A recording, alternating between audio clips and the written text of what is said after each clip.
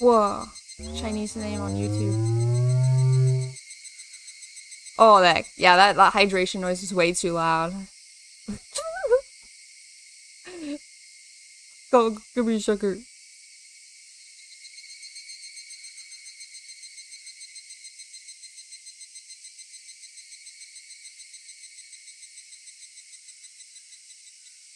Okay.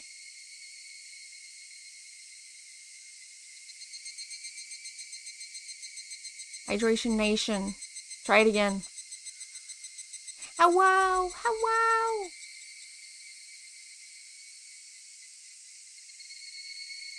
I have started the ads for the people! Nipa! See? Nipa's real. Nipa's real now. Rika Cube. Rika Cube.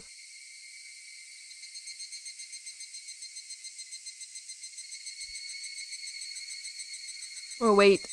1 minute. Vampy, you love Higurashi? Yes. How did you know? I love Higurashi very much.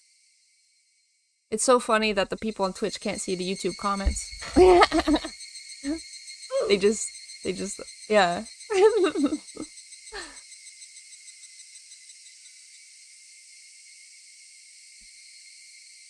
Okay. She's talking to herself? No. No. Should we wait for the ad to be over? I don't know. We'll wait 30 more seconds. My fave game is Kirby. Wholesome. Kirby is a very good game. I love Kirby. That's the only Nintendo thing that I like besides Pokemon. Are these YouTube comments in the room with us? Yes, actually. I see them. Okay. I can do a little intro and hopefully we can start reading. Kirby isn't even the best pink blob creature Nintendo's made. No, that's wrong. It is. Hi. What's up, guys? Vampy here. We're gonna read some Higurashi. Yay! Dabba-dee dabba-doo, dabba-dee dabba-die. Yeah. What about it? What about it? Huh? What about it? I'm a freaking ghost pea. No, it's not freaking Gampy. It's ghost pea. It's not Gampy. It's a ghost pea. Kirby is cringe. Oh, Kirby is based. I see you're saying two different things. Gotcha. I love your version, human. This is my ghost self, actually. I freaking died like 3 days ago. Or was it last week? It's been too long since I've passed. I can't remember. I can't remember what it was like to be an alive vampire. Now I'm a dead vampire. Okay. Okay. Higu. Ghost pea? Shut up. Some people would like that.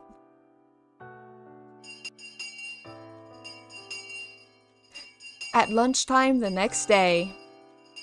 Oh boy. Everybody in class was talking about Rena's disappearance. Oh! Rena's just gone. She's gone. She's actually gone. Uh-oh. We were all worried about her safety, but I kept a safe distance from everybody else. I do wonder where she went. Someone said that she was demoned away. Oh. Someone dies, someone disappears. Yeah. Have you watched Inanimate Insanity Object Show? I have not. I've not heard of that. How can they say such things? I can't believe their nerve. It's been a while since we've seen Satoko. Keiichi-san. Keiichi-san. Sounds like Toad. Keiichi-san, you look down today. Meep. No way. Satoko and Rika-chan noticed something odd about my attitude. Meepa?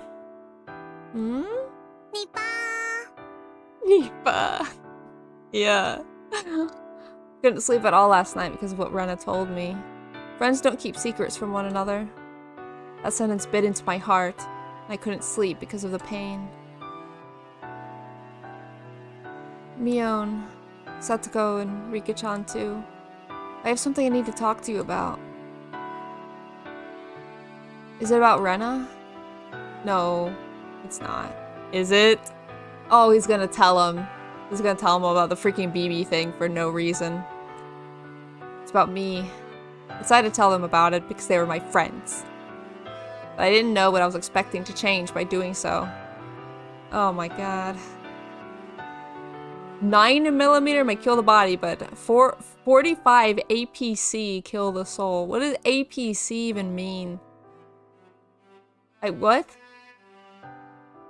Wait, is that a BB thing? I don't know. I don't know why Keiichi's saying this. Those are bullets. Oh. Yeah, I don't know. I don't know guns. I'm American, but I don't know guns.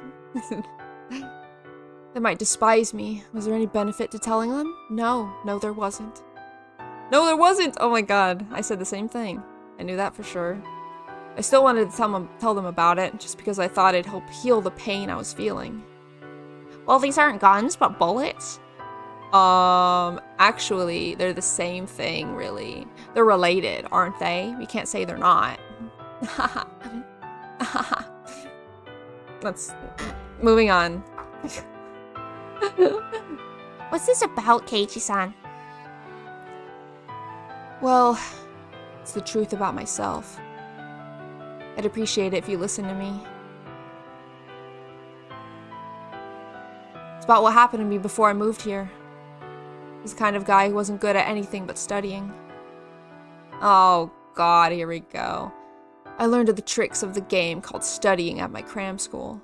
I enjoyed the sense of superiority I felt by getting good grades. I kept studying just because I wanted to look down on the other students. When my grades got better, my parents got happier, and my teachers praised me. I felt good. It was fun to look down on the students who were only good at running, dodgeball, or swimming. That's the only reason I kept studying. Before I knew it, not only was I the top of my class, I was the top of my school. So I started to think I was the most important student there. I looked down on the kids who were playing in the schoolyard during lunch break. I enjoyed the feeling a sense of superiority to them in my insignificance. Oh. Yeah, no, freaking good that I have a cap on that. So you guys don't post insanely long things about Wikipedia articles. Oh my god. You guys do that way too often. But poor Keiichi is very insecure. The more I studied, the better everybody expected me to do. They started to place high hopes in me. They expected me to go to the best school in Japan. I flattered myself in thinking I deserved to go to that school as well. But the fun went out of looking down on people, while the burden of studying didn't change a bit. Classmates stopped admiring my cleverness after a while, and the teacher started to push me to study more. And I bet people started to get really annoyed with him. All of a sudden, the fun had gone out of it. To begin with, I didn't even like to study. I had average reflexes, I was average in a fight, I was an average boy with nothing that really drew attention. So when I found something that I could use to get that attention, I jumped on it. It happened to be studying for me. If it was riding a unicycle or juggling, I would have done that too. Wow, I'm too smart. No, that's not it though.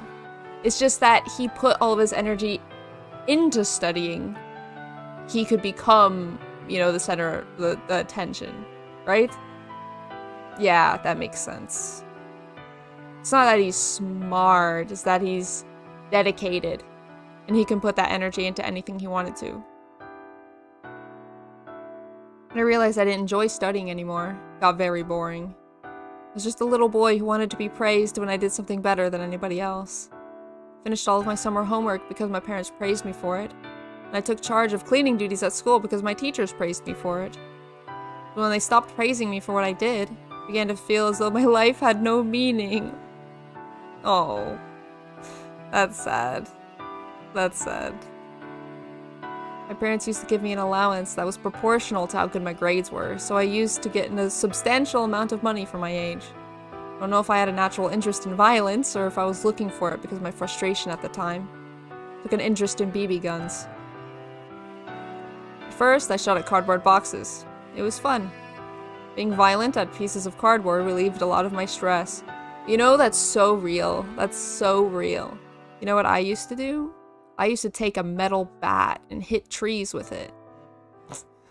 Yo. The future is so yesterday. You know? That's so true. Nobody blamed me for that. But soon, I started wanting to do something I should have never done. On that box that my BB gun came in was a warning label that read, "Do not shoot at people." That was when I thought about doing just that. Oh my god! The warning! The warning! Oh no. Oh. The warning did the exact opposite. Yeah, the warning gave him an idea. Good job. Why did I do something I shouldn't have? I guess I was just immature. I wasn't interested in studying anymore, but I forced myself to do it anyway. My parents forced me to go to several cram schools. I was mad at them for that. Should have told them I didn't want to study anymore. I didn't have the courage to do that. So I used my frustration as an excuse to do something cowardly. I shot at kids who were younger than I was with my BB gun. It gave me such a thrill. Okay, Keiji, no need to go into the depths about how much you enjoyed it, okay? It felt so good to do something bad when I was so overcome with studying. Needless to say, I had no personal grudge against the kids I shot. As long as the kids passed through a deserted street, they met the requirements to become my target. Goodness gracious, Keiichi. No need to go into such depth. I didn't mean to hurt them. I shot them once or twice from a distance. That was all I wanted to do. But sometimes they didn't react at all because the BBs hit a thicker part of their clothes or something. I didn't like that, so I started to shoot until they noticed they were being hit. It inevitably escalated into a barrage of gunfire. Oh my god. Keiichi the Ripper, yeah. I study a lot. I'm doing something good. So I deserve to do something bad to balance out the good thing I'm doing. That was the unbelievably selfish excuse I made. Thought I had a right to do things like that because I was suffering myself. Thought people who weren't suffering like I was deserved to be shot at and to get hurt a little bit. I was so selfish, so arrogant, and so immature. I was disgusted with myself. If I could have met myself at that time, I would have given myself a punch in the face so hard I'd knocked out all my teeth. They started to call it a series of attacks on school children. The principal of my school held a morning assembly to inform everyone about the case, to warn them to be careful when playing outside. I was laughing sneakily. Of course.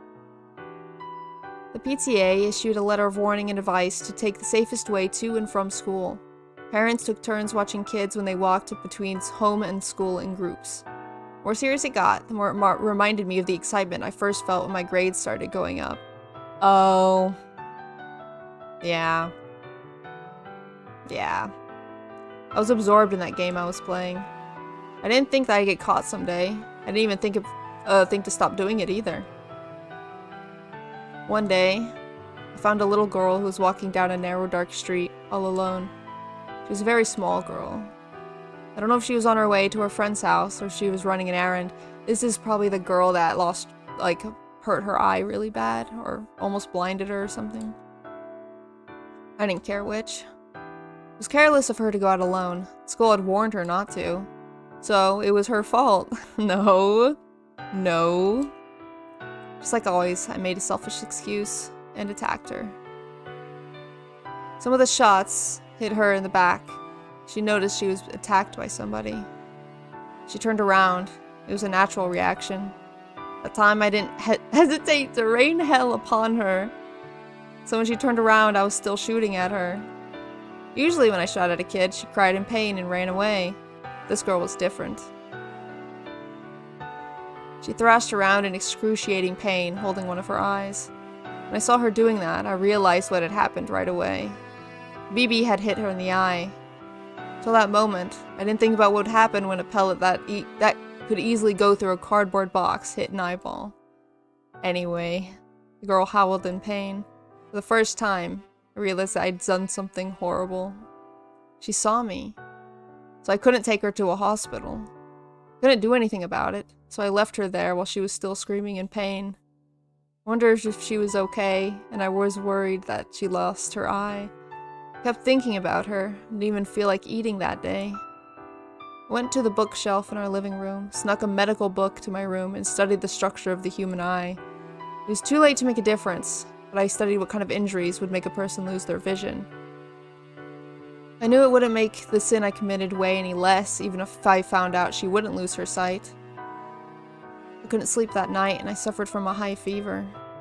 It wasn't my parents, my teachers, or the police who first punished me for what I did. It was my own body. Yeah. Before dawn, I woke my parents up and confessed to my sin. I was shocked at first, but it seemed they understood the situation quickly due to my recent disobedient behavior and my interest in BB guns. They're like, yeah, makes sense. My mom cried hysterically. My dad slapped me in the face till it swelled up. Before the sun came up, I turned myself into the police, accompanied by my parents. Satoko stared at me with a stunned expression. I deserved to receive that kind of look. What I did was very wrong, and I needed to accept that. Is that all true? Yes, it's all true. Sorry I didn't tell you until now. What made you want to tell us? Mion asked me. Rika-chan nodded in agreement. You're like, why? To tell you the truth, I don't understand why. Well, I know, but... No. I'm just saying that I don't see any reason... I'm saying I don't see any reason why you had to tell us about it. Well... I didn't want to keep secrets from my friends. You're my friends. So, I couldn't hide it from you anymore. What are you expecting us to do? I'm not expecting anything. I just... He's like, okay? What about that? They do not know what venting is. To say, oh, that sucks, and then continue on, you know? They don't know what to do. I guess that's what a lot of people feel when people tell them stuff for no reason. And they're just like, okay? What now? If you're asking us for forgiveness, I can't give it to you. You have to ask the kids you attacked if you want that. It won't help any to tell us about it. Why are you blue? Oh, I died. So I'm a ghost now. I'm a ghost bee. I agree with Rika. I think you're really brave to tell us, but I don't understand what you want to do from here on out. I don't want to do anything. I just thought it's not right to keep secrets from my friends. My friends looked annoyed by the sudden confession of my past. Look at it as a bitter medicine. I got what I deserved. Kei-chan, I have a question. Why can't friends keep secrets from each other? See, that's the question I'm asking. What? I mean, that's what you're saying, but I really don't agree. I don't agree either. Mion and Rika-chan obviously disagreed with my statement. Setsuko nodded, following suit. I don't think it's wrong to refuse to tell people things you'd rather not. We all have thoughts of things we don't want to tell anyone else about, like tragedies, mistakes, and other things you don't want to remember. If I'd have to tell someone everything to be true friends with them, I wouldn't want to have them as my friends at all. But... Keiichi, there's a difference between things you don't need to confess and things you have to confess. You have to confess what you did to receive forgiveness. But once you're forgiven, you don't need to keep confessing. Quite. Quite. You turned yourself into the police and they scolded you good, did they not? You atoned for your sin and you were forgiven. What more do you have to do? Weird looking arms. Bro has never seen the meat mittens before. You turned yourself in and you accept the result. You did what you had to do. It's very important that you keep reminding yourself of your sin so that you won't make the same mistake again. But you only have to take care of that on your own. It's not something you have to confess to everybody. That's very true. I have many embarrassing stories that I'd rather not tell anyone. Meep. Setsuko does have quite a lot of them. Oh, okay. It's not only me. Rika has a heap of them too. Meep, meep, meep. Meep, meep, meep, meep. What is that supposed to insinuate? Setsuko and Rika-chan fooled around with each other like they always did. Mion looked at them and then looked back at me. Setsuko just said something very important. Did you get it? You mean the part where she said she has a dark past that nobody needs to know about? No. The bit after that. She's saying that everybody has something they'd rather hide. I feel like I'm in a freaking episode of a children's TV show. Like, this is the life lesson here. I don't have a PC or a laptop. There's not many game centers here, so I never played many games. Oh, well, this is more of a visual novel than a game, but, you know, same diff, really. True. Yeah, it's like, considering that nobody grows up in a sterilized room, we all learn by trial and error. That's called life, you know? He's 14. There's no way she would know these things. Your goal is to become you do both good things and bad things in order to grow up. Your goal is to become a wonderful person in the end. Everything that happens is a very important experience, including the both good and the bad. Same goes with everybody, with Satsuko, Rika-chan, and me too. Mion is a self-proclaimed old man. That's true. That's true. Same applies to everybody in this class. For example, me used to be a very bad girl. Meow meow. Oh my god, what did Rika-chan do? What did Rika do?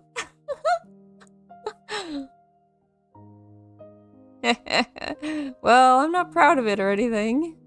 But shooting people with BB gun is nothing compared to what I did. What the heck did you do? Doesn't she mean Mion? Well, me is Mion. Right? Yeah. Oh my god, I used to throw bricks at people? Goodness. Can't even count how many times I ended up in a cell at the police station. You said Rika? Oh, whoopsie daisy. Maybe it's because Rika was talking or I looked at Rika. But yeah, me used to be. Well, I said me. And then me could also mean me in English, which means Rika. That's crazy. During the dam conflict, I was a regular there. Oh yeah, she did some sins. She did some hard crimes. I'm not kidding. It's all true. But it happened in the past. And she doesn't have to tell you about it, even though she's your friend. Even though she's my friend? I made a lot of embarrassing mistakes and committed some crimes too. But I don't tell you about them because telling you wouldn't help in any way. If you feel better about telling us about your past, we'll listen. There's no rule that says you have to tell us about your past just because we're friends. I don't want to dig up the past, and you don't want to talk about it. That's what true friends are all about, I think. I wonder how vampire's blood tastes. That is honestly the scariest thing anyone has ever told me. How you can't no, but no, you can't no. You can't take a vampire's blood. That is the worst thing you could ever do. What the heck? I threw water balloons at couples during Valentine's when I was a kid. That is awesome. That's really messed up, but it's really funny. That's really good. How the tables turn. Yeah, I never knew how it would feel from the other side. That's crazy. That's crazy. I agree with you, but we're happy if you feel better now by telling us about your past. We can forget about it if you want us to. We'll never change the way we see you because of this. What you did in the city has nothing to do with who you are right now. You're a precious friend to us. I actually don't want to know about your past, to be honest with you. Oh my god, Rika. I agree with Rika. The same goes the other way around. Even if you did something great in the city, but if you were a nasty person here, I wouldn't care what the great things you did back there. In other words, Kei-chan, the sin you committed in the city is something you should keep secret in your heart. You don't need to dig it back up just to tell us. I mean, you can if you want. And if anybody changed the way they saw you because of that, I'd look down on them. No matter what happened in the past, as long as you're a great person at present, you shouldn't be embarrassed about yourself. Am I wrong? Am I wrong? What's the purpose of living if we can never earn redemption? That's so true. Oh my god, this 7-year-old spitting facts. Oh my god, it's so crazy how these kids act nothing like their age. At all. No disrespect or anything, but I always wonder when I see a mother vampire, does she feed her child milk or blood? Bruh. Well, I mean, if you want to go by Twilight logic, it's blood. Like the mom has to drink the blood for the child, and then when the child gets birth, they still have to drink blood, no milk. So I guess vampires have like mammillary glands filled with blood instead of milk. That is crazy and something I've not thought about. So good job for a unique question. Satoko is a big baby who couldn't do anything by herself. She regretted it deeply, and now she's a strong, independent girl. That's why I admire Satoko today. I don't care how weak she used to be. You don't like werewolf, Vampy? No. Werewolves are terrible and awful, and I hate them. That's it. I have no other alternative feelings towards them. Rika. What about you, Kei-chan? Are you going to change the way you see me because you now know I used to be a very bad girl who was a regular at the police station? You won't, will you? I am who I am. Our friendship won't change. We'll keep playing and laughing like we always do, right? That's what being friends is all about. What? What's going on? Was this the chapter that opened with the water fight? Yeah.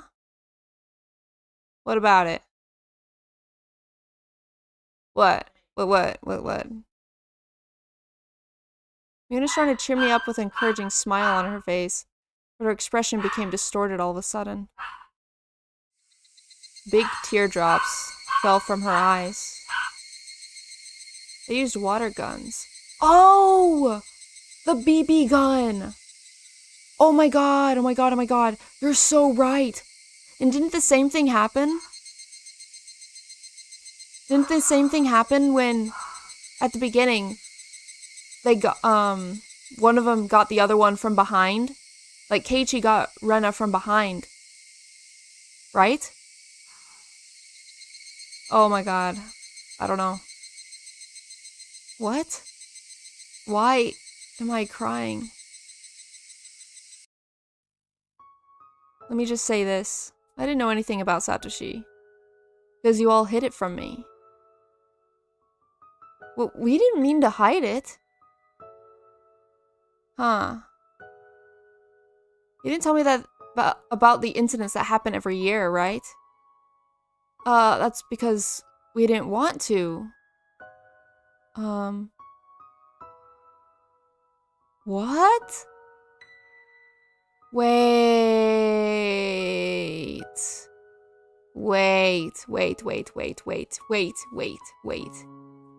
Do you remember this? Do you remember this? I remember this. This didn't happen this chapter. This happened in chapter 1. He's remembering something that happened in a different chapter. Oh, let's go. Here we go. Oh my god. It's 999 all over again. Yeah, oh my god. This is the one where Satoshi got super paranoid because they weren't telling him things. And it's a parallel of like, oh, you were my friends, why didn't you guys tell me about these things? You didn't tell me about the incidents that happen every year, right? And it's like, because we didn't want to? You didn't want to scare me? Just because of that, you left me out? No, we didn't mean to. Mian didn't know what to say. She had tears in her eyes. She thought she did me a favor. She didn't know why it turned out like this. She didn't want to make me scared of the village since I just moved here. What more reason did she need? I asked you before, Mion, if there was a crime at the damn construction site. You told me there was none. But there was a dismemberment lynch murder. You lied. I'm sorry. I didn't mean to lie to you. I thought friends didn't hide things from each other, right? So that makes us not friends. Oh, God. So he's remembering when he did this to her in a different timeline. What? What are friends? What are friends? What were friends to me? So, Keiichi and Rena have a different idea of what friends are compared to the others, and that is causing the rift. They were my true friends. They really cared about me. They were so nice to me and helped me feel at home in this village. I couldn't have been happier. Everything was great, wasn't it? Kei-chan, please don't. Mion seemed like she didn't know what to say. Her eyes looked moist. It was hard to believe she was really acting like this. It wasn't like Mion at all. Keiichi and Rena are from the city. Maybe that's why. That's an idea. I could feel her pain. She was in pain because she didn't know what I was blaming her for. She looked so sad, but I didn't notice her pain. I thought I was her friend. I didn't understand her feelings. I didn't trust her. I just used the word friends, but I didn't do anything like what friends are supposed to do. That's right. I was such a fool. Mion was Mion. She was my best friend. Why did I doubt her? Why? Kei-chan looks down these days. He just moved here from the city. I guess the fatigue must be setting in. He probably caught a cold as a result. I see. Then he needs to eat something nutritious. My grandma's making ohagi today. Oh my god. Oh my god. That's the thing that the needle was in that he ate when they brought it over to his house in the first chapter. Oh my god. I'm gonna ask her to give me some so we could bring them to Kei-chan. Deep fried Oreo, yum. Thank you. I freaking love deep fried Oreos. Oi, Mion, wash your hands first. Hello, Rena-chan. Would you like to try making one too? Wow, that looks fun. Yes, I'd love to try. Here we go. I have a great idea. What is it, Mi-chan? What's that little bottle? What is it? It's not fun to only have a sweet ohagi, you know? Let's put hot sauce in one of them. It'll wake him up for sure. That's right. That's what happened. They brought Ohagi for me to help me get better. They only tried to cheer me up. Why did I get so scared of them? Just because Mio knew I had lunch at Angel Mart, I grew terrified of her? Hey, you don't look good. Maybe you should go lie down. That's right. Maybe we should leave. They just wanted to cheer me up with a joke. But because I looked so serious. See you. Please get better soon. Hope we can hang out in the club together tomorrow. That was a normal way of saying goodbye. I don't want you to be absent from school tomorrow, okay? First of all, have I ever visited any of my classmates who were absent with a cold? No, I haven't. I've never done such a nice thing to anybody, because it's too much of a bother. But they did that for me. I understand visiting a friend in a hospital, but I just caught a cold. They came to visit me with Ohagi so I could get better soon. Should have been thankful to them and said I'll get better soon so I'm sure I can come to school tomorrow. So I'll see you then. That was what I was supposed to say. But what did I do instead? I locked the door. I closed the door and locked it, as if rejecting them. What was I so scared of? What was I so afraid of? Why didn't I say the words of appreciation to my friends who cared about me? Well, because you were seeing the signs. And, understandable. I'll be honest, I think it was wrong of her to, quote-unquote, lie to him about the murders. Like, that is huge. It's a murder. I guess this, I feel, is similar to, someone, what's it called? Someone moving into a house and the realtor not telling them that somebody died in that house, like, a week ago. Like, he was outright asked if there was a crime. She had to tell him. Exactly. Like, there was no point in hiding it at that point. Like, you're just straight up lying. You're not omitting the truth. You're just lying. I feel like that's a different situation. But, I was just so scared of the Ohagi they brought for me. What was I thinking? It was impossible that there was a needle in one of them. It wasn't actually a needle at all.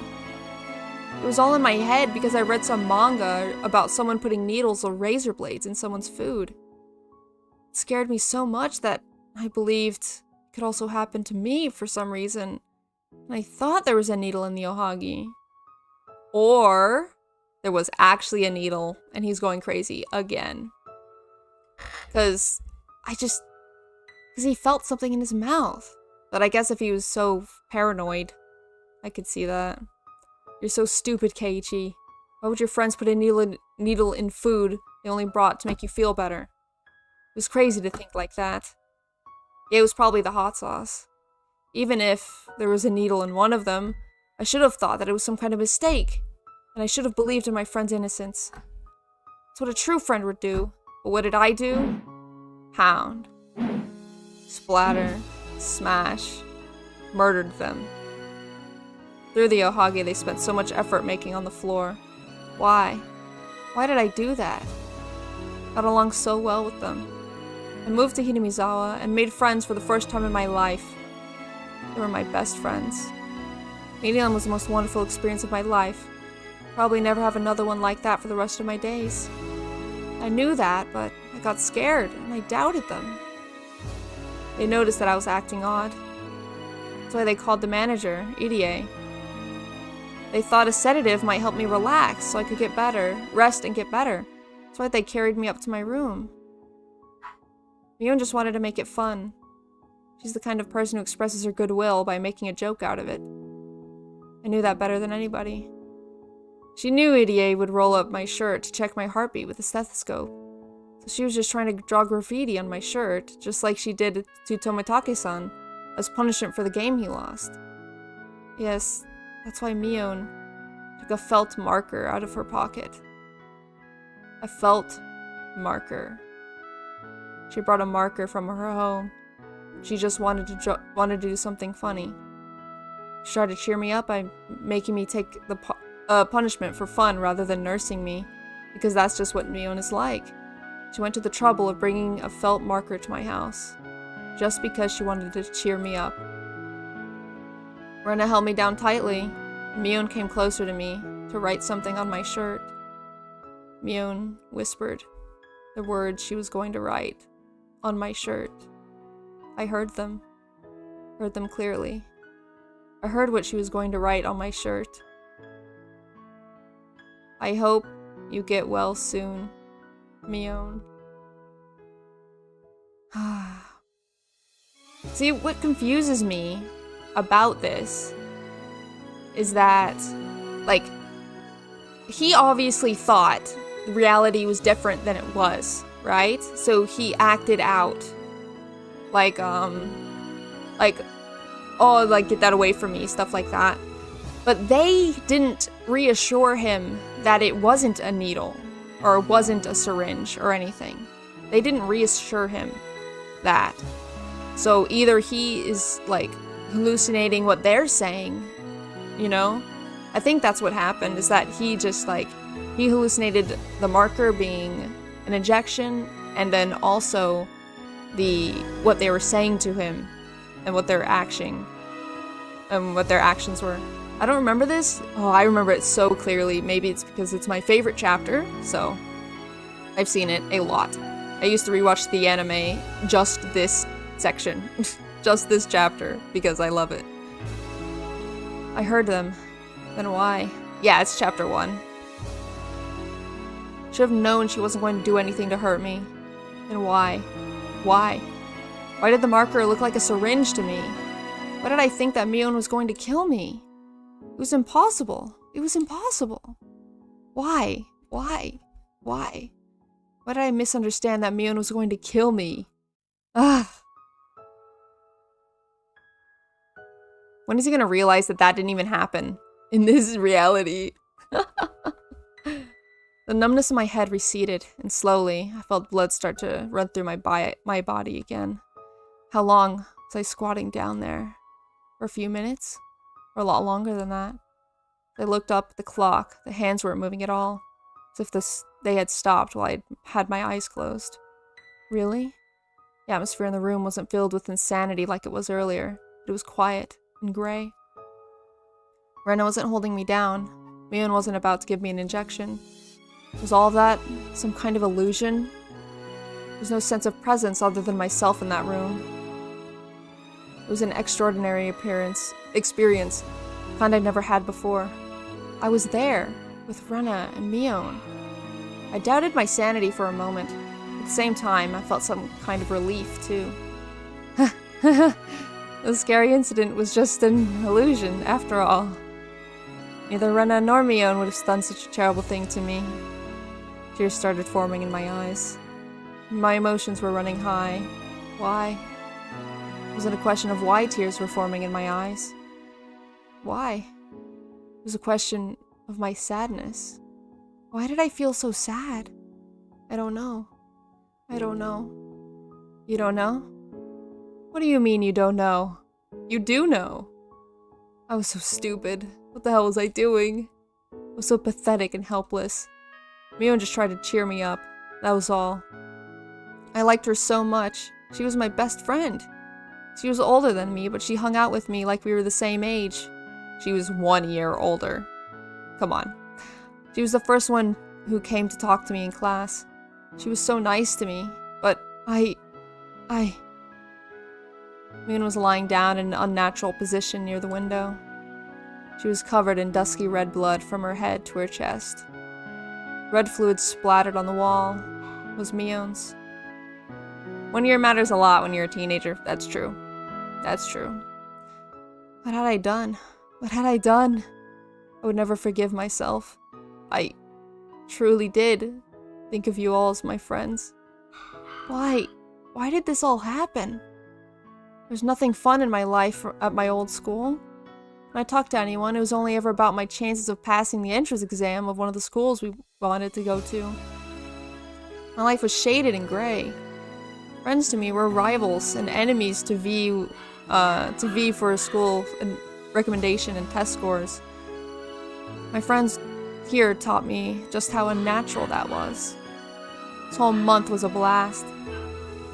We raised the roof over lunch of our club activities, the festival. Warm liquid flowed from my eyes. To my surprise, it was my tears. I didn't have any obligation to cry for them, but I just couldn't stop it. Even though they attempted to kill me, even though they almost killed me, I couldn't forget the memories we made during that past month. Or were those fun days fake? Was it an act that they kept playing perfectly to set me up until today? Was it only me who believed that they were my friends? It couldn't be. Ren and Mion, they were my friends for real. Those happy days couldn't have been just a performance. Ren and Mion must have been forced by somebody to kill me. Or that was an extraordinary existence called Oyashiro-sama possessed them and took over their consciousnesses. No matter what it was, both Rena and Mion were my best friends. Oh, it's so interesting. It's so interesting. Psychosis, paranoia are so interesting because people do not realize how much belief matters in people's lives. Belief changes your entire existence of reality in the world and what everything is. Like, belief, I think, is the core of consciousness. Believing something is real versus something is fake or intentions or anything like that. It's crazy how much it affects everything.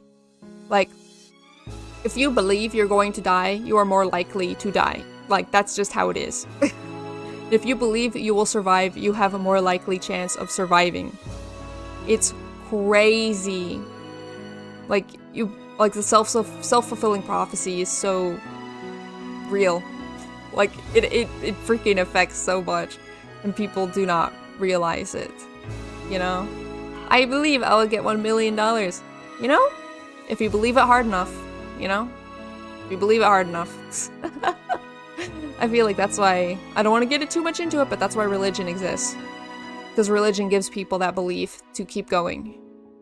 And it's a really strong belief.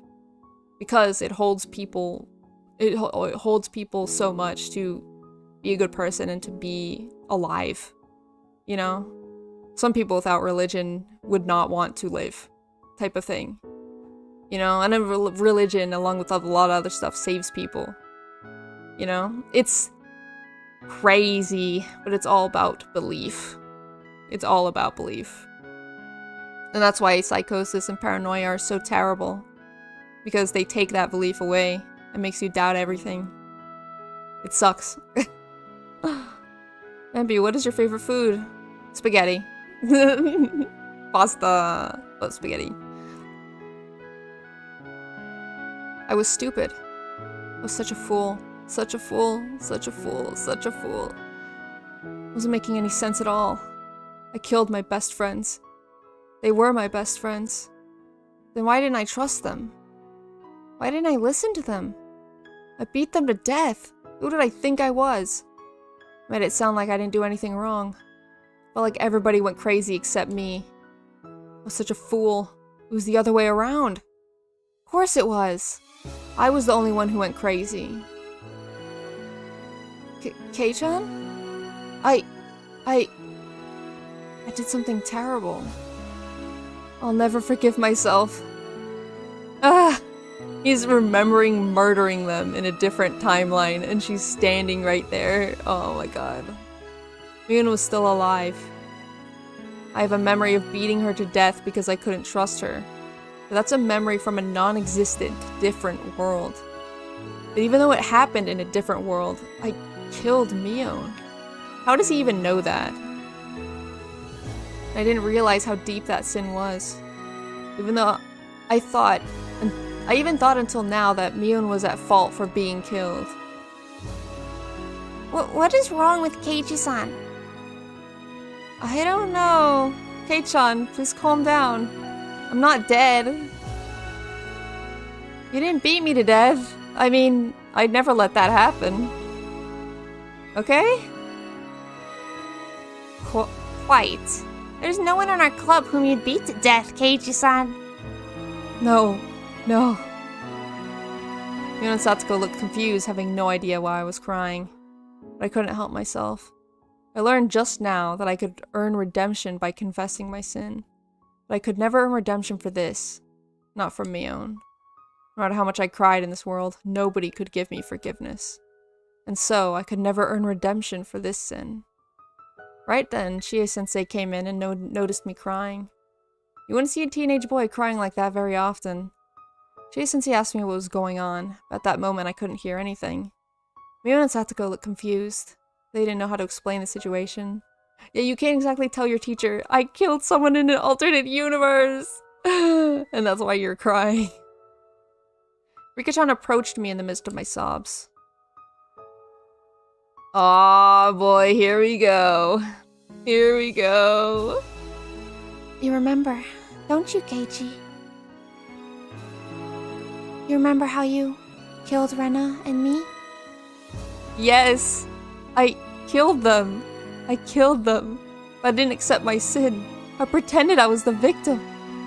I cursed and blamed my friends until the moment I died. There was blood everywhere, and in the end, I just died alone, without any regrets.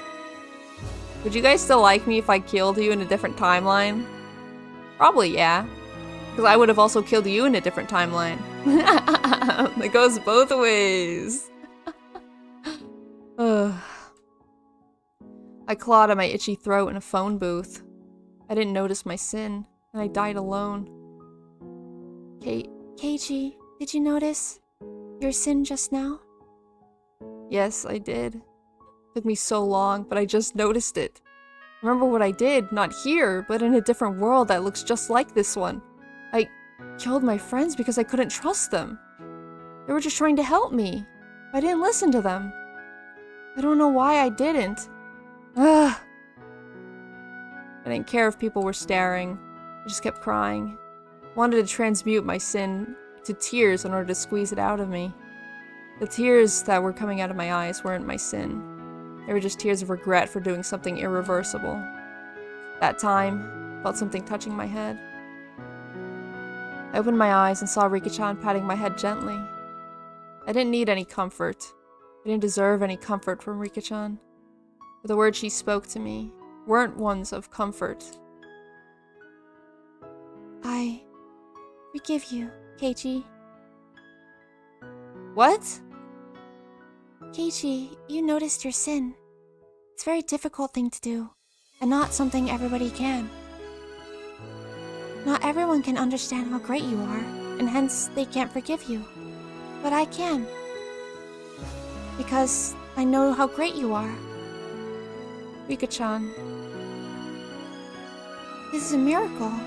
You noticed the sin you committed in another world. That's impossible to do. But you did it. That's the most unbelievable and precious of miracles that could exist in this world. I didn't understand anything Rika-chan was saying, but I felt like she's the only one who could understand the impossible memory I have. So, you should be able to understand what Ren and Ryuku is going through right now. Yes, I understand. She's going through exactly the same thing I went through. She wants to trust her friends more than anything, but she can't.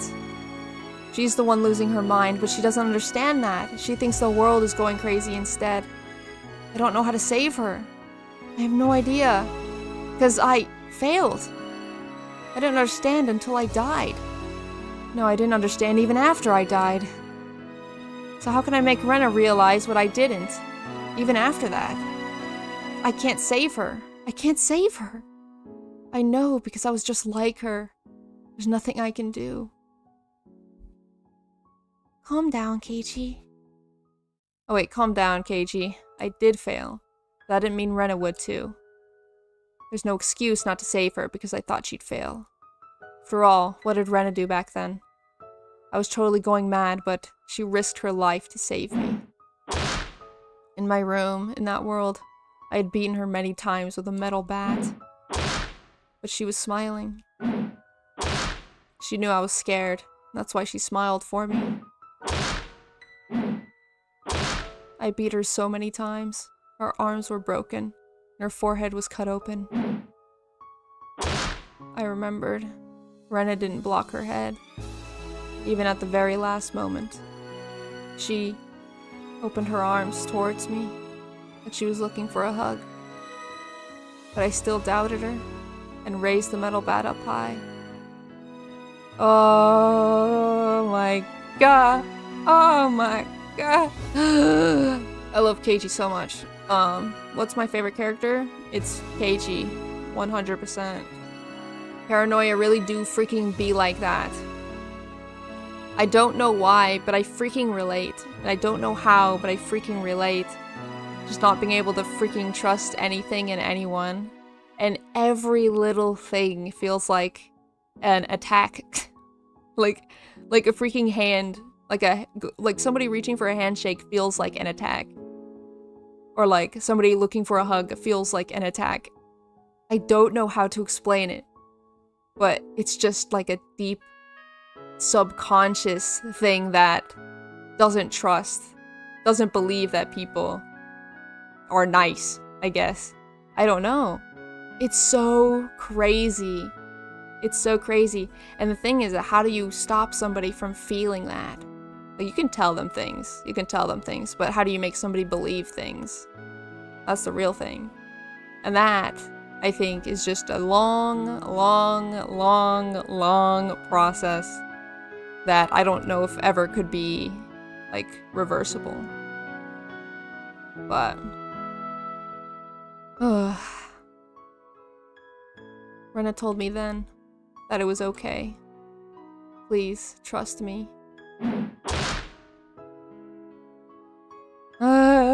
My friend still told me to believe in her. She told me to trust her.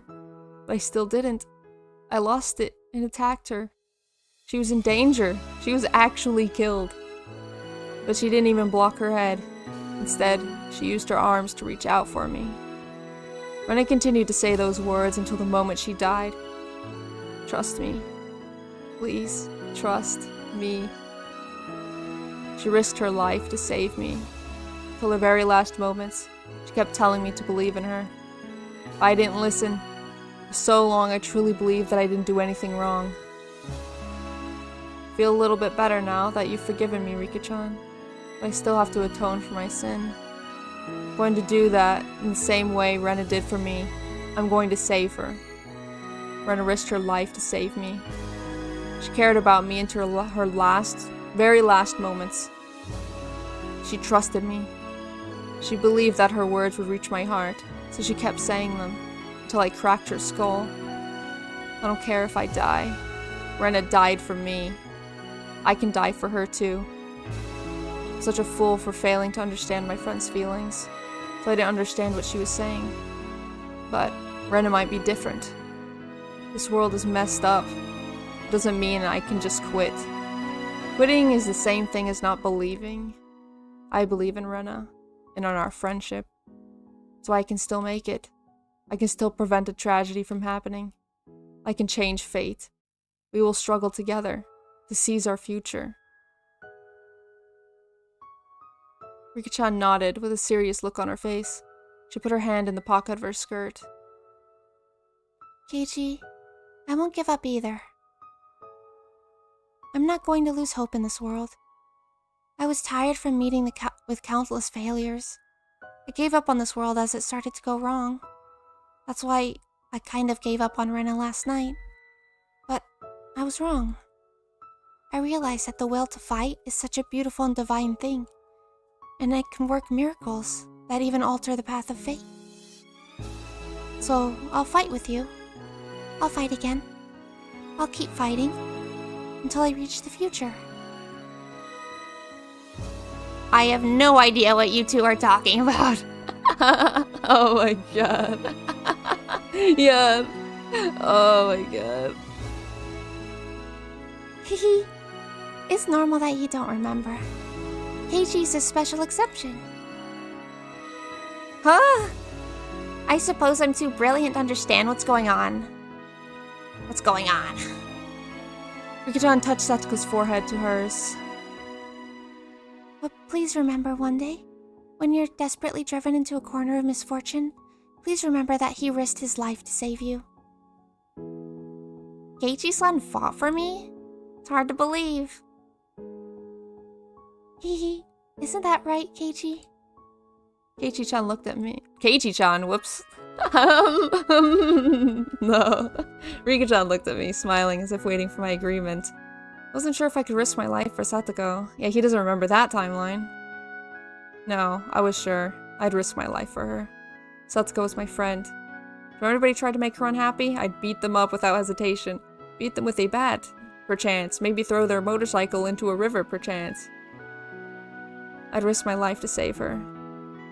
Trans Bam Keiichi! You can call someone Chan without them being a girl, 100%. Because it just calls them cute. Guys can be cute. It's true. There might even have been a world like that. I nodded to Rika-chan. Rika-chan nodded back to me, looking happy. Mayabara-kun, is everything okay? Chie-sensei realized I'd finally calmed down, and she asked me that. Yes, everything is fine now. I'm sorry I worried you. Anyway, Mion. What? What is it? Walked towards her. Mion stepped back, not knowing what was going on. She bumped into the blackboard. What is it, Kei-chan? Kill her again! No! Oh my god! East, stop! No! You look so serious. I held Mion tightly. She still didn't know what was going on, and her face turned red. Crying on her shoulder, I told her the following. I'm sorry. I'm so sorry. What are you sorry for, Kei-chan? This old man doesn't really get what's going on. It's okay. You don't need to get anything. So just listen to me. I'm very sorry. And the ohagi you made, they were really good. They were delicious. They cheered me up. Well, I wanted to tell you that. I would go to school the next day and the day after that too. I wanted to tell you that I would see you tomorrow at school, but I couldn't. I'm very sorry that I didn't give you any words of appreciation until today. I'll never doubt you, Mion. I'll never doubt any of my friends. Never, ever again. So, Mion, please forgive me for what I did that day. You must have no idea what I was talking about. Of course, I didn't either. I didn't understand what I was talking about. But my sin wasn't forgiven yet. I needed to confess my sin in order to receive her forgiveness. I know you risk your life to save me, Mion. So I'll risk my life to save you too, when you're in some kind of trouble. I promise I will. Kei-chan. You're making me blush. Has Mion ever went crazy? I'm trying to think. It was like the second... No. I don't think she has. I think just Shion. Right? Because... one... was... No, Mion did go crazy. Heck. 1 was Keiichi. 2 was Mion. 3 was Keiichi again. 4... No one really went crazy that one. That one was just, 5 was Shion. This is Rena. Okay. Gotcha. Also, I do not have a Roblox account, so, because, is this a hot, what's it called? Hot take? Roblox is for kids. Roblox is for children. I'm sorry. I am way too old to be on Roblox. Like, sorry. A very, silly thing to talk about in a Higurashi. Break the tension. Sometimes you need to break the tension a little bit.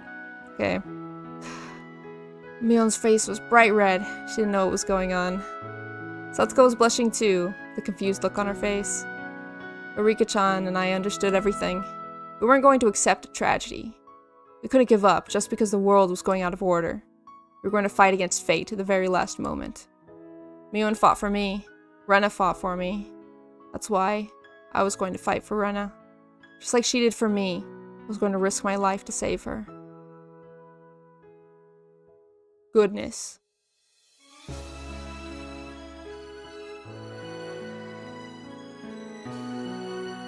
Do I get tips? Are you gonna give me tips? No tips, okay. Oh boy, I'm scared. I'm scared. I remember slightly about what happens, I think. Not really. The summit was being held at the traditional Japanese restaurant in Shishibone City. A black car stopped in front of it. 3 burly cops got out of it, followed by Oishi. We were welcomed by Sonozaki Corps members in equally black suits. It was something you didn't see every day. Thank you for having us. We apologize for being late. I'll take you to the room. Please follow me. There's a sign saying reserved at the entrance. Oishi and his subordinates were taking it inside. We walked through the restaurant's pretentious landscaped garden, and they came to a gorgeous Japanese-style entrance. A woman in a kimono was waiting at the entrance, as was Kasai. On seeing the police officers, they stopped chatting and bowed deeply. The woman in the kimono was Mion's mother, Akane. Nice to meet you, Miss Sonozaki. Thank you for having us today. It's a pleasure to meet you. Thanks for coming all the way here despite your busy schedule. Not at all. I've been looking forward to the feast I'm going to have today. Kiyomizute is famous for his dried bean curd, right? I can't wait. Huh? Long time no see, Kasai-san. It's been forever since we last met in person. Yes, it has been a while. Well, we seem to be at war, but I'm hoping we can settle this like adults. Although we're ready for an all-out war whenever you are. No, we have no desire to fight. Neither do we. Everybody knows how messy things get when you get involved. I'd like to avoid that as much as possible since I'm not that young anymore. Obviously, this was a meeting between 2 people who hated each other. Tension in their words indicated that it wasn't likely to be a friendly meeting. I'll take you to the room. Please follow me. I feel bad that our host is taking us to the table. Well, I know we sent you the invitation under my name, but actually, today's host is the Sonozaki main family. Sorry for the confusion. I see. Can I go back and get my bulletproof jacket? Oh my god. Oh my god. On the other side of the door, there were several tables, and Mion was sitting at one of them. Mion was still young. Her school uniform functioned as her formal dress. Still, it looked strange with both the police and the Corps members in black suits. Hello, you must be a successor to the head of the Sonozaki family. Thank you for having us today. Thank you very much for coming. Please take a seat. Mion politely welcomed the police, undaunted, even though they were older than her parents. Mion gave Kasai a look, and he tapped on the door. Waitresses, who had been waiting behind the door, started bringing out drinks. Oishi-san, what's going on here? I'm not sure. Well, let's enjoy the meal first. Their dried bean curd is really famous, you know? They started drinking, but the tension continued for a while. Mion made the waitresses and other members of the Sonozaki Corps leave the room, and soon only Oishi and his subordinates, Mion, Akane, and Kasai, were left in the room. Well, let's start talking about why we're here today. Akane nodded and began speaking.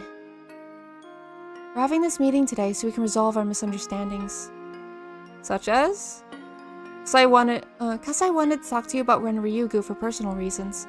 Therefore, this meeting's about the private circumstances between Tatsuyoshi Kasai and Ren Ryugu.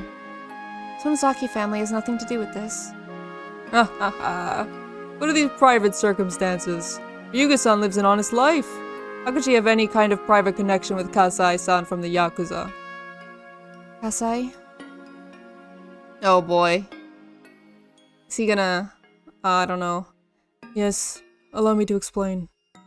Kasai told the police officers that he happened to meet Rena in the coffee house in Okinomiya. Explained that Rena found something he lost there, and she offered to bring it back to him. That doesn't sound right. But for the argument's sake, why don't we assume you're telling us this is true? What happened after that doesn't make any sense. I thought you told your members to find Rena Ryugu. That is actually my fault. Renaissance father was worried about her, because she didn't come home after dark. So I sent my men to ask if anyone had seen her downtown, but I made a small mistake. Wait a second, you made us come all the way here, and now you're telling us to believe this bullshit. Could it be you're making fun of us? Well, she looked a lot more like a member of the Yakuza than the real Yakuza did. Well, she threatened them with a nasty smile and then piled on all the more tension into the atmosphere in the room. Oishi-san, please don't. Kumagai tried to make him stand down. Officers with hot tempers pair with others who are good at calming them down, just like how Yakuza do. Oishi backed off with a grin. Kumagai took over, continuing from there. So, what are you trying to say? Do you not want us to intervene because this is a civil matter between Ren Ryugu and Tatsuyoshi Kasai? It's not going to happen. We're going to give her protection. Miyun opened her mouth for the first time in a while. You need to explain to me why police have to protect Ren Ryugu to begin with. Why? Because you guys are after her. Oishi answered bluntly. But Miyun remained nonchalant. Must have made him all the more annoyed. What makes you think we're after her? Why don't you ask me what's in your chest? It might know something. What? Does that mean? Oishi-san, we're here to resolve our misunderstandings. It's your choice not to listen to us, but I think it's better that you do. Oh, and what are we misunderstanding exactly? Misunderstanding concerns the scrapbooks of Mio Takano that Ren Ryugu is in possession of. The officer's expressions grew stern all at once. All of a sudden, she had gotten straight to the point. You want us to protect Ren Ryugu because she has the scrapbooks, isn't that right? Oishi and his subordinates glared back at her without saying a word, making it obvious that her guess was right. Kasai. Kanai gave him a look, and he left the room. However, he shortly returned, carrying a black suitcase. Every one of the officers assumed that there was a tremendous amount of money in the suitcase, but the Sonozaki family was trying to buy them off. Does he have the scrapbooks? So I opened the suitcase and showed the contents to the police. Are these... These are Mio Takano's scrapbooks. I'm afraid we don't have the ones she gave. I'm afraid we don't have the ones she gave to Ren Ryugu. This is going to be our main course for today. Do you mind if I take a look? No, feel free. You can talk after you've read them. I'll make my people leave if you'd like. Oh no, you don't have to do that. I also produced latex gloves from their pockets, put them on, and took one of the scrapbooks out of the suitcase. There were more than 10 of them in there. We found them in Mio Takano's house in Okinomiya after she passed away. Oishi and the others desperately turned the pages of the well-thumbed scrapbooks. Are you sure these are real? Without a doubt. Oishi-san, Ren Ryugu has the other scrapbooks. That means... maybe the ones she has have the same kind of stuff in them. Oishi looked stunned by the contents of the scrapbooks. He started turning the pages faster, and then closed the scrapbook roughly. Do all of these have the same kind of contents as this one? Yes, they do. Feel free to take the time to look at them until you're fully satisfied. The other officers also rapidly turned through pages. They weren't reading them, just flipping through. They took one scrapbook from the suitcase after another, and flipped through the pages roughly. Oishi-san, this is absurd. They're just crappy occult novels. This one says that the netherworld collided with this one and that the dead souls flowed across the gap. How are we going to use this as proof? Well, yours says something about the netherworld. Mine's about creatures from the bottom of the ocean. This one is about the classified weapons of the Nazis. Oh my god. This one is about the legacy of the Mu continent. This one is about Aussie, the mysterious creature in the Onigafuchi swamp. We can surmise that Ren Ryugu most likely has the scrapbook about the parasite theory we've all heard of. Police were dumbfounded. They couldn't believe what they were seeing. The other officers were shooting glances at Oishi. They hadn't said anything to him. They never really believed in the story of the parasite, let alone bioterrorism. What are you freaking bonking me for? I'm just reading. Huh? I didn't even say anything. But Oishi had believed it and told them he had proof. None of the scrapbooks in front of them said anything about parasites, but it was easy to assume the contents of one scrapbook were no different in nature from another. In other words, all of them were just crappy occult novels. Well, Oishi appeared unable to accept the fact that was facing him. But now that he was actually looking at it, it was too difficult to ignore. Mio Takano was an occult geek who had laughable ideas about the legend of Onigafuchi. But Rena took them seriously, and so had Oishi. The other officers could no longer stop themselves from laughing at the ridiculous scrapbooks. Oishi glared at them, and they stopped laughing. The main reason Oishi took this story of the parasite seriously was because of the Sonozaki family was apparently after Ren Ryugu for the scrapbooks she had. Plus, Takano, the owner of the scrapbooks, was killed. Because of these two reasons, he believed in the occult B novel. Oishi was frustrated without a doubt. He had to accept that he was wrong. Oishi was eager for any information that could help him solve the series of mysterious deaths of Hinamizawa before he retired. A combination of a number of factors made Takano's ridiculous theory become highly credible to him. Let me ask you something. Why was Mio Takano killed? We have no idea what happened to Mio Takano and Jiro Tamatake. Of course you don't. A liar doesn't call himself a liar. Come on, Oishi-san. You think we'd do such a lousy job as to let police find the bodies? That's really good. You're right. You're right. Mion wore a cold smile. She had said too much. Kane cleared her throat as if to condemn the statement, and that Mion shut her mouth. Oishi glared at the young successor, but he knew she was right. Then why are you after Ren Ryugu? We're not. I admit it's our fault we made it look like we were after her. For that, we apologize. Reasons which made Oishi take Rena's delusion seriously collapsed one by one. Mion and Akane looked at each other. Must have decided to let Akane speak. She did so firmly. We'd like to ask you a favor. We don't want to be involved with the police because of nonsense like this. We heard that Sankai from the police headquarters started to work with the Public Safety Division. They're going to do some simultaneous raids on our family using this case as their excuse, aren't they? That had been at Oishi's request. Oishi took Rena's story seriously, and he wanted to find the research facility that was developing the parasite. He was intending to use it as proof of a potential bioterrorist attack. As he had no idea where to start looking, he tried to conduct simultaneous raids on all the facilities in the Sonozaki family owned in the entire prefecture, in cooperation with a task force for gang groups and public safety. Normally, the circumstantial evidence he had wouldn't be enough to get the cooperation. In fact, public safety doubted Oishi's source, because they hadn't heard of any political terrorist attacks. They trusted their information network. But Oishi took advantage of his long career and his old friends. He managed to get them to cooperate. Oishi's face broke out in a nervous sweat. Needless to say, he realized he was completely wrong. We caused you some trouble during the dam conflict, but the era is reaching its end, and things have changed.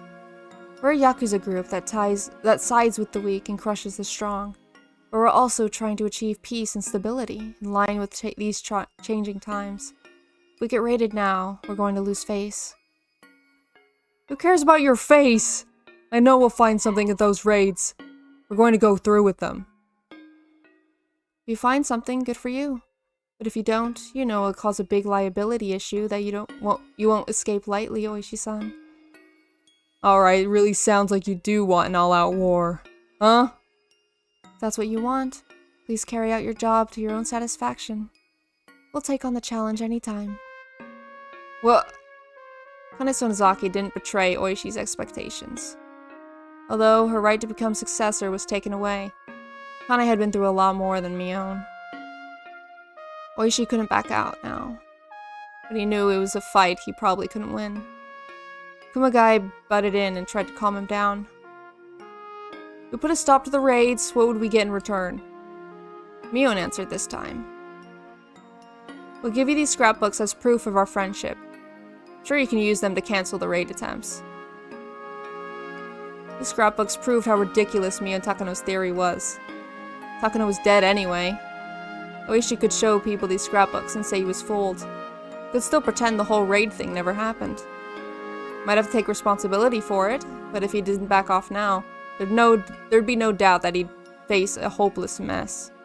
If he was going to back off, it was now or never. The administrative staff at his station weren't exactly fond of him. He made such a huge mistake right before his retirement. People who'd been looking for a chance for revenge would cut his pension with glee. His pension was decided by multiplying his base salary by a certain number. If they cut his base salary, there's no way he could avoid a big reduction. Oishi-san, he decided to back off. It's hard for him to admit mistakes at his age. He grimaced with anger. Kuma-chan, can you take over from here? I think I had too much to drink. I'm gonna get some fresh air on the porch. Excuse me. Oishi stood up quickly and left the room, making a lot of noise as he walked. As I closed the door, Oishi left open. The room was filled with silence again. At that point, Kumagai opened his mouth. I understand your point. Our intention isn't to cause trouble to all the organizations you own. So I want to confirm that the police and the Sonozaki family will help each other to maintain the peace of the city. Therefore, we are going to put off doing the simultaneous raids. Thank you very much. I'm sure our leader, Audio, appreciates your concern as well. As you promised, we'll take the scrapbooks. And there are 2 more conditions. Go ahead. First, if you find the other missing scrapbooks, you must bring them to us immediately. Second, if you find Rena Ryugu, you must return her over to us immediately as well. I'm afraid the second one is unacceptable. Rena Ryugu is in a state of delusion. We'll make sure her safety, and we'll find the best medical facility we can take her to. She has the right to receive treatment. We can't accept that either. We have the right to question her about the murder of Takano, as a material witness, not as a suspect. Kane whispered to Mion. Mion, in turn, nodded and began to speak. Very well. We'll accept the second condition. But let us add another condition on top of that. We're going to send her a lawyer. You'll only question her in her lawyer's presence. Understood? One more thing. You aren't allowed to delay us by not sending the lawyer on purpose. Start questioning right after we find her. We have no problem with that. But you must contact us immediately after she's found. We will as soon as we can. Kane cut in. You have to call us before you question her. You must call us the very moment she's found. This agreement is made in good faith, founded on our mutual trust. So please do be careful not to do anything that might waste it. Understood? You have my word on that. Try to keep our promise with the best of intentions. Kane and Kumagai glared at each other for a moment. Surprisingly, Kumagai was very calm. He was always in the shadow of Oishi, who's loud and noisy, yet had as much guts as his superior did. Oishi was good at taking care of matters in a rough and threatening kind of way, but Kumagai was good at negotiations like this. The meeting ended, and the police stood up from their seats. The tension in the room had finally ceased. Kasai put the scrapbooks back in the suitcase and handed it to Kumagai. Kumagai looked at Kasai, nodded lightly, and took what was offered him. This is a very expensive case made in Italy. Please take it as a souvenir from us. No, we're only supposed to take the scrapbooks. We'll return it to your office later. Thank you for your time. Please give my regards to the family head, Odio-san. The officers left after bowing to Mion. Making sure the police had left the hallway, Mion sighed heavily and finally let go of her tension. She spread her feet on the floor, flapping the rim of her skirt. Oh man, my shoulders hurt. Dude. Does that mean Mio knows what's going on with her? Because she said that Ren is in a state of delusion, which is, like, true, but... Why didn't you take care of this, Mom? Don't be silly. Your rank is higher than mine. Rank is everything, not age. Hey, Kasai, have a waitress bring me a beer. Oh, and you can let the grunts in and give them something cold to drink, too. You want me to bring only beer? Oh, she can't drink. Bring some orange juice for her. Don't treat me like I'm a little kid. I guess my rank doesn't matter to you, huh? You always be a big baby to me. Anyway, your father pulled many strings for you this time. You should thank him.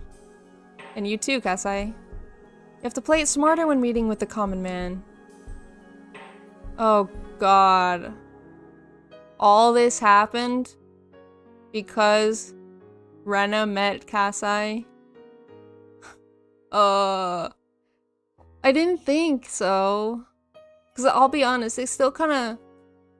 I'm still kind of confused on that part. On why, Kasai got so involved. Because it wasn't really Kasai's fault, was it? I'm a little embarrassed. By the way, I'm very impressed with Rena-chan for making a fool out of Oishi. I have many friends with good potential. I'd like to meet her. We can go see a play together or something. Kasai, whenever you see her next time, let her know I said that. Don't tell her any more creepy stories, alright? Of course, I'm well aware of that. With that, they successfully dispelled the magical power of Takano's scrapbooks. Now, is that just a saying, or is that true? Is that real? Magical power of Takano's scrapbooks? The whole mess shouldn't grow any larger. The only remaining problem was Rena. Where could she be hiding?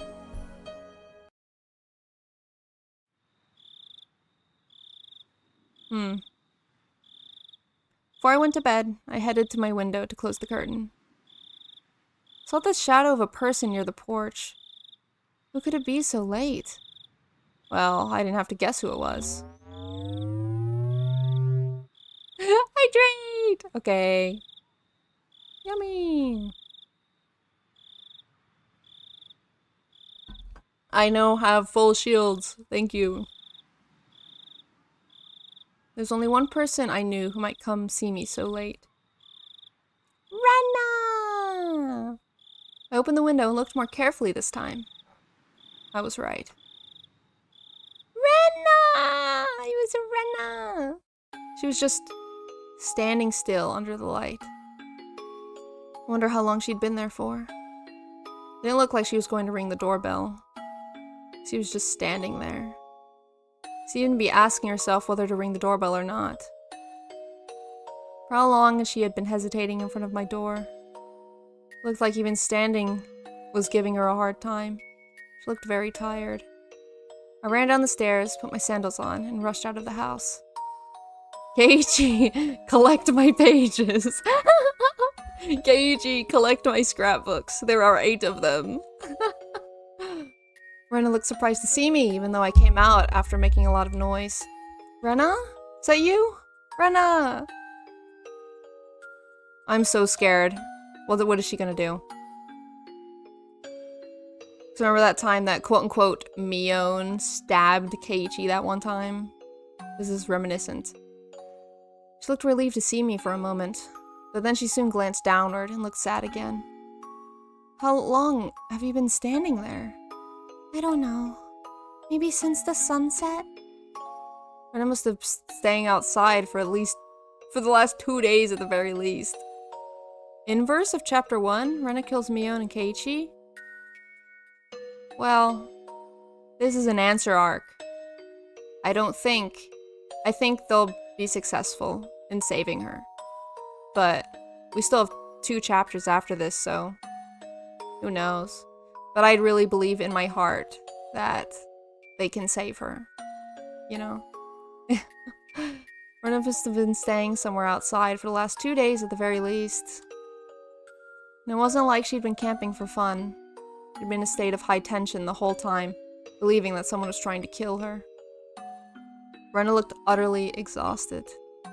She seemed to have taken care of the deep scratch that she made on her neck the other day with some large band-aids. The band-aid had cute pictures that only made the wound on her neck look more painful. Saw some band-aids soaked with blood on her arms and body too. I could tell she made them herself. She had more scars than she had last night. Anyway, let's go inside. You haven't eaten anything in 2 days, have you? When I tried to take her in the house, she refused with a vague expression on her face. It wasn't that she didn't want to go in the house. It's more like she had to refuse because she thought she didn't deserve it. I can't take it anymore. Even at this moment, the maggots are moving through my body. It itches really badly, and it feels like they're about to come out from everywhere. Rena, I think you have some kind of disease. Why don't you get some rest here and we'll go to the clinic first thing in the morning? He understands your delicate situation, so he'll see you in private. No. I know it. I know exactly how Tomitake-san died.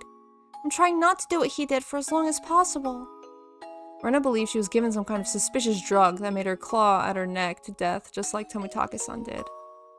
She had convinced herself that it was going to happen. See, if all of it is fake, why did Tomitake-san die? Right? If there was no parasite. Why did he do that? He wasn't going crazy. Right? There was no lead up.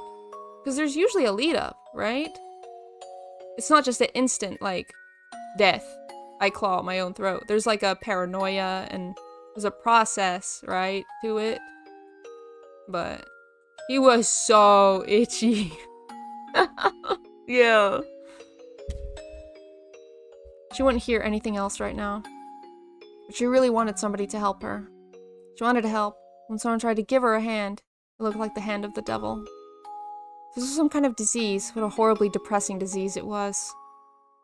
Well, I don't know how I'm going to die, but I don't think I have much time. That's not going to happen. You're a member of our unbeatable club, Rena Ryugu. You're not going to die so easily. Thanks. Well, I wanted to say sorry before I die. Sorry? For what? For this! Stab.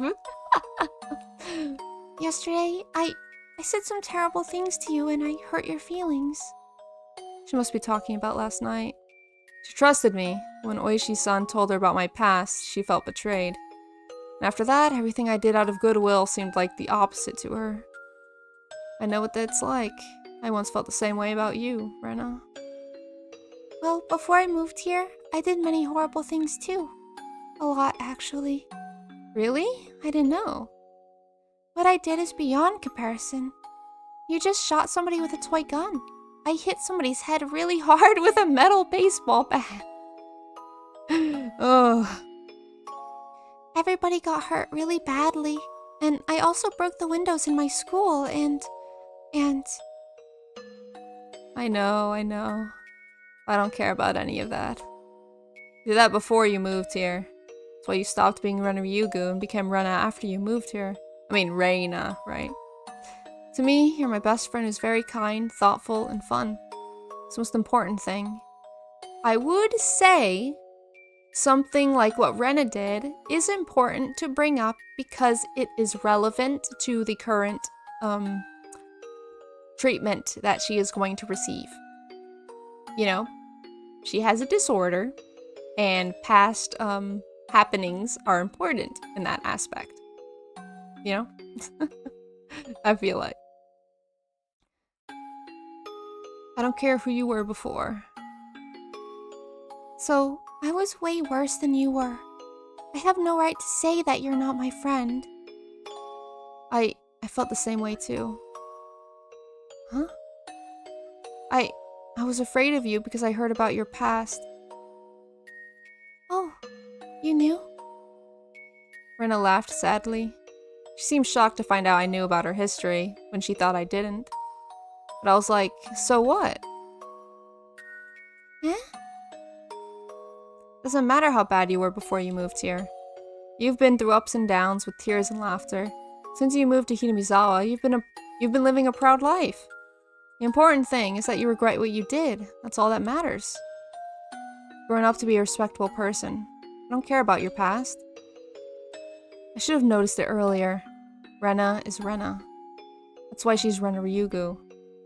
I understand that simple thing when she said she wasn't Reina.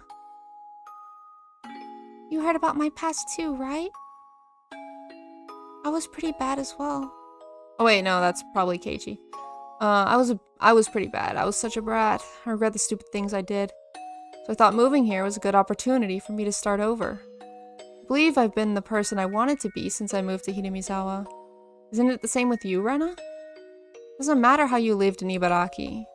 The important thing is that you're Rena Ryugu. You wanted to be in Hinamizawa. So, I don't care about whoever Reina Ryugu was. Yeah, you're right. We can start our life over as many times as we want. Make a lot of mistakes and hurt ourselves, but that lets us become people we want to be. You fall once or twice in your life. That's life. We can't let that beat us down. We have to keep growing. He's basically repeating Mion's speech from earlier. So, I was such an asshole for being scared of you because of your past. Doesn't matter how many times you fall. When you go through a lot of pain, you can be kinder to others. So I don't need to know your past. And even if I knew, it shouldn't have changed the way I treated you. But we were fools. We couldn't understand that until we went through things like this ourselves. You knew that from the beginning. We were such fools. We hurt each other and we made each other cry. So, Rena Ryugu is and will always be my best friend forever. Oh, that's so sweet. Oh my gosh. That's so cute. When you have to go through a hard time, I'll help you no matter what. Trust me on that. Thank you. I trust you, Keiichi-kun. It's very tragic, but what she said isn't true. Probably didn't mean to lie. But I knew she didn't trust me from the bottom of her heart. My words didn't reach her. I knew that, because Rena kept telling me to trust her that time. She kept saying those words, while I kept hitting her with the bat. But they still didn't reach me. I don't think I have much time left. But I'll try my best to save Hinamizawa, because wonderful people like you live here. No, Rena. I'm not going to let them take over this village. I'll fight so we can regain the peaceful days we once had. I'll defeat their conspiracy. She said that she trusted me. She didn't understand anything I was saying. Even if I kept telling her that the conspiracy was Takano-san's delusion, it wouldn't reach her. Thank you, Keiichi-kun. Thank you for forgiving me. I do. I forgive you. So, please forgive me for what I did to you. I'm going to save Hinamizawa. I promise. So, Keiichi-kun, will you help me? I trust you. Only you, Keiichi-kun. We can save Hinamizawa together. Keiichi Mion forever? Dang, that's a hot take. Who am I? Who am I? I don't know if I ship anything. You know, if I ship anything, it would be Satoko and Rika when they grow up. You know? When they're grown up. I can ship that. You're a Keiichi! YN shipper. See, I don't even know if I'm that. I don't even know if I'm that. I don't think I would be. It's like Kaneki thing. I just want him to be happy.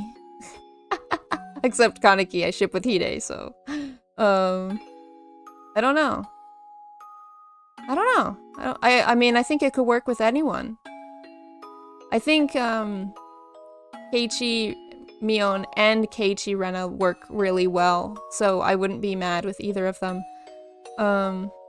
Except Keiichi with Shion. I would hate that, actually. I don't like that one. All the other ones work. Rena! Rena! I knew how bad of a corner Rena was driven into. If I was her, I'd be walking around with a baseball bat, thinking every single person around me was my enemy. Ugh. What if I ate a ghoul as a human? Well, I think, lore-wise, I don't think you would turn into a ghoul. Because, lore-wise, ghouls have a certain organ in their body that makes them a ghoul. And eating ghoul doesn't really make that organ appear. You have to have it surgically implanted like Kaneki did. So, I think it would just taste bad. Probably. I don't know. You'd have to cook it first, definitely. But, yeah, that's an interesting question, though. Yeah, Shion gets no love. Exactly. Shion Satoshi, I guess. Yep. If anything. Rena cared about me so much, but I saw her as my worst enemy. But Rena, you still trust me, even when you're driven into this bad of a corner. See, when Keiichi was crazy, he didn't trust Rena, but Rena, when she's crazy, trusts only Keiichi. Just him. I can understand what you were saying. I beat you to death while you kept telling me to trust you. But you're different. You still trust me. You are so...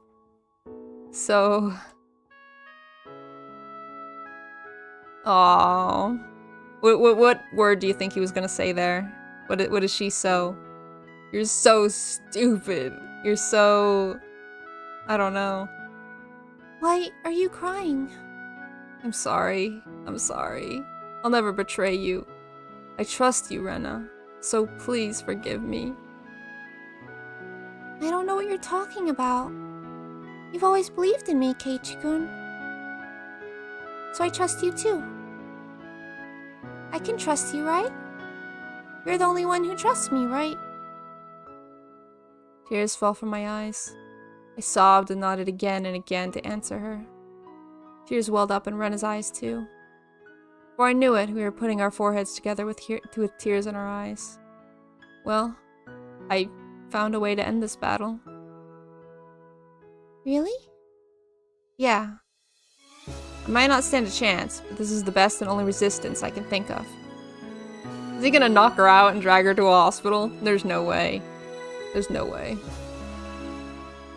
Rena, I don't know what you're going to do, but if you do that, we can regain our happy days, right? We can, can't we? We have to. I'm not gonna let you go anywhere. Don't worry, Keiichi-kun. It's going to be a come-from-behind victory. We'll regain our happy days for sure. I don't know what she had on her mind. It began with a delusion, and it'd end with a delusion. If I encouraged her too much, she'd twist it into an attack on her. I was like that at that time. Look around Rena's goodwill as the complete opposite thing. So I stopped denying her story. This was Rena's battle. It was her lonely battle. She had to fight against her own delusion. The more we tried to help her, the more we drove her into a corner. But I would always be there for her. Whenever she needed help, she could reach me. I wanted to let her know that, so I said just one thing. I'm on your side until the very last moment. No matter what, I'm on your side. Even if I told her to trust me, I knew she couldn't right now. I knew that, but I told her those words anyway. Even if she couldn't believe them, and if she tried to smash my head in, I'd say those words. I'd keep saying them until I die. Thank you, Keiichi-kun. Everything will be over tomorrow. We'll win for sure. And then we can play around in the club together again. With everyone. We'll return to our happiest times. Although she wished to regain our happy times so badly, I think rid of the darkness that controlled her mind. Well, I have to go now. I have to get ready for tomorrow. It really sounds like she's gonna shoot the place up. It really sounds like that. Or she's gonna, like, do some type of terrorism. Oh, God. Tell the truth, I didn't want to let her go. I wanted to stop her, even if I had to grab her arm. But I couldn't stop her like that. If I grabbed her arm, she wouldn't trust me anymore. God, this is so real, this is so real. This is so real, dude. This is so freaking real. Because with mental illness, especially this type of mental illness, you can't really help them that directly when they don't want it. Because every time you try to help, it will push them away even more. You know, you gotta be there as a safety net to catch them if they fall. But you can't force them to change if they don't want to. You know? And the clutches of mental illness take people like that. And it's freaking awful that you can't really do much. You just have to hope that they will keep fighting for themselves. Even if they say they won't, they will. Because the human spirit, the indomitable human spirit, right? It's crazy. Wait, Rena. What do you have to do to get ready for tomorrow? It's a secret. Oh, God. I might ask you for help later. You'll help me when I do, right? Of course. Nodded strongly so she could tell I was still on her side. I didn't know what her come-from-behind victory meant at this point. First thing I could think of was that she was going to invade the house of the Sonozaki family, which she thought was her enemy. So I called Mion to warn her after Rena left. Mion laughed bitterly and said, "Why does everybody want us to be the bad guys so much?" But she understood the situation. It'd be easier if we really did act like the bad guys. Might be better if we tied her down and took her to a hospital. If it comes to that, I guess we have no choice. But I want to believe her till the last second. She still had a strong heart to trust me no matter how badly she'd be driven into a corner. She's not like me, so I'm sure she can defeat her delusion. It's hard for this old man to understand what you and Rika-chan have been talking about these days. Anything serious happened lately? You can say it happened lately, in a way. Oh ho ho. Oh ho ho. Oh. Yeah, you could say it happened lately. I killed Mion a couple days after the festival. Oh my god. Leader of crime family is mad that people think they are bad. True. Where the blood go when vampires suck blood through teeth? Like, how is it even connected to the stomach? No, dude. I thought that same thing, but that's not how it works. I thought the same thing, that when teeth go into person, it's like the teeth is a straw, right? But that's not how it works. The teeth just make it easy to create a wound. So the teeth just open up the blood and then you just like drink the blood. So it goes normally down through the digestive system. Yeah. The teeth are not a straw. The teeth are not a straw. Anyway. I'm sorry, I've been talking crazy lately. Anyway, please don't lose confidence in Rena, alright? You know I won't. Anyone can catch a cold of the heart sometimes. Just happened to Rena this time, that's all. Well, she has a relatively high fever.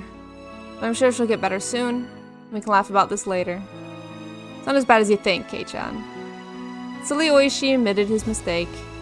Doesn't even know about you-know-what. So we'll just say Rena overreacted a little bit, and this will be over. Really? Really think you can do that? Did you forget I'm the next head of the Sonozaki family? I have both the skill and the power to do that. Soul Man had a meeting with Oishi at a restaurant today. We cleared up all the misunderstandings. Oishi was shaking in fear the whole time. Hey, I'm pretty good, don't you think? Mion bragged about her achievement, laughing loudly. I could tell she was exaggerating a little. Anyway, compared to the sense of impending doom Rena seems to be feeling, the others seem to be taking it rather easy. It's all up to Rena now. She understood everything. She could go back to the peaceful world she wished for. We were waiting for her to reach out to us. Just like we did by the abandoned car at the garage dump that day. Rena, I couldn't win, but I know you can. Because you're the one who told me to have faith until the end. So I know you can win. That didn't mean that she could literally win the last battle she was talking about earlier. Or Rena would win. I'd win. She'd win. She'd win and regain her peaceful life.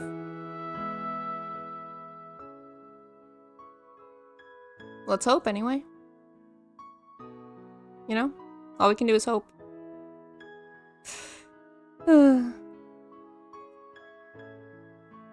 Last night. New tip. Yay! New achievement. The achievement is called She's Just Sick Right Now. Oh, the description. Get the very distinct feeling that something bad is going to happen. Great. Okay. Alright. Just gonna... I really want to finish it today. We have one achievement left. I just don't know how long it will take. Last night. Watching stream at 2:30 a.m. Bruh. Go to bed. Tomorrow is the day. Hmm? Oh, you mean the day we die? Oh, frick. It's gonna be the same. It's gonna end up the same way this time, just like the last time. I don't know about that. It's been very similar to the last one, but there were some things that were different too. Keiichi remembered what happened. That's impossible. There's no way he could remember. I mean, there's no way he could know. The more you say that it's absolutely implausible, the more it makes me feel like this is a real miracle. Nothing we can do. It's going to end up the same way again. I'm not so sure about that. Yes, it will. Everything will be over when the Higurashi cry. Is it all going to end anyway? More often you throw a die, the closer the total will get to the average. You throw a die 100 times, even if a miracle happens and you get a 6 twice or 3 times in a row, total will average out in the end. It's a fact of statistics. When you throw a die 100 times, the total number ranges from 100 to 600. The more you throw, the greater the likelihood the number will converge on the average. The truth is, the more you throw, the more possible outcomes you create. There are 500 different futures you can create by throwing a die 100 times. There are 5,000 different futures you can create by throwing a die 1,000 times. There might be one future among them that enables you to actually finish this never-ending game of dice. Keiichi showed me a miracle, and taught me that it's not a waste of effort to keep throwing the die. Don't give in to something like an average. Think we'll never have a different ending, don't you? I can tell, because it's written all over your face. Think so too. Then we're going to have the same ending this time again. But I'm not going to give up hope until I throw the die for the last time. Keiichi taught me that. Something's going to be different this time. I'll try to believe in that. Rika, you're a very strong person. Yeah, I know. That's because I'm a lot younger than you. Yawn. Rika. Meep. Why are you still awake? Yawn. It's not good to stay up so late. I'm sorry. Couldn't sleep, so I was just looking at the stars. Going to bed now. It can't be Satoko that she's talking to. Please do. Good night, Rika. Good night, Satoko. Oh, this is Satoko. Huh. Wait. So was she talking to Satoko? The whole time? But she's not a lot younger than her.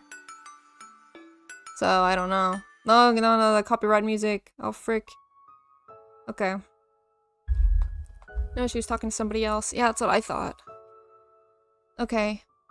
I have An hour and a half, maybe 2 hours. You think that'll be enough time to finish it? I freaking hope so. Yeah, let's keep going.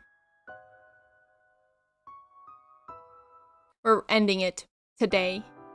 Today's the day. Walking with only Mion to school made me miss Rena a lot. What's wrong, Kei-chan? Why are you looking around? What? Oh, nothing. The same old path to school, but I felt nervous for some reason. Wonder what Rena meant when she said she was going to win a come-from-behind victory last night. Couldn't stop feeling like something dangerous was going to happen. Rena thought Mion was one of her enemies. She could be lying in wait to attack Mion with a knife. Don't worry. Ren isn't going to do something as rash as that. Even if she does, I can protect myself. Mion said it as brightly as if telling me she wasn't afraid of anything. But I couldn't be optimistic like her, because I knew exactly what Rena was going through. Rena must be determined by now. She probably wouldn't mind dying fighting against Mion if she wasn't going to win anyway. Of course, that didn't mean she was definitely going to take violent action. I couldn't deny the possibility either. This old man's more concerned about the reason why Rena went crazy all of a sudden. Was there any reason? I remembered the tragedy. I couldn't remember what made the world go crazy. But I remembered we got lost in an awful, scary world. It started with small things, and those small things continued to pile up one after another. If you thought about it calmly, you'd laugh, because it really was a stupid thing. Once those tiny, stupid things started to bother you, you couldn't ignore them. It was that kind of disease, if you could call it one. But there must have been a reason. There must have been a reason that made the world go crazy. But it must be such a small thing that you couldn't even notice. And unfortunately, the reason was very difficult to understand. You wouldn't be able to figure it out until you died. Like rabies. I have a relative who's a doctor. He said that if you have a tumor in specific parts of your brain, it can change your personality, make you a totally different person. People who suffered from this disease used to be considered haunted by devils or possessed by foxes. People dramatized it like it was something occult. You mean Ren is suffering from a physical disease in her brain? No, Rena's got cancer. No. Oh, heck. In her case, it might be better to say it's a mental disease. Rena was upset and mentally unstable because of the murder of Rena and Teppei. At a time like that, that stupid Oishi told her about what happened to Tomitake-san in an exaggerated way. I think Oishi-san and Takano-san's scrapbooks have many things in common.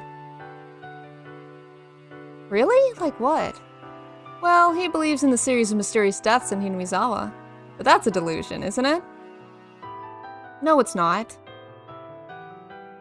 I mean, something actually did happen for 5 years in a row. But I think there is no series of murders in the first place. What?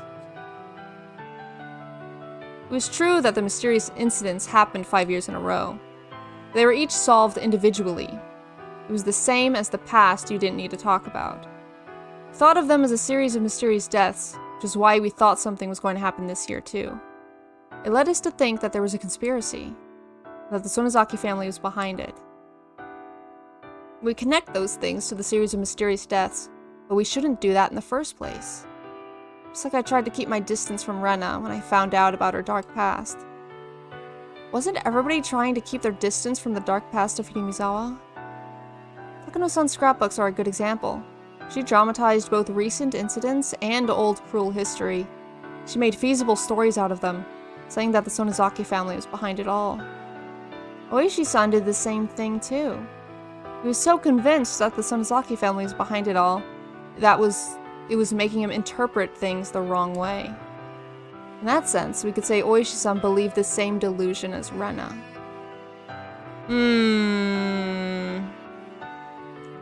Humans are pattern-seeking creatures.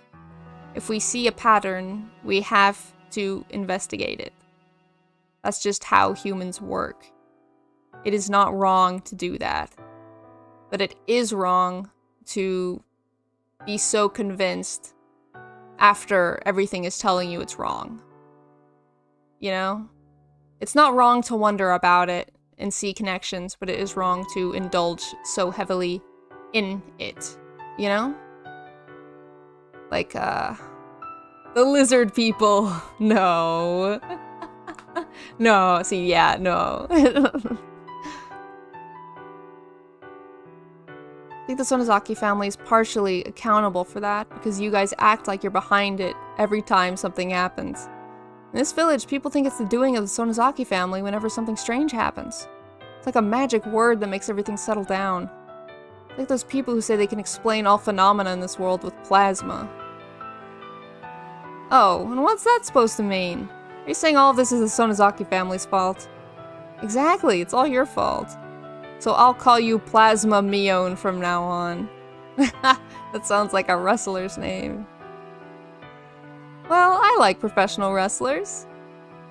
Hey, Kei-chan, do you know what abnormal stretching is? Abdominal stretching? What is abdominal stretching? Stop, I don't want to wrestle with you in this freaking hot weather. No, that hurts. Oh, I see. I see.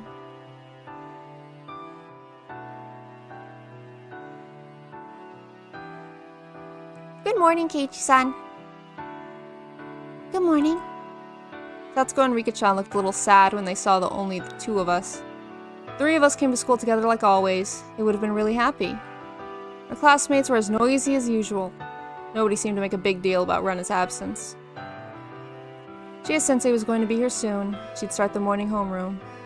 Everyone was fooling around as if they didn't want to miss a second of the time until then. Hey, something stinks today. Close the windows. Silly, it'll be hotter in here if we do that. Smelled like gasoline or something. And it really stank. Oh. Oh no. Rena? Rena, do you have something to do with this? Rena? Rena?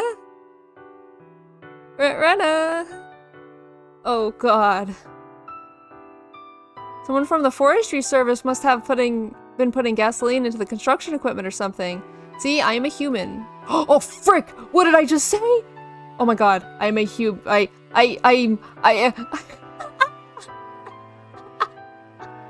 I am a vampire making a pattern-based connection. I didn't say anything. Come on, Keiichi, put 2 and 2 together. He will. He will. I have faith in him. You're not a ghost vampire possum? I am a vampire. I am. I am. Some students near the windows were making a fuss because they wanted to close the windows to shut out the smell. My school wasn't a normal school compared to others. We were using a part of the forestry service building. Unusual things happened like this sometimes. This is nothing. I remember once they brought a few big piles of juniper branches. That was awful. It had this distinct, irritating odor that gave us all headaches. What's a juniper? Me, that's the name of a vegetable. You sometimes put it in curry. Wahaha. You should look for it next time you go grocery shopping. Huh? I know a little about vegetables, but it sounds like it would be better to make Rika and Keiichi-san taste it first, just in case. What? Our ball is missing. You hit it again, didn't you, Hojo? Boys seemed to be looking for their ball for a while, and they yelled at Satoko. Why would I hide such a stupid thing? If I was going to hide anything, I'd hide something better than that. Hey, Chie-sensei is coming. Everybody take a seat. Hello, everyone. Get to your seats. And then the normal school day passed. No fire, no weird Rena things. Kept thinking about Rena the whole time during class. Thought about what she said last night. I wonder what her come from behind victory means. According to Takano-san's delusion, the masterminds behind the bioterrorism were the 3 families and the group of fanatical believers that controlled those 3. Imagine if nothing happened. That would be scarier. That's true. That's true, that would be. In other words, the Sonozaki family. What could Rena do alone against them? Mion lived with her grandmother, the leader of the Sonozaki family. There were only 2 of them in the house. It's possible that Rena would try to break into their house with a knife. But I'd already come up with that possibility last night. So I called Mion and warned her. On the way to school this morning, Mion told me some bodyguards from the Corps had been at her house since this morning. She told me she'd be guarded herself, too. There was a black car parked near the school gate. They must have been the bodyguards. But, according to Hakuno's parasite theory, the battle wouldn't end just by attacking the leader of the Sonozaki family. According to the delusion she believes in, conditions of her victory were more complicated than that. She needed to expose the group of fanatics who were behind the Sonozaki family. She needed to destroy the research on the parasite. Plus, Rena didn't have much time left thanks to that suspicious poison she mentioned. How exactly could she win a come-from-behind victory under circumstances like that? She might interpret that the town council are the group of fanatics. If so, she might attack them the next time they have a meeting at the shrine. Town council meets once a month at most. It'd be hard to believe that they were holding a meeting today. She probably thought the place researching the parasite is the EDA clinic. Rena suspected that there was something fishy about the clinic from the beginning. And that suspicion must have changed to certainty in her head by now. Did that mean she was going to attack the clinic? This wasn't like an action movie. What could she do all by herself? Was she going to start a fire? No, that would be pointless. In order to expose the conspiracy, she'd have to get proof that they were actually studying the parasite. She's going to break into the clinic and get questionable weird samples? The last problem of all was how much time she had left. She believed she didn't have much time left, especially under desperate, disadvantageous conditions. She might try to stab whoever she thought of as an enemy. But Rena sounded like she really believed she would regain her happy and peaceful days after everything was over. Rena probably meant she was going to stay alive and win. Was there something like an antidote? It didn't have to be real. As long as it was an antidote to Rena's delusion, it didn't matter what it was. It could even be the water you washed with your vegetables with. But if she thought she could get the antidote so easily, she wouldn't have been so desperate about the time she has left. The antidote must be difficult for her to get. The easiest place for that, in her delusion, was that it was hidden somewhere in the clinic. Putting it all together like that, felt like Irie and his clinic were in danger. Now that I thought about it, the elderly people in the village, including the members of the town council, hung out in the waiting room of the clinic all the time. Most of the board members happened to gather there. For her, it'd be the perfect place to attack. Told me in about that during lunch break. If this were a normal situation, I'd say she wouldn't do such a stupid thing, but can't actually deny the possibility. I'm gonna call my house. I'll make sure that they send some people to the clinic. Mion didn't object to my crazy idea. She put on her chopsticks and went to the teacher's office to make a phone call. It sounds so dangerous. I can hardly believe Rena-san is going to do such a scary thing. Are you sure she's going to attack the clinic? Maybe she will, maybe she won't. But if that happens, we're screwed. We need to prevent that disaster from happening. I hope nothing happens at all. Yeah, I hope nothing happens at all. Okay, I'll send 2 of our subordinates to the clinic. I don't think she'll do it, but you never know what's going to happen. Can we capture her by force if she does? Honestly, I don't want to do that. What do you think we should do? We made an agreement with the cops that we're going to give Rena Ryugu to them after we find her.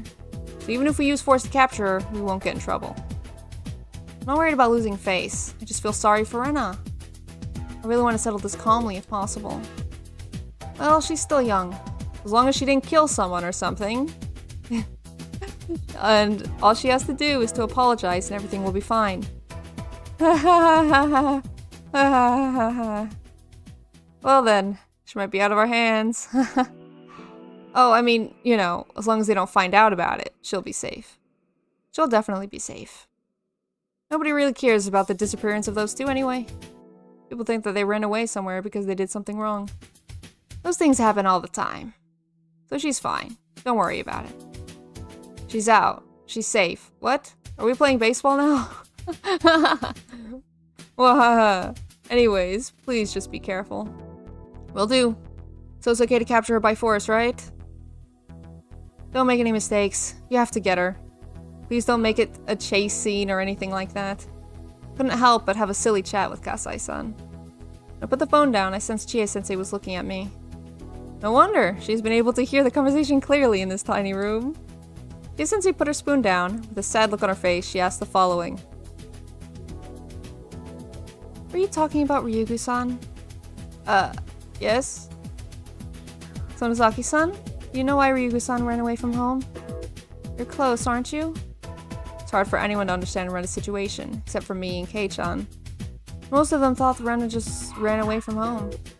But if she did, the cops made too much of a fuss over it. Oishi stupidly believed the scrapbooks were a big scoop, and he overreacted in trying to find Rena. The patrol cars running around everywhere in the village. Even used the town council's phone directory to find her. So people in the village thought Rena did something wrong, was trying to run from the cops. What was going to be difficult for me, more than finding her, was to make up a story to retrieve Rena's honor after they detain her. What about this? Rena went for a walk, fell down and hit her head on the edge of some tofu and lost her memory. Oishi misunderstood something big time, and he thought she was a criminal. It was too easy. Anyway, we did make it clear that Oishi was the one who misunderstood everything at the meeting the other day. I had to make the best use of his name while he was feeling down for once. What I have to do is not make a big deal about this situation. Create an environment that allowed Rena to forget everything that had happened in order to get her life back together as soon as possible. Everything is gonna be fine, Chie-sensei. Rena's a little sick right now, that's all.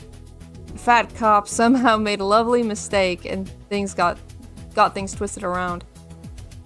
You don't believe that Rena did something wrong and she's trying to rump the police, do you? Of course not, but making your family worry by running away from home isn't a good thing to do either. She had a fight with her father. She ran away from home for a little while. She acted childish, and that's all. Maybe that'd be the best story to go with. Wonder if she had some problems she couldn't talk to anyone about. I must be a bad teacher, because I never realized it. She could have sat down and talked with Ryugu-san before all this happened. Chie-sensei, you're taking it too seriously. You need to relax. You need to relax. It's normal for young kids nowadays to run away from home for a while. Oh no, what am I gonna do if Ryugu-san becomes one of those bad kids that starts doing really bad things? Oh. Ryugu-san becomes a bad kid. She does something bad and gets arrested by the police. It's the teacher's responsibility. I'll be dishonorably discharged. I can't eat curry anymore. Oh my gosh. I love this. I love the arrows. That's very good. Yeah, it's over. It's actually over. Oh my gosh. Oh no, oh no. Chie-sensei seems comically upset by her own imagination. It looked funny, so I decided to leave her alone. I made to leave the teacher's office to go back to the classroom, but right then, the phone rang. Hello, this is the Hinamizawa Branch School. Chie-sensei had to answer the phone all day today because the principal was on a business trip. I exited to the hallway. Then, I heard the tone of her voice change. What? Well, where are you right now? What? I yelled and looked back at her. It was probably Rena. She called the school. I tried to go back inside the teacher's office, but Chie-sensei gestured at me not to come in. Chie-sensei acknowledged what Rena was saying several times, and then she looked up at the clock.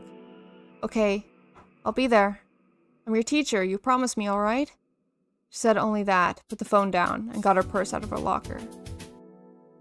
Class president, I have an emergency to take care of. Going out for a while, so please have everybody study by themselves while I'm gone. She took her car key out from her purse. It's obvious that she was going to see Rena somewhere. Chie-sensei, was it Rena? That's all. You're in charge of the class, okay? Chie-sensei completely ignored me and she ran out into the hallway. She ran to the schoolyard and got into her car. And when her car left at the gate, I ran out to the schoolyard myself. I headed for the black car parked near the gate and knocked on the window. How are you doing, milady? Everything is quiet so far. I know! But I need you to follow that car that just left. I think she's going to meet Rena. Understood! Rena's very paranoid, so you need to be careful. Bring her to my house right after you catch her. After that, follow Kasai's orders. She's my friend. Better not get her hurt. Rena must have told the Chie-sensei that she wanted to talk to her alone. I could tell that easily from the way she ignored my question. I did feel a little bad for ruining their promise. But it was very important that we caught her before she did something wrong. We could still make up an excuse that she was just wandering around because she had a fight with her father and ran away from home. But if she set fire to the clinic or something, there would be nothing else I could do. The car made a rough U-turn on the gravel road, and it chased after Chie-sensei's car at full speed. I watched the car until it was gone. All I could do now was to pray that this would be settled calmly. Yeah, this really is out of their hands. Hey, pay attention, everyone. Well, we'll need to study by ourselves for the rest of class today. So get back to your desks and study quietly. Self-studying? Mion ran up to me and spoke quietly. Let's go. Yeah, Rena just called. What? Really? Yeah, she just called the teacher's office. I think Chie-sensei went to meet with Rena. Rena? I wonder what she's going to do. Oh, wait. Hold on, give me 1 second. I gotta get something.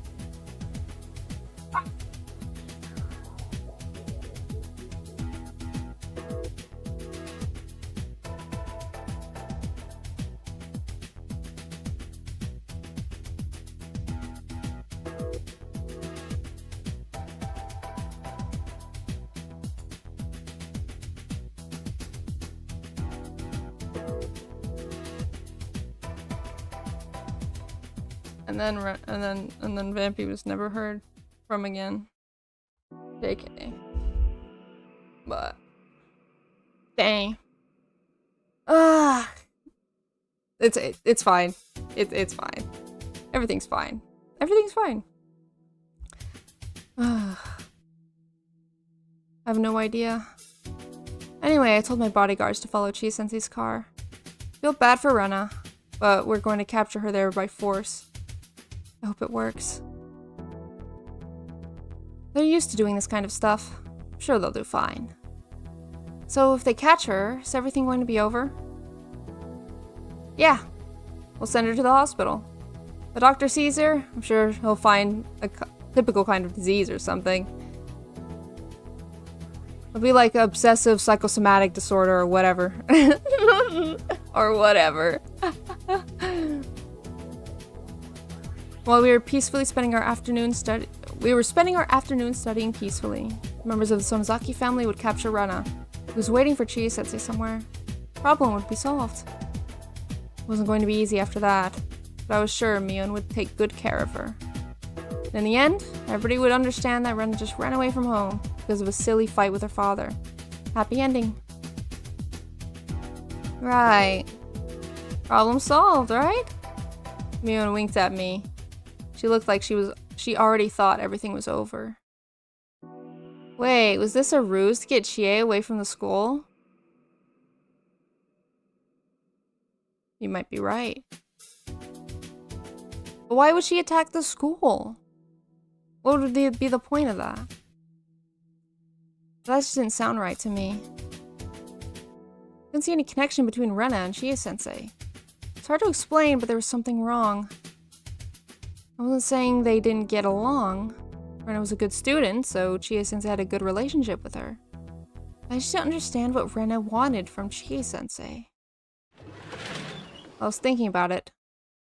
The door opened, and one of our classmates came back from the bathroom. With Rena. Rena? Everybody, stand up. Move to the center of the room. Oh my god. I swear, it would be so freaking scary if she had a gun. Oh my god. Good thing Mion doesn't have her gun, I guess. Everyone gasped in surprise. Even Chie-sensei couldn't make everybody go quiet all of a sudden. Rena was gripping the shoulder of the student who came back from the bathroom. On the other hand, she had a big, scary-looking hatchet. It was the same one she had the other night. Everyone immediately understood that Rena had taken a hostage. Are you all deaf? Move to the center of the room. Push the desk to the sides. Nobody grasped what she was asking us to do. We all froze. Rena was the only one who was smiling.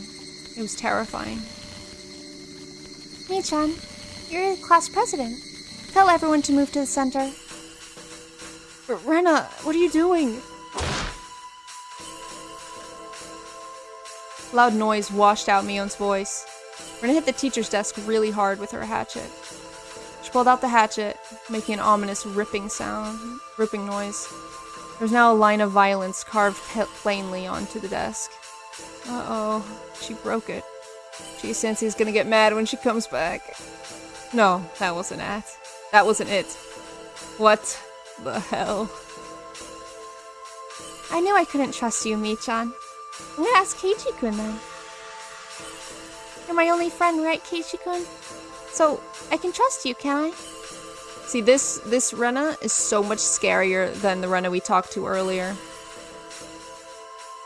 Oh, Rena, your eyes, you look so scary. Never seen eyes like that in my life. Your eyes are full of insanity. Are people afraid of insanity? Insanity means a person doesn't share the same values and the same common sense as us. For example, say a thief breaks into your house and he ties you up. You'll get scared and wonder if he's going to stab you before he leaves. But you hope that the thief has feelings too. But he's not going to kill you for no reason. No matter how bad the person is, we tend to believe that in his goodwill, as long as we share the same values, same common sense, and the same morals as him. But we can't expect goodwill from someone who doesn't have those things. We can't expect goodwill from a person who can't communicate with us. When a burglar has a knife and you beg him not to hurt you, you expect him to listen to you and to show you mercy. In other words, you can still communicate with him. But if he doesn't have the ability to communicate, it's just like a monster that's trying to attack you. Like the blade of a guillotine that's falling down on you. Like a reference to the video game Homicipher. But those guys are very nice. You fear him because you can't communicate with him. That's insanity. Dang, that music hit at such a good time.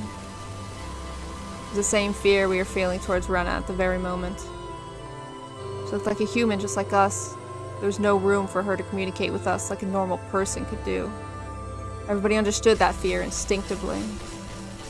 Keiichi-kun? Make them move the desks to the middle. Keiichi-kun, make them move the desk to make a room in the middle. Life is pain! I hate my... Life is pain! Yeah, that's literally what Rena's thinking right now, probably. Okay, everybody, let's do as Rena says. Rena was like a barrel of gunpowder at that moment. She seemed really calm and quiet. She could explode at any minute. When she did, I doubt she'd show us any mercy. Probably wouldn't hesitate to use that hatchet on us. That's right. It's like how I didn't feel guilty or hesitate to kill Rena and Mion. Everybody went all quiet while pushing the desk against the wall to make a space where Rena wanted it. Rena, saying that they were moving too slow, hit the blackboard with the hatchet, making a horrible noise. Every time she did that, she left an equally horrible scar on the blackboard, the thing we looked at most in the school. Keiichi-kun, can you get the jump ropes out from the lockers? Use them to tie our classmates up. I'm not good at tying knots. I probably can't tie them up very well. I'll check one by one if you tie them up well enough. If I find the ropes loose, I'll kill the person, so you better tie them up really well. Oh my god. We were still kids. We saw the word kill all the time. We used it a lot in comic books and cartoons, after all. So normally you'd assume we'd be used to hearing the word kill. But when Rena said she'd kill us, it sounded so frightening. I've never heard something like that before in my life. To Rena, our lives were like cards she could use for negotiation. She'd get rid of one card every time somebody refused her request. Get rid of? Damn it. Why did we use such a scary words like get rid of for simple things like playing cards? Anyway, there were about 20 students in the class. A little bit too many for Rena to handle. She might get rid of one or two just to set an example. I decided to do what Rena said because I didn't want her to lose her temper. I got out everybody's jump ropes from their lockers. All of you, get on the floor.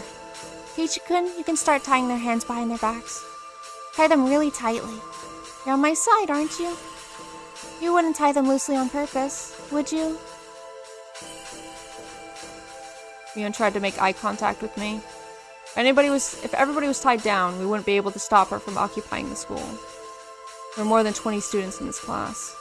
Half of them were boys, but most of them were smaller than Rena. But there were enough people here to overpower her. But if we did that, Rena would probably hit her hostage with the hatchet.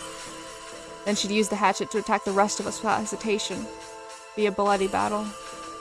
Just somebody would get hurt if we tried to overpower her. The hostage would be seriously injured, or maybe even die. If that happened, it was over. No matter how hard we tried to cover up, we'd never be able to live peacefully like before. She'd live peacefully in prison. Mion seemed to understand that too. I could tell from Rena's eyes that she wasn't going to go easy on us. If somebody showed defiance, she'd break the hostage's head open immediately. Of course, Rena had done that before. She'd probably do it again with no hesitation. But as long as we did what she said, we could prevent that bloody tragedy. We could somehow solve this situation without shedding any blood. With Mion's influence, we might still be able to pretend that this never happened. At the least, we had to make sure she didn't kill anyone. Let's do as Rena says, Kei-chan. Mion tried to think of ways to overpower Rena, but she couldn't come up with any good ideas to save the hostage. How easy it would be for Rena to kill them. Best thing to do at any time is to wait for a chance without agitating her further. Mion lay down on the floor and everybody else followed suit, sluggish with terror. I was left alone, standing rooted to the spot with jump ropes in my hands. All of my classmates were lying face down on the floor, while Rena was pointing the hatchet at the hostage, watching our every move from behind the teacher's desk. I just stood frozen in the middle of it all. Keiichi-kun, there are many things I want you to help me with. So hurry up. If you take too long, some of them might have to die. Some of the little kids started crying when they heard the word die. It's alright, everyone. Keiichi-kun will save you. So nobody is going to die.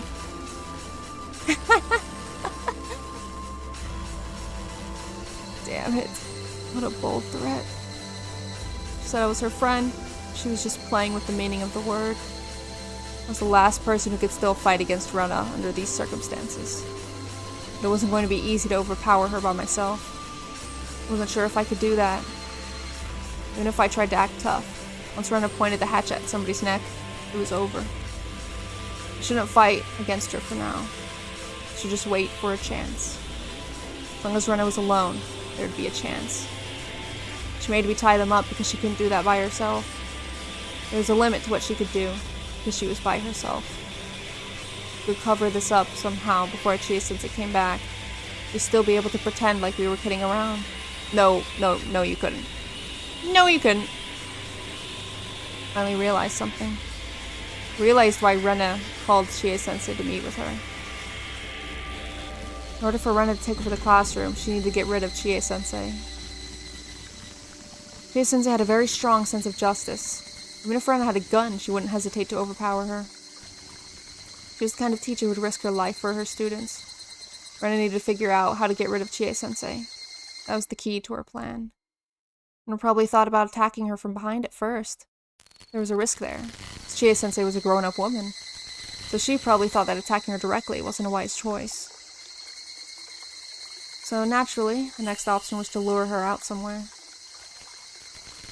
Rena called Chie-sensei and told her she wanted to talk to her in private, in order to lure her out to someplace far from here. Most people, including Chie-sensei, thought Rena was just running away from home. So Chi-sensei must have thought that Rena had some problems she wanted to talk to her about. It was too easy to deceive her. Where did she make the phone call from? Probably used the phone in the school. Well, not in school, to be exact. She probably used the phone on the second floor of the school, one belonging to the Forest Service. The school was using part of the Forestry Service building, but this particular location was more of a branch office, so it's not like somebody was here all the time. Rena knew that. She'd probably been hiding there for a while. She called the phone on the first floor from the second floor. She made Chia-sensei leave the school. I didn't think it was a coincidence that the principal was on a business trip today. Probably snuck into the school yesterday. She saw the principal's schedule, learned how to call the phone from the first floor from the second, and carried out her plan. She planned it perfectly. Yeah, I knew it. Rena was insane, but I knew she was also actually really calm. She was possessed by her delusion. She was also unbelievably calm about it. So, she could still think fast. I knew that very well, because I'd been through the same thing before. What was worse is that Mion's bodyguards were gone. Mion told them to follow Chia-sensei because she thought Chia-sensei was going to meet with Rena. Damn it. Everything seemed to be working out in her favor. I'm done. I tied up the last person and I looked in Rena's direction. I didn't tie them up really tightly. Rena would kill them. When I tied them too tightly, they suffered in pain. Pain cries made me feel useless. Thank you, Keiichi-kun. I don't mean to doubt you, Keiichi-kun, but I'll make sure just in case. Please put your hands on your head and lie down face on the floor. And I'm saying this to everybody. If you stand up without my permission, I'll kill you. I'll kill whoever stood up, and one more person randomly just to set an example. It's not nice to be chosen randomly, huh? Oh, there's a good idea. I'll kill the person who didn't listen to me. Add 10 or his or her student number and kill that person too. For example, let's say Okamura-kun didn't listen to me. I'd kill him and Watanabe-kun. Because his student number is 11. Get it? I'll always be killing 2 of you at the same time. You'd better remember that you involve another person's life besides your own when you attempt to stand up against me. How awful. Totally understood how to threaten people. Normally, you'd stand against an attacker at your own risk. If you fail, you're going to die. If you were responsible for someone else, then you couldn't try to resist. You can't risk somebody's life with your own decisions. Okay, everybody's tied nice and tight. You said you aren't good at tying knots, but you did it very well, Keiichi-kun. You should be proud of yourself. Well, you can stand up now. It was too late to fight back. I followed her orders. Just had to wait for a chance. I could still turn this into some kind of bad joke. I had to do something. Anyway, what are you planning to do, Rena? And tell me this is the come-from-behind victory you were talking about? I don't see how this could be her sense of victory at all. Unless she takes everybody hostage and then just tries to tell the whole town her conspiracy when she has everybody's attention. I got no idea. Okinomiya SP to all vehicles. Okinomiya SP to all vehicles. Hostage situation has broken out in the Himizawa Forestry Service Building.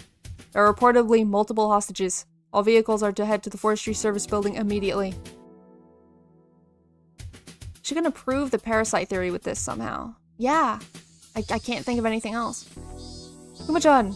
Sorry I'm late. What's going on? Hello, sir. Today, around 1 p.m., the Hinamizawa branch's school classroom was taken over. All 25 students have been taken hostage. Suspects' initial demands were to prohibit all entry to the branch's school property and to secure a hotline to us. So they're willing to negotiate with us from the start? What's going on? Also, the suspect is asking for you, Oishi-san. It's Rena Ryugu. Ryugu-san? Very well. Seem to be inseparable, huh? I'll be dealing with her until the end. Oishi gave a crooked smile. We don't know if she has any accomplices. Curtains are closed, so we can't confirm the situation. Have you asked whoever told us about this? No, Reina Ryugu declared it herself. Therefore, we don't know what's going on inside. Her teacher received a call from Reina Ryugu as she left the classroom before the incident took place. This has been well planned, huh? Has anyone from the forestry service been taken hostage? Nobody from the service was there today. All 25 hostages are students. That number matches with the attendance the teacher took this morning. Plus the suspect, right? Have we seen anyone else suspicious other than Reina Ryugu? No, we've seen someone peeking out from behind the curtain, but it was the suspect herself. We're guessing there must be at least 1 or 2 more of them, though. Well, maybe she really is doing it by herself. Reina Ryugu was a true believer in Miyotaka no scrapbooks. According to those scrapbooks, the entire village was Reina Ryugu's enemy. She didn't have anyone she can trust. However, Oishi had also believed in Miyotaka-no's delusion. It's possible that someone who was influenced in the same way was following Reina Ryugu. Oishi-san, the principal and the teacher are here. Hello, Chie-sensei. Are you okay? Oishi ran up to Chie-sensei, who was crying with a handkerchief held up to her face. Reina-chan is a good girl. For her to do something like this, there must be some mistake. Oh. If I were to do this by the book, I would ask you about Ryugu-san's recent behavior. When it comes to Ryugu-san, I probably know better than you do. Please, don't worry. I'll take care of this as peacefully as possible. Chie-sensei was huddled over, and Oishi didn't think he could say anything else to her. On the contrary, the principal was staying strong, trying to figure out how to take care of the situation. Oishi, please. If possible, I would like to request to be a hostage myself. I'll take the place of the children. Let me do that instead. It's all my fault. Please don't blame yourselves. I have things I want to ask you, so I'd appreciate if you cooperated. Banshi-kun, please show them the blueprints. Excuse me, sir. Section Chief Takatsuki is on the radio. Hello, this is Oishi. Oishi-san, how goes things? Kumagi-kun informed me of the situation. Suspect is underage, huh? Please keep strict control of the press. I understand. Also, the suspect is requesting me as a negotiator. Is that okay with you? We've known Reina Ryugu since the parasite incident from the other day, but she still thinks you're her ally. Only you can do the job. Good luck.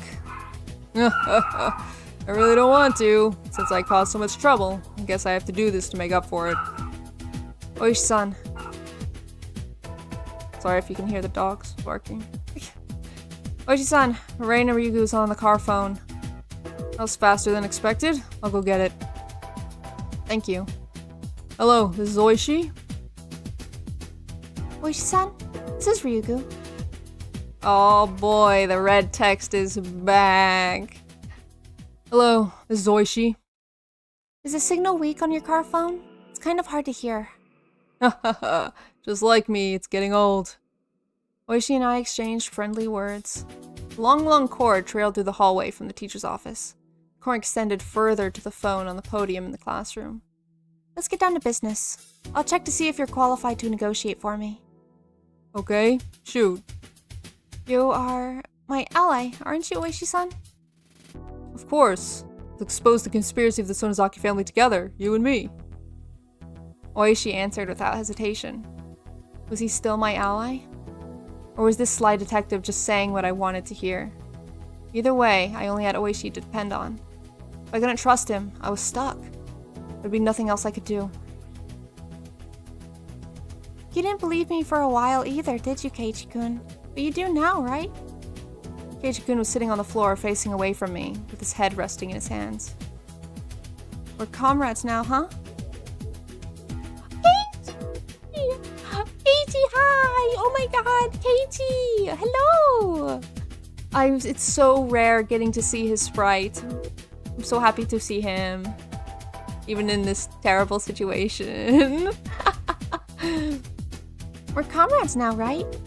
Yeah, that's right. Reina Ryugu asked Keiichi Maibara if he was her comrade, but I couldn't hear his voice. Was she trying to tell me that Keiichi Maibara is still alive? That he was being forced to obey her because of the hostages? Maibara-san is your ally too, huh? That's nice. But aren't you suspicious of Maibara-san for a while? Yep. When I heard about the BB gun incident, I couldn't believe it. But we can't let the past fool us. We have to learn from the past in order to grow. That's very good. You're absolutely right about that. That's why we forgave each other, so I don't doubt Keiichi-kun anymore. Keiichi-kun is my comrade. Comrade? Wonder if she said nakama. I understand. Therefore, Keiichi-kun is my ally too, isn't he? Please say hello to him for me. Please say hello to him for me. Sure, I will. Actually, I'd like to say hello to him myself. Can he come to the phone? Conversation stopped suddenly. That made me nervous. Did I say something wrong? Sure, here he is. Keiichi-kun, Oishi-san wants to talk to you. Heard some rattling and rustling on the other side of the phone. Hello, this is Maibara. He sounded monotone. Unable to disobey, Keiichi Maibara must have been pretending to follow Rena Ryugu's orders. Hello, Maibara-san. This is Oishi from the Okinomiya police station. Thank you for coming to the phone. Let's do this together. Yes, let's do this together. What is Ryugu-san doing right now? She's walking around the classroom? Maibara-san, please say yes if your answer is yes, and yeah if your answer is no. Do you know what Ryugu-san wants? Yeah. Answer told me for sure. Keiichi Maibara wasn't Rena Ryugu's accomplice. There's no way Rena wouldn't tell her accomplice what she wanted after planning a hostage situation like this. How would he help someone who wouldn't even tell him what she wanted? I'll ask you directly. Are you Rena Ryugu's ally? No, let me change the question. Are you being threatened by Rena Ryugu? Yes. There you go. The other guys in the car listening to our conversations raised their fist in victory. Is Rena Ryugu the only suspect? Yes. If she was the only suspect, then we could respond appropriately. Guess nobody else believed in Takano's scrapbooks. So, my being fooled was even more embarrassing. As I thought about my next question, I heard the phone being taken away from Keiichi. Rena came back on the line. See? Keiichi-kun is my ally, isn't he? Yes, you were right. It's very promising. Okay, now it's your turn to talk, Oishi-san. How are the simultaneous raids on the Sonozaki family going? Remember? You promised me when we talked on the phone before. Have you found the secret research facility yet? I had to decide on what to say. Should I tell her we conducted raids or not? Maybe she already knew we didn't raid. Maybe she's just testing me. We're trying to come up with a plan for the simultaneous raids as we speak. Talking to the prefectural police as well as the public safety division.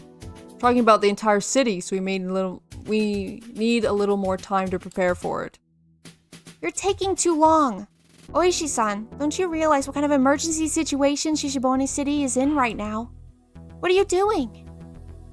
Oishi-san, you believe me, don't you? You're my ally, right? Right? Please answer me. Of course I am. But the police department is a little more complicated than you think. I'm doing my best, I really am. Thing is, this is on a really big scale. Oishi-san, they poisoned me recently. With the parasites that killed Tomitake-san. They poisoned me with them.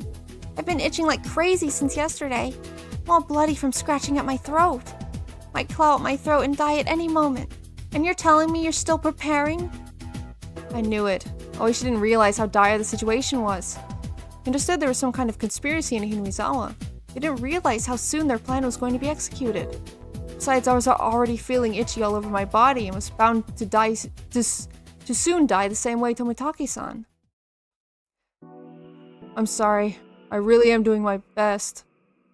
But... wait. Oh, yeah, that's Oishi. I'm sorry, I'm really doing my best, but everybody asks me if I have proof. Proof? Do you need proof? Mio-san's scrapbooks. Maybe that was what I'd need to convince the police. I was afraid someone would destroy the evidence if I handed them over to Oishi-san, so I kept them with me. But I didn't have much longer to live. Might not even make it until tomorrow morning. That's right, I might be dead before tomorrow. I would die tonight. Okay, I'll give you Mio-san's scrapbooks. Please use them to convince the other policemen. Ah, that should help. Please do give me the scrapbooks. Please give me the scrapbooks. I looked through my backpack, which is lying at my feet. Mio-san's scrapbooks were in there. This is our last resort. Oishi-san, do your best. No, you must take care of it, please. Of course. Trust me. I'll expose their conspiracy. I knew the police would take too long to get things moving. They're an organization, after all. That's why I'm doing this, to make them understand. You have an excuse now. Please use this chance wisely. Thank you. You can count on me. So how should we do this? You want me to come get it? I knew she wouldn't let me into the classroom. She was still cautious. I guessed where Rena Ryugu was going to take this thing, so I tried to stay ahead of her. Handed the memo with my instructions on it to a colleague. Can't really leave the classroom, so I'll have Keiichi-kun deliver them to you. Ah, okay. Maybe that's better. If you left the building, something might happen. What do you mean? Well, I'm sure the Sonozaki family already knows about what's going on here. I'm sure they didn't expect you to do something like this, so they might come to shut you up. Shut me up? Do you mean? By shooting you. Oh my god. A hitman from the Sonozaki family may try to put a stop to this by sniping you. That's why you shouldn't come outside. Don't even go near the windows. I saw you picking out a window, but you shouldn't do that. They may fire at any time. Wait a minute. Aren't there policemen around? Can you stop that from happening? We would if we could, but it's so open around here. A well-trained sniper can easily shoot as far as 400 meters. As you know, attack units from the Sonozaki family have gone through military training, so they specialize in assassination techniques. Don't underestimate them. I need you to help me expose the conspiracy of the Sonozaki family. I understand. Thank you for your warning. Even if my life is done tomorrow, I can't die now. That's right. Under no circumstances should you peek out the windows, okay? Be very careful. Phone conversation ended. Rena Ryugu was going to let Keiichi Maibara deliver the scrapbooks. Did you get what I wrote on the memo already? Yes, we've got it. Do you think it'll work? I scared her, so I don't think she'll peek out the windows. But I'm sure she'll still have her eyes open, though. I'll work around it. Roughly understood what was going on from the phone conversation. Okay, Keiichi-kun, here are the scrapbooks. Their contents are very important. They're proof of the Sonozaki family's conspiracy, and the police can use them as evidence to conduct a raid. Please take this to Oishi-san, okay? When you give it to him, come right back. I'm watching you. Oh my god. If you do something you aren't supposed to, I'll be angry. Rena took out a couple of old scrapbooks from her backpack and gave them to me. She cast a sidelong glance at Mion. I'll tell you about these later, Mi-chan. I'll tell you all about what a scary conspiracy your family is planning. Maybe you already know, huh?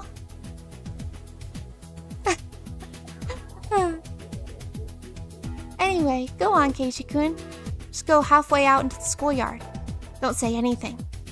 You're just delivering the scrapbooks. Don't talk, okay? If you do... If it was Chie-sensei, she'd slap you with a ruler, but... what should I use instead? Alright, I won't even say a word. Come on, put that hatchet down. I'm your ally, right? Trust me, okay?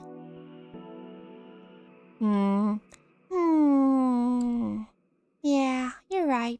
I trust you. So please don't betray me, okay? Rena's eyes were telling me clearly. Were telling me she didn't trust me. Even in this stage, she also knew she couldn't distrust her friends. Therefore, although she couldn't trust me, she was pretending to. That's why she didn't tie me up. Okay, I'll be going. I'll be right back. Okay. Walked past my friends who were lying down on the floor, headed to the exit. Saw some of their faces as I passed. Some were fearful. Some were sure I'd use the opportunity to run. Some were scared that they'd die if I did. Don't worry, guys. I won't let her even touch any of you. If Rena tries to do something, I'll stop her even if I have to risk my own life. Anyway, I'd do whatever it took to ensure that nobody died. I had to make sure that Rena didn't get angry. I'd just wait for the right moment. Went down to the school entrance and changed my shoes. Then unlocked... Dude, you don't have to change your shoes at this time.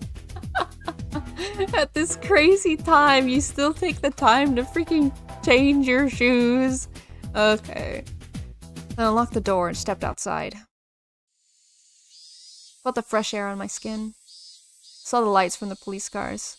Could feel the policemen, all the policemen looking at me. As soon as I was in the schoolyard, a little voice tried to tempt me. I was free from Rena now. If I ran off from the school grounds, I'd be free. What was I thinking? If I did something like that, Rena would go crazy, and who knows what else she'd do. The important thing here wasn't my safety. It was to make sure Rena didn't kill anyone. I saw a big man coming toward me from the school gate. That was probably Oishi-san. You Keiichi, my bar son. Hello, I'm Oishi from the Okinomiya station. That's so crazy that they haven't talked at all this whole time. Because they always talk. You can call me Kura-chan. What the heck? Okay. So, sorry. Rena told me not to talk and to just give these to you. So please just take them in silence. Is he gonna say the line, no? My car is air conditioning. I understand. These are the scrapbooks, huh? I'll take them. Tried to hand the scrapbooks to Oishi-san, but he stepped aside a little. Eh? Confused at what he was doing, I changed my position and handed them to him again. I took them that time. And at that point, Oishi put something that was under his jacket into my pocket. Don't worry. Even if Ryugu-san was watching, the building's behind you. She couldn't have seen that. What is this? Couldn't look into my pocket because I didn't want Rena to suspect anything. Whatever it was pretty heavy for its size. Probably a bug. Not a real bug, but, you know. I have a memo for you too. On your way back to the classroom, please read it without Ryugu-san noticing. Go on now. She'll get suspicious. I just followed his a gun. He would not give Keiichi a gun. There's no way. I just followed his directions. I was worried Rena had begun to suspect something. When I looked at the classroom, curtains were closed. That didn't mean she wasn't peeking out through the crack. Went back to the entrance and locked the door. Rena checked and found the door unlocked. It would cause more trouble. Rena was in the classroom. There's no way she'd come down this way. She was alone. If she left the classroom, everyone would get up and run. They couldn't run because Rena was there, but they were all waiting for their chance. The entrance, then, was Rena's blind spot. As I changed my shoes, I quickly removed what Oishi-san had put in my pocket. There was a radio with an earpiece. Something else that looked like a short police baton. Oh, wow. We got a lot of stuff. There's also a folded piece of paper. I opened the piece of paper and saw a note written in small print. Dear Mayabara-kun, please hide the bug in your pocket. It picks up even a low voice so you can use it to get in touch with me. By using the earphone, you can hear me in return. There's also a spray for self-protection. It sprays as far as 1 meter. Make sure you aim for the face. This must be the spray. Because it's safe to try it here. Held on the button and gas sprayed out from the nozzle. Compared to Rena's hatchet, this required some caution. But it was small enough to fit inside my hand. It was reassuring I could hide it so easily. In other words, it was now possible for me to stop Rena. As I realized all my classmates' fates rested on my shoulders, I felt sweat form on my face. The memo continued. Spray is just for self-defensive purposes. Pepper spray only impairs eyesight. While it makes your enemy powerless due to extreme pain and coughing for at least 30 minutes, it's not powerful enough to render them unconscious. Therefore, please don't forget there's a possibility that your enemy might fight back desperately in a panic. This spray is your last resort.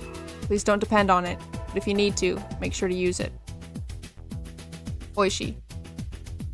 Is he telling me to use it or not? It's probably one of those grown-up issues. Cops entrusted me solely with the fate of the hostages and I failed. They'd be held liable. So while he gave me a weapon, he made me consider its use. Hid the bug and the spray in my pockets and went back to the classroom. Felt a little dizzy, maybe because I was nervous. Simply following Rena's orders because I had no other choice. That was why I wasn't scared. Things were different from before. I had a weapon. I was in far better position. But my heart was pounding. Humans are so strange. Shit, what am I going to do? What should I do, Keiichi Maebara? Did I want to fight with Rena? Memo said the spray only reaches as far as 1 meter. 1 meter? It's basically hand-to-hand battle. That meant I only had one opportunity. One chance. One opportunity. I didn't have a second chance. The memo also said I need to aim for the face. That wasn't going to be easy. Shit. Besides, Rena was cautious. How could I stand directly in front of her within 1 meter? But that's what I'd have to do if I have any chance of winning. Rena would do anything to reach her goal. She wouldn't even hesitate to kill. Just like how I didn't. Of course, things were already extremely serious. An apology definitely wouldn't be enough. But at least there hadn't been any casualties. The more time passed, the more irritated Rena would get. She might demand something again. She might kill someone that time to show how serious she was. Bad things have already taken place, but a tragedy hadn't occurred yet. It was almost here. It wasn't very far at all. Finally, a man pepper spraying a woman. Yeah. When I closed my eyes, I could easily picture Rena killing one classmate after another. After I killed Rena and Mion, my room was covered in blood. If she killed 20 people, the classroom would be a pool of it. I kind of hate this. I kind of hate this situation. I can't even enjoy it from a freaking fictional perspective.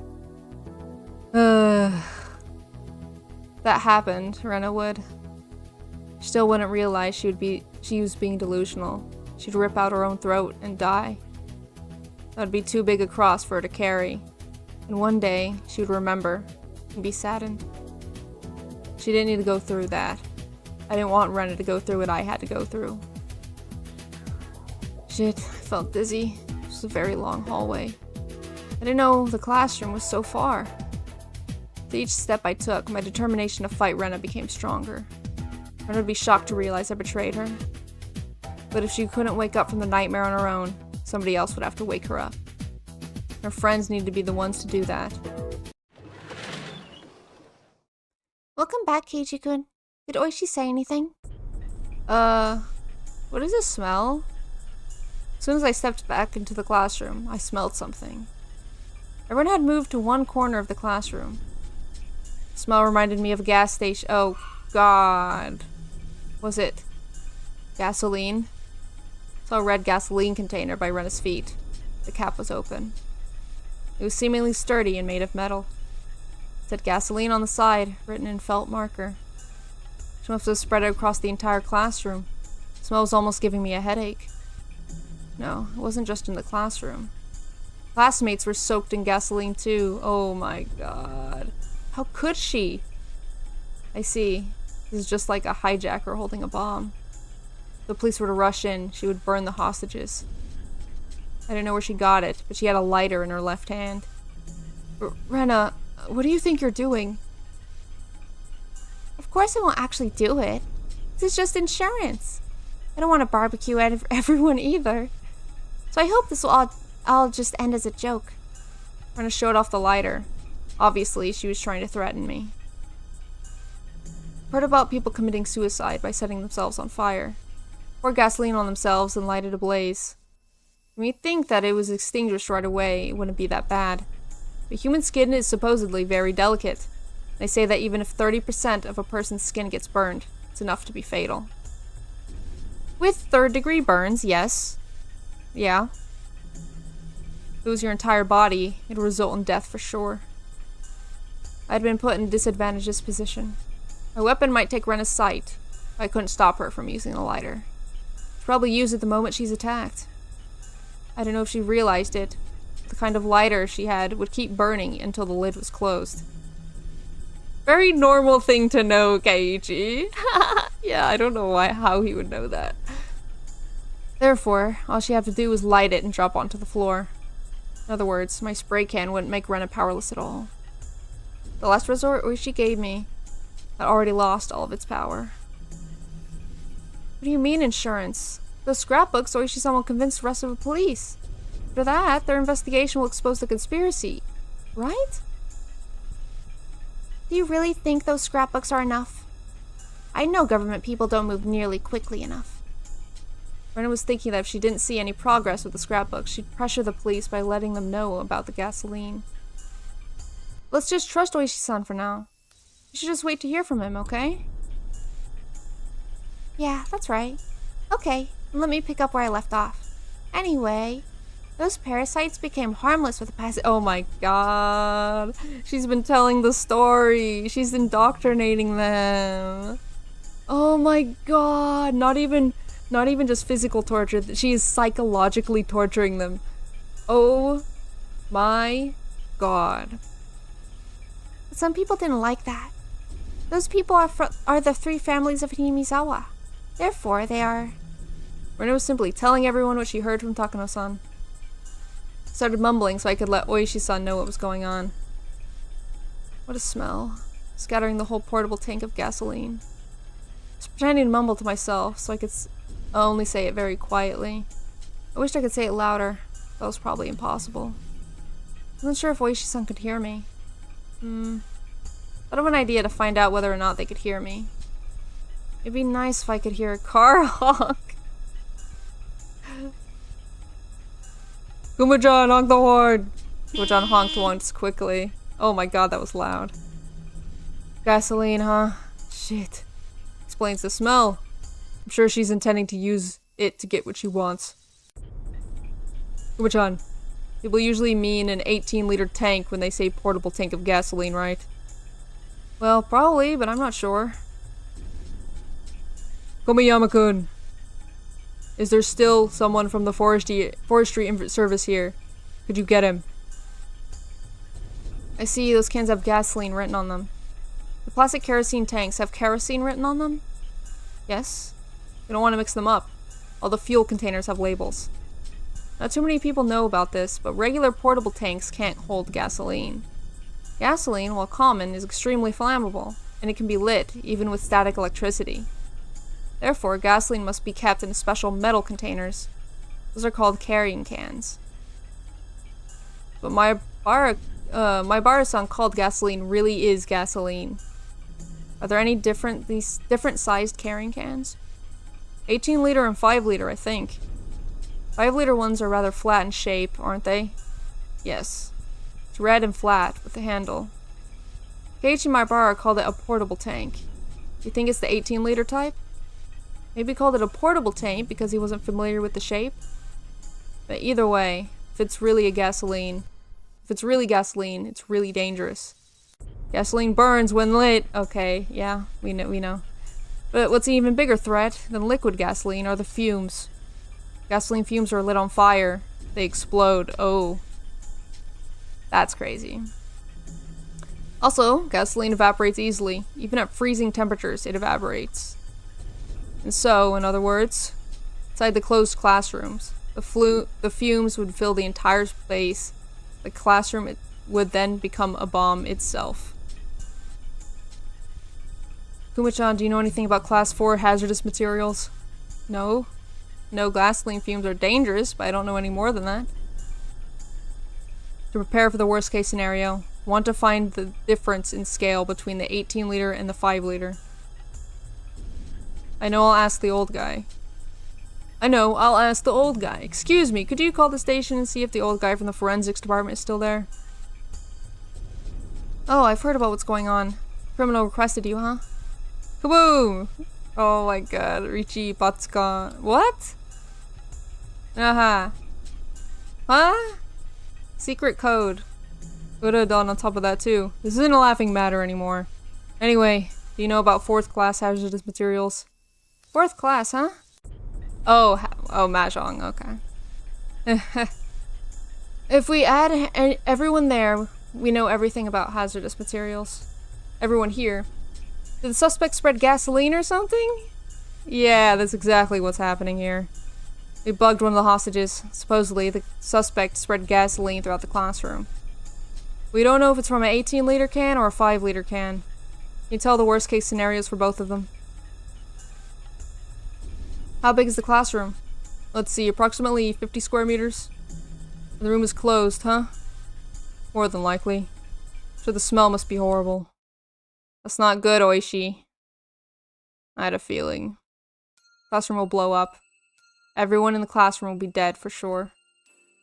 You mean in the case of the 18-liter? Fool, I'm talking about the 5-liter one. If I remember correctly, 4 liters is plenty enough to blow up an 8 by 8 meter room. The policeman listening to the conversation on the side went pale. 8 by 8 meters meant a room that was 64 square meters. Only 4 liters were needed to blow that up, and at least 5 liters were scattered in a 50 square meter room. In other words, the room has more than enough gasoline, huh? That's not good. Rather not hear this. What would happen if it was an 18-liter can? Let's see. Put it in your words, Oishi. The dealer's hand. Yep. Mahjong. What do you mean? What? Buy amount for the dealer. 24,000 points. The base distribution is 25,000 points, so there'll be 1,000 point stick left. I don't understand anything about Mahjong. What? Something like that. There may be 1 pillar left if you're lucky. My gosh, I don't want that kind of Ruchi. Yes, I see. Right? I don't understand. Should call the fire department and get a chemical unit ready. You'll need to have them deal with it after the incident's taken care of. Shit, I heard this through the bug, so if a fire engine shows up, the suspect will find out. I guess I'll have to get them ready where she can't see them. Yeah, that's a good idea. You mentioned a bug, didn't you? Yes. I had a chance to come in contact with one of the hostages. I gave him a bug. So I found out about the gasoline. It's not good. There have been incidents where sparks from electronic devices set gasoline on fire.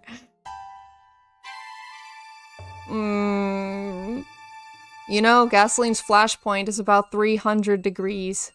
Even static electricity can easily cause an explosion. You've got to be kidding me. Why is such a dangerous liquid available to just about anybody? Seems like a sneeze can ignite gasoline. Yeah.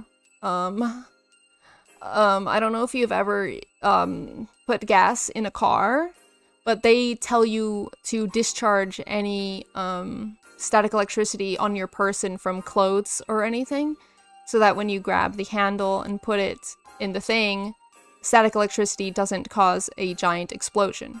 Because there is always a chance that some static electricity will happen when you touch the gas pump. That your clothes might, go together in a certain way, cause some static electricity, and then everything gets blown up. So, yeah, gas stations are actually really dangerous. How the heck should I know? Tell that to the fire laws and automobile companies.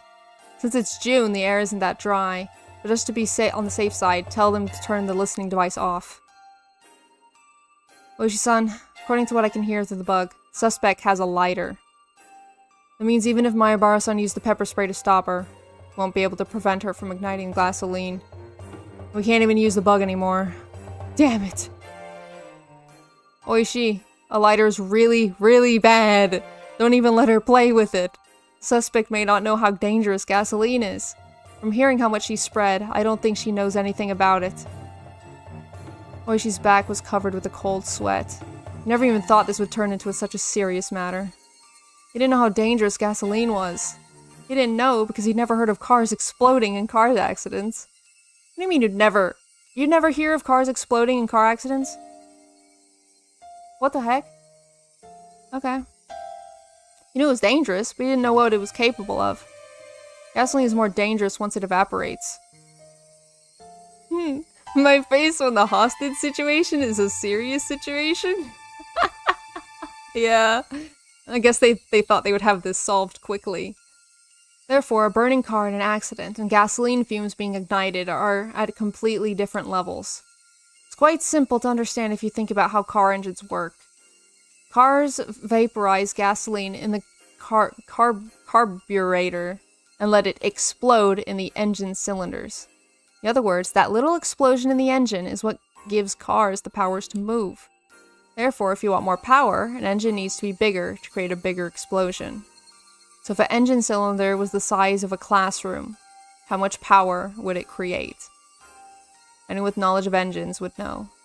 But a lot of people don't consider how dangerous evaporated gasoline is. So, the goal, open a window, open a door. Maybe it won't be that bad.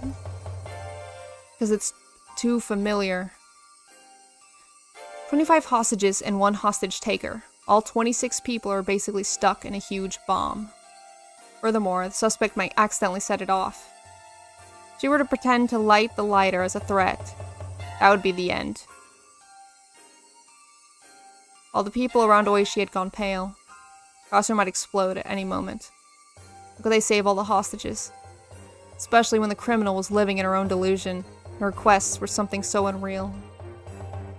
You know, I have no faith this is gonna end well anymore. This is too far, Rena. This is actually too far. Like, from what I remember happening, I don't remember this at all, so I have no clue. Excuse me, I found a letter in the scrapbook. One of the policemen brought over a folded piece of paper. Oishi opened it while the others watched. Saw girlish handwriting on the paper. You could tell this was written before she invaded the school. Yeah, she is not invited to club games anymore. Dear Oishi-sama, you're reading this letter. That means I'm at the final stage. Must have seized the school and held the students as hostages.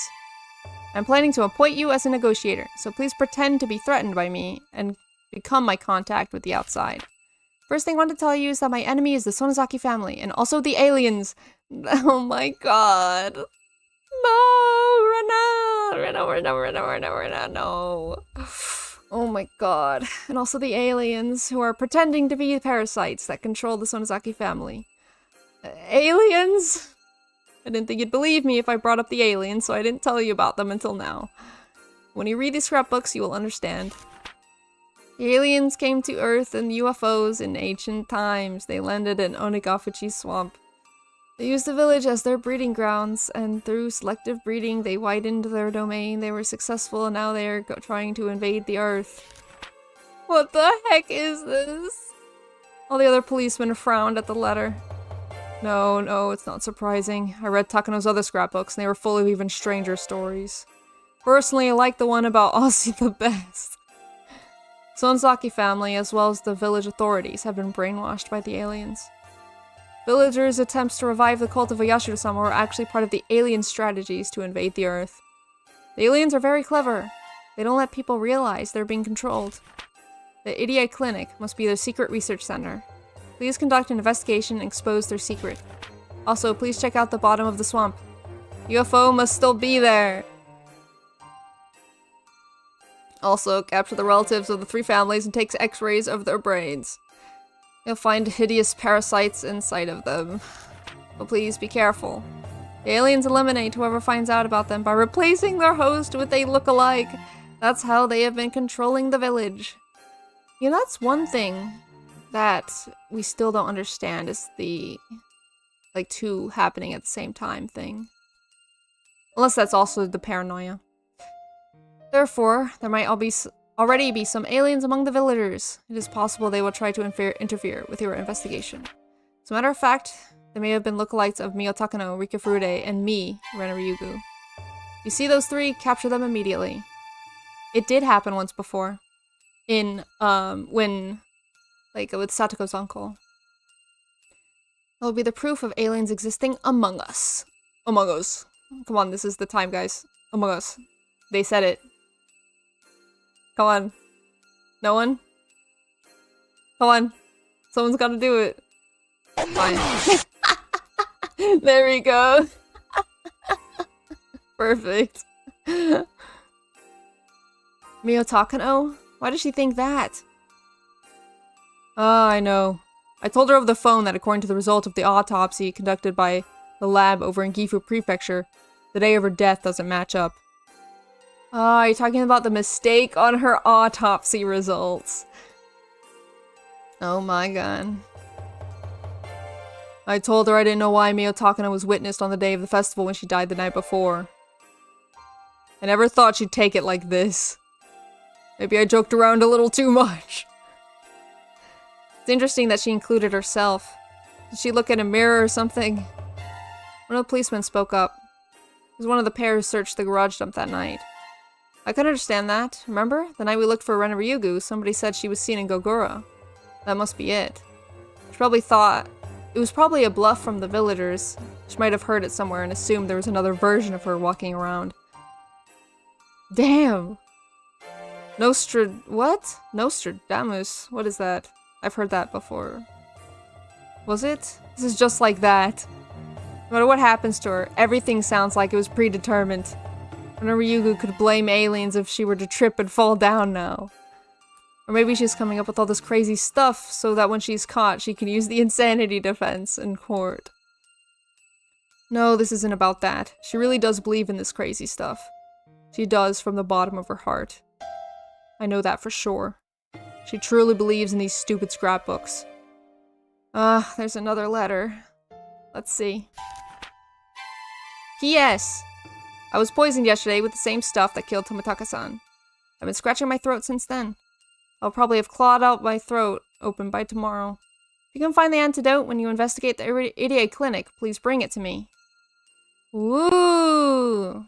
Antidote. This sure is something. Yeah. She believes in alien stories. Maybe we can trick her with an antidote. But you may not find the antidote. Or maybe it'll be too late by the time you do. Therefore, considering the time I have left, I will set 7 p.m. tonight as the deadline. If an investigation doesn't take place and the antidote doesn't arrive by 7 p.m., I will choose to die with all the hostages by lighting the gasoline instead. 7 p.m. What time is it now?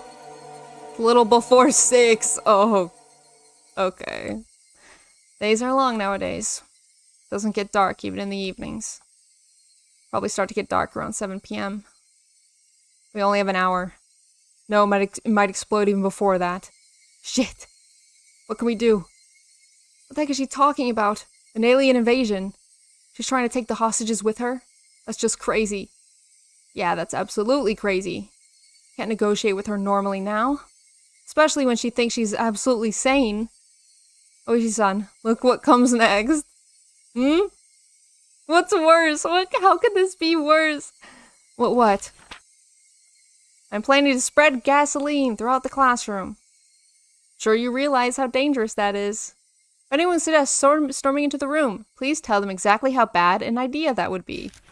Also, the hostages are anchored down with U-shaped bike locks. Even if those alien policemen rushed in and killed me, they'd have to cut each lock. But if you tried cutting them, you might create sparks. Therefore, you need to completely ventilate the room first. In other words, it will take an extremely long time to rescue all the hostages from the classroom. Actually, I have a different explosive system set up, other than the gasoline I spread. Oh my god. It's a very simple time bomb using gasoline and a kitchen timer. The kitchen timer provides electricity at a set time. I rip the tip off its plug so it will create enough sparks to ignite the gasoline. I've already set the timer to 7 p.m.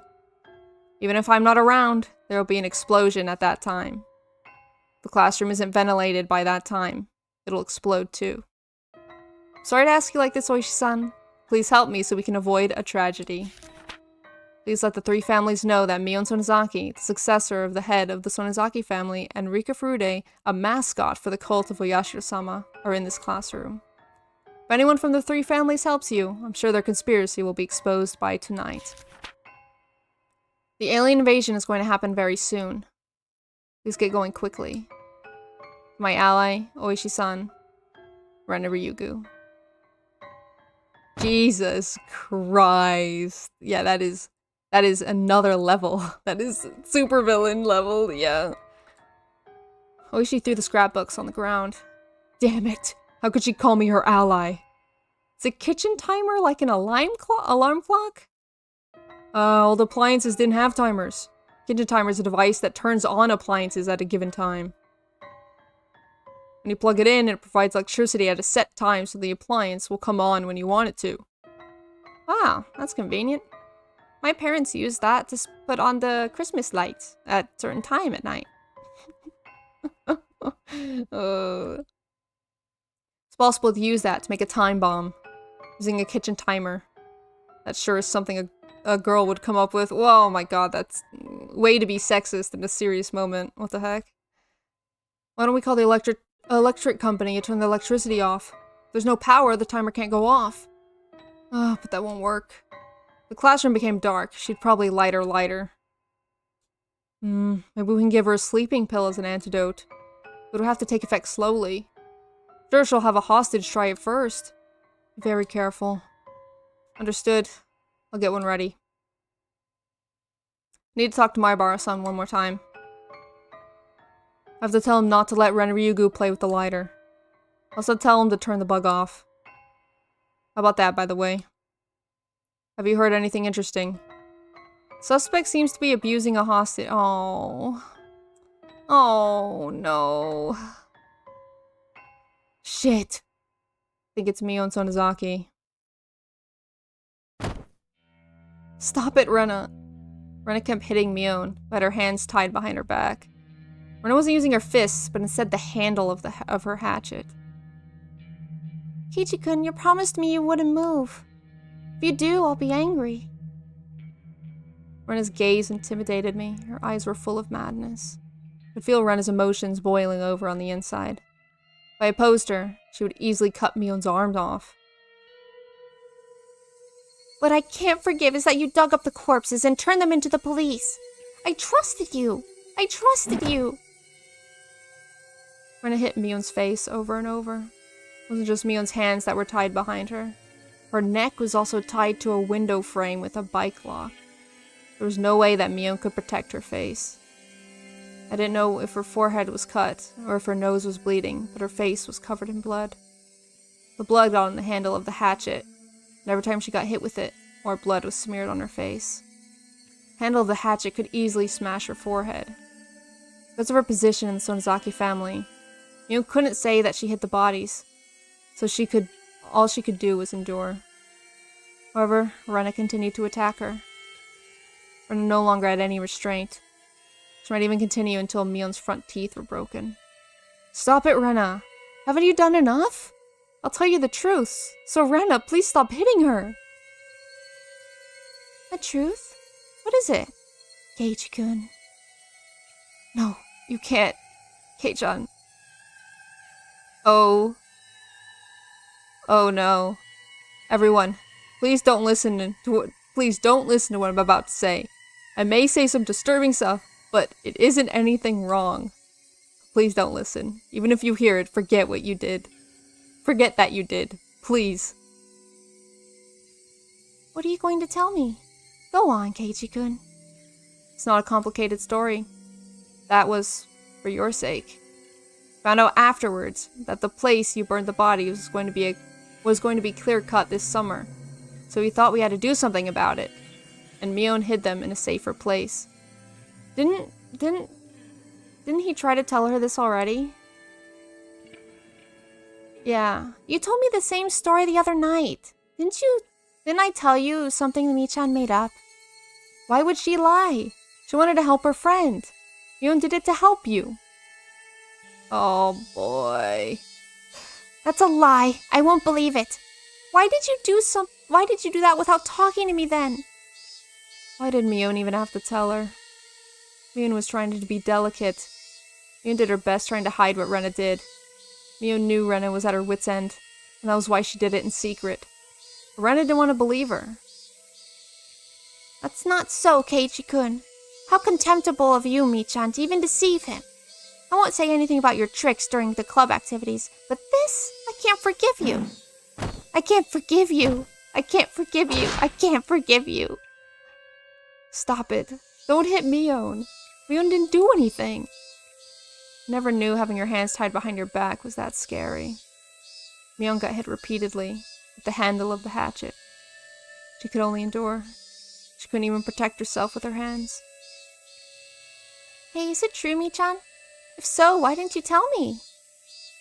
Can't you understand Mion's position?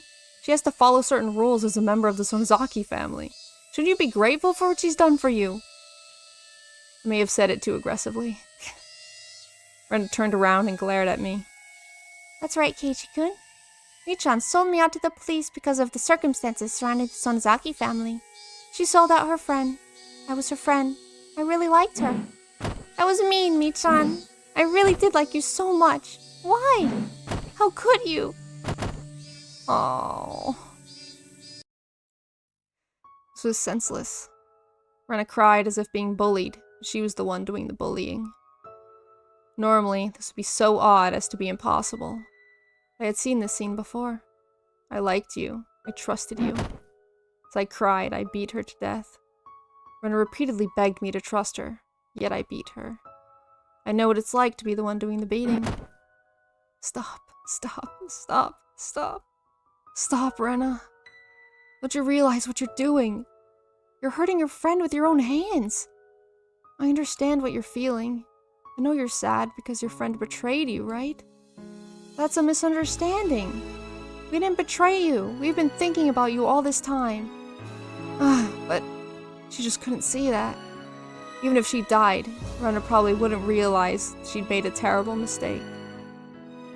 But someday, you'll realize. Even an insensitive guy like me realized, so Rena would realize it for sure. And that's when you'll feel even sadder, Rena. You'll remember this bloody Mion one day, and you realize that you were the one who made her bloody, and you will regret what you did. But I was the only one who could understand that, because I remembered. There was no way for Rena to understand or realize that. I wondered if I was suffering the most of all. There was no way to avoid a tragedy. This was exactly the same tragedy, with different actors. The main character was Rena instead of me, but it was the same thing. Where was I? I was in the audience now. I knew how the story ended, but I couldn't come onto the stage. Stop, Rena. Stop. Stop. Are you crying? What's wrong, Keiichi-kun? I stood up slowly and walked towards Rena, just like what Rena did for me before, with my arms open. Please stop. Stop this, Rena. You may not know why now. You may not know why you have to stop now, but if you don't, you will regret it someday. So please stop. Keiichi-kun, I'll be mad if you don't move back to the wall. Rena's eyes went cold. She lifted the hatchet in her right hand. No, Kei-chan. Oh wait, no, that's... No, Kei-chan, I'm okay. Mio told me, with such a bloody face, how could she be? Are you going to hit me with that hatchet? If you come any closer, I will. Without hesitation. I don't need you anymore, Keiichi-kun. But I want to be with you until the end. So please don't make me mad, okay? Okay? She sounded gentle. Her expression was telling me there really would be no hesitation. Rena would crack my head open with the hatchet immediately. But who cares? If you were in my shoes, what would you think you would do? Of course. I don't want to die, so I wouldn't oppose my opponent. If they had a weapon, I would be scared. That's a lie. Or that's a lie. I know you're strong enough to give up your own life for the sake of your friend. It's my turn now. My turn to be strong. I'm just like you. Won't hesitate to give up my life for my friends. If you want, I'll give that life for you. So stop this. If you trust your friends, stop hurting her. Same pain will attack you later, so stop. Nobody's trying to scare you. We're all thinking about you. Don't doubt that. Please believe it. Trust me. You can come to trust me by smashing my head in. Go ahead and crush my head with that hatchet. I won't try to protect myself. Don't come any closer. If you do, I'll light this place up. Rena lifted the lighter overhead. You fool! How long are you going to dream about such crazy things? You already know that yourself, don't you? That it's all just a bad dream? You want somebody to wake you up. I'm here. I'm here to wake you up from your nightmares. You're the one who has to wake up, Keiichi-kun. Can't you believe that all those aliens are trying to invade the village? You believed me back then. Are you doubting me again? Can't you trust me? Rena opened the lid of the lighter. I could tell her thumb was about to light it. Rena was prepared to die along with everyone else. Rena would die without knowing the truth. She would die believing that the world was crazy. She would die cursing everything in this world. That was the storyline of this tragedy, wasn't it? This was a theater from hell. What an interesting script. Who wrote it? A devil? Oh my god. Shit. I won't let this happen. Don't underestimate Keiichi Maebara, the original main character. Oh my god, yes. Don't think the same storyline will work again. I'll be taking over the script this time. I'm going to destroy it. I won't let this bad ending take place. I'm going to destroy their expectations. You're the one who doesn't trust me, Rena. Just trust me. Shut up and trust me. This is all for your own sake. As the main character of the previous tragedy, I'm telling you this. You just shut up and listen to me. What are you talking about, Keiichi-kun? Shut up and trust you? You're the one who doesn't trust me, Keiichi-kun. Why don't you believe me? Shut up! I know you're wrong. I know how you'll end up. So I know you're going to regret it in the future. I don't want you to finish your life without realizing what you've done. You just don't know how sad this is yet. I have no idea what you're talking about. Are you okay, Keiichi-kun? Yeah, I bet. I bet you have no idea what I'm talking about. I'll tell you. I'll tell you the story of a pathetic guy. Once upon a time, there was a pathetic guy named Keiichi Maebara. He had no complaints about his life, and he spent every day having fun with his friends, but one day, he started to doubt them. After a while, he started to doubt everything. He didn't notice how worried his friends were, and he hurt them repeatedly. How sorrowful. They trusted each other, but they couldn't let each other know. Can you believe something as stupid as that really happened? Then, I beat you, and Mion, with a metal bat, to the point of death. But you begged me to trust you until your final moments. You didn't even try to protect your head. You trusted me until your final moments, reaching your hands out to me. I didn't realize what you were doing, and beat you to death anyway. Do you know how sinful that was? I bet you have no idea. That's why I have to make up for what I've done. I'm going to stop you, Rena. If you come any closer, I'll light the lighter. Just as you've tried to save me with your life, I'm going to save you, Rena.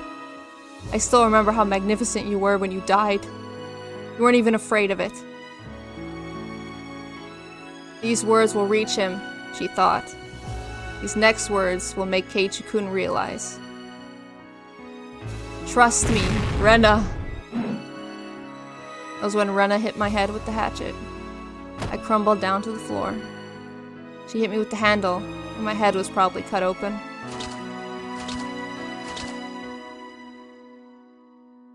I felt the blood on my face. Poor Keiichi-kun. That's not of your own will. Parasites that are living in your brain are controlling you. Oishi-san will find the medicine for it. When he comes, I'll let you take the medicine first. Then you'll be free. You'll return the Keiichi-kun I loved. Oh. Just hang in there for a little while longer, okay? Damn you! I heard a phone ringing in the teacher's office. Rena listened to the phone ring for a while, then realized it was for her. Rena tried to answer the phone in the classroom, but she couldn't figure out how to transfer the call, so she decided to answer it in the teacher's office instead. I'm going to the office for a bit. Don't run away, okay? If any of you are missing, something terrible will happen to me-chan, okay? Rena glared at everyone in the classroom, intimidating them, and left. That was when I heard a honk from the outside. Remember the signal from earlier. Oishi-san wanted me to get in touch with him. Bent down and put the receiver earphone in my ear. Can you hear me? This is Kumagai from the Okinomiya station. Please cough if you can hear me. Cough. Cough. Very good. Please listen carefully. Gasoline in the suspect spread everywhere is very dangerous. The classroom is filled with vaporized gasoline right now. It's like a bomb. Please don't aggravate Ryugu-san and don't ever let her play with the lighter. Please don't provoke her anymore like you just did, okay? Oh my gosh. This bug is awful. It's possible for gasoline fumes to ignite at the slightest spark. Therefore, please turn the bug off after this communication. That's just to be on the safe side.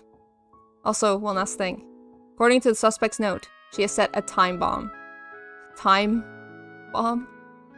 She used the kitchen timer to make a simple time bomb, and the classroom will explode if it goes off. We're trying to get some sleeping pills ready to give her as an antidote. We don't have much time left. According to her note, the timer is set for 7 p.m. Looked at the wall clock. It was 6:45. There were only 15 minutes left. Could hear Rena screaming into the phone. No, the time has already been set. Hurry up, Oishi-san. I won't. Oh, hold on. I won't wait for even a second longer. As you can hear, Rena Ryugu is refusing to reset the timer. She's going to kill herself in 15 minutes. I remembered thinking the same way as Rena. After I killed Rena and Mion, I knew the police would come. Thought somebody would solve the mystery after I was dead. That's what Rena was thinking, and she'd been planning to kill herself from the beginning. What do you want me to do? The sleeping pills should arrive soon, but if an explosion took place before we could negotiate, there would be no point. I want you to find the time bomb and disassemble it. You mean cutting red and blue cords like in the movies? Probably simpler than that. According to the suspect, she used the kitchen timer. Oh, wait. Oh, hold on. This is Oishi and Keiichi, sorry. Yeah, Keiichi's like, what do you want me to do? And then, yeah. And then he says, you mean cutting red, yeah. It's not a battery-operated one, it's one of the ones you plug in. Looks like an alarm clock. You see anything in an outlet in the classroom? There's one outlet in the back and another at the front of the classroom. I checked, but didn't see anything that was plugged in. No, I don't see anything. If an ignition was taking place somewhere, it shouldn't work. Must be somewhere in the classroom. No, I don't think so. Only cord coming from the hallway is the one for Rena's phone. Is it possible for the kitchen timer to be battery operated? It's the type that's powered by electricity. Could it possibly be in another room? There's a different room where she spread gasoline. The timer could be in there. Ah. Okay. Trying me to check the whole school in 15 minutes? Damn, I'm injured here, you know. But if I stayed here, I'd die in 15 minutes. It wasn't a time to be pessimistic. It was probably my last chance to stop this tragedy from taking place. She spread the gasoline while I went out to deliver the scrapbooks. She must have done it in a fairly short time. I really didn't think she had enough time to spread it anywhere else other than the classroom. Then where was the time bomb? We're doing everything we can here, so please help us. That's all. If you don't have any questions, I'll end the communication. Is there anything else? No, not really. Oh, wait, yeah, I do have one thing to say. What is it? Please tell Oishi that he should never have told Rena about my past. If I come out of this alive, I'll punch him, so he better be prepared. Wait, 2 punches. One for telling Rena about me, and another for telling me about Rena. I understand. Oishi-san is disappointed in himself for letting Rena Ryugu fool him. I'm sure he'll be happy to let you throw a punch or two. Is that it now? Yeah. Already wasted a few minutes here. See ya. Be safe. Click. Rena was still on the phone. Oishi-san was definitely trying to stall her. From what I could hear, it sounded like he was telling her that they investigated this main Sonozaki residence, found something awful in their secret basement or something like that. Hey, if you went too far, Rena would believe everything again. Mion was going to get hit again for lying. This is just Counter-Strike. A bomb has been planted. Shut up. No. Keiichi. Rika-chan and Satoko crawled up to me. Did you hear? Traps are my specialty. I can't let Rena-san do this to me. Satsuko realized how serious the situation was as well. The lives of the hostages, including her own, were about to be taken. And she tried to remain strong. Satsuko, even if you die, please don't hate Rena. Rena's sick. She was just unfortunate enough to get this tragic disease. Remember? We had so much fun together. Satoko, I still believe in both you and Rena are my wonderful friends. How can you still say that she's your friend after what she's done to Mion-san? But can't you understand, Satoko? Once a demon starts to act up inside, no matter how tragic the outcome, you just can't stop it. Satoko quietly hung her head. I don't understand what Rika-chan was trying to say to Satoko. But maybe. I believe in Rena-san. There you go, Satoko. I hugged Satoko's head. Rika-chan's arms were tied, so she couldn't embrace Satoko. She put her forehead closer to her in praise. Okay then, I'm asking the world's best trap expert. If you were to blow up this room, where would you set a time bomb? Count on me. The device has to be connected to an outlet, huh? Yeah, that's right. It could be somewhere else other than this room. It's possible that she spread gasoline all over a different room and set the device there. No, I don't think she had enough time to do that. She had a gasoline hidden close by, and only spread it here. That was about all the time she had. I remember now. Rena told me last night she had to prepare something for today. I mean, she had things ready since then, at least. Those are all the hints I get, huh? What a cruel mind-sweeping game. You can find it, Satoko. If you can't, there's no way I can. I'm wagering all my trust in you. You can do it, Satoko. In order to save Rena, please find it. In that case, very well. I shall prove that Renaissance trap is child's play compared to one of my own. I'm gonna ask you one more time. If you were to blow up this room, where would you set a time bomb?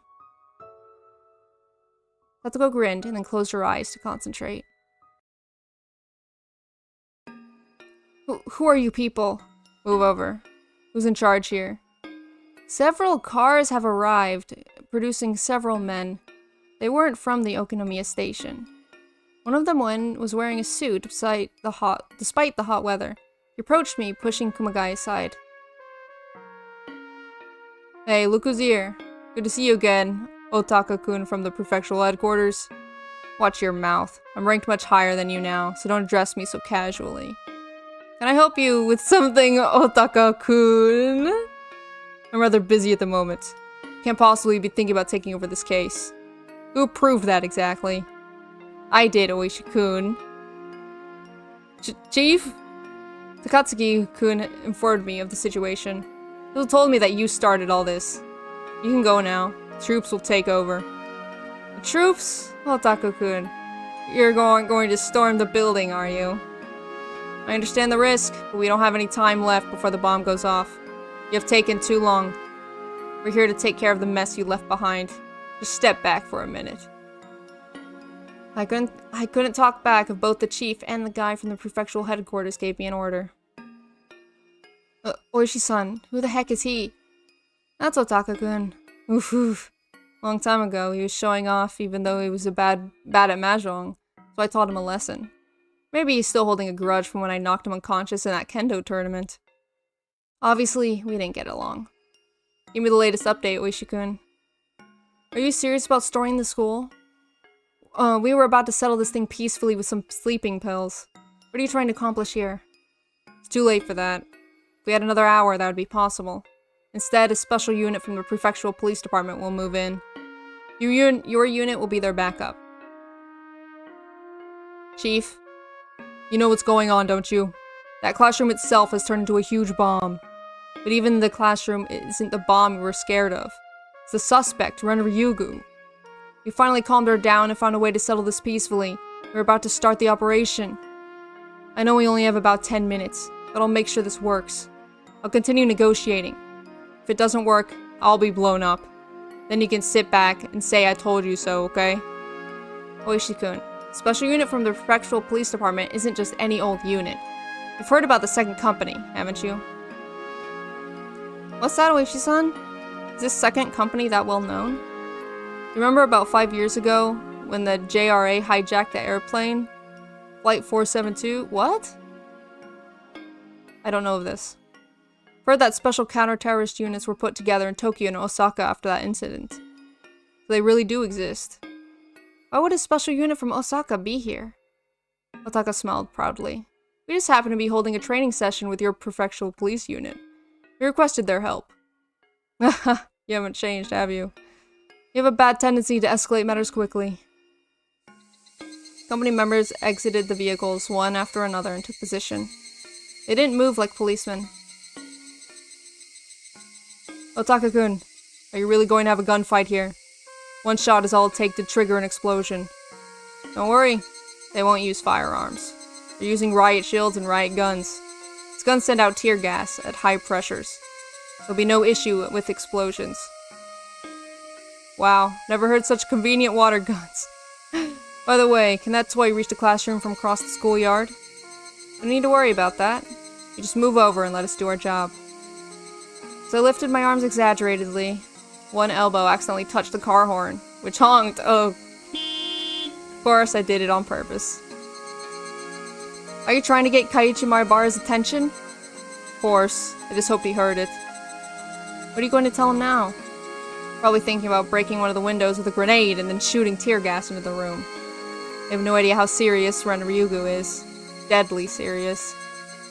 Even the noise of a window breaking could drive her over the edge. Are you saying the special unit can't suppress her? Of course not. That's why we've been so careful. Ryuga has been intending to kill herself this whole time. A raid doesn't work on people who don't care about dying. We only have Maibara-san now. Oishi-san. Here he is. Hello, this is Oishi. If you can hear me, please cough. Cough, cough. This is an emergency.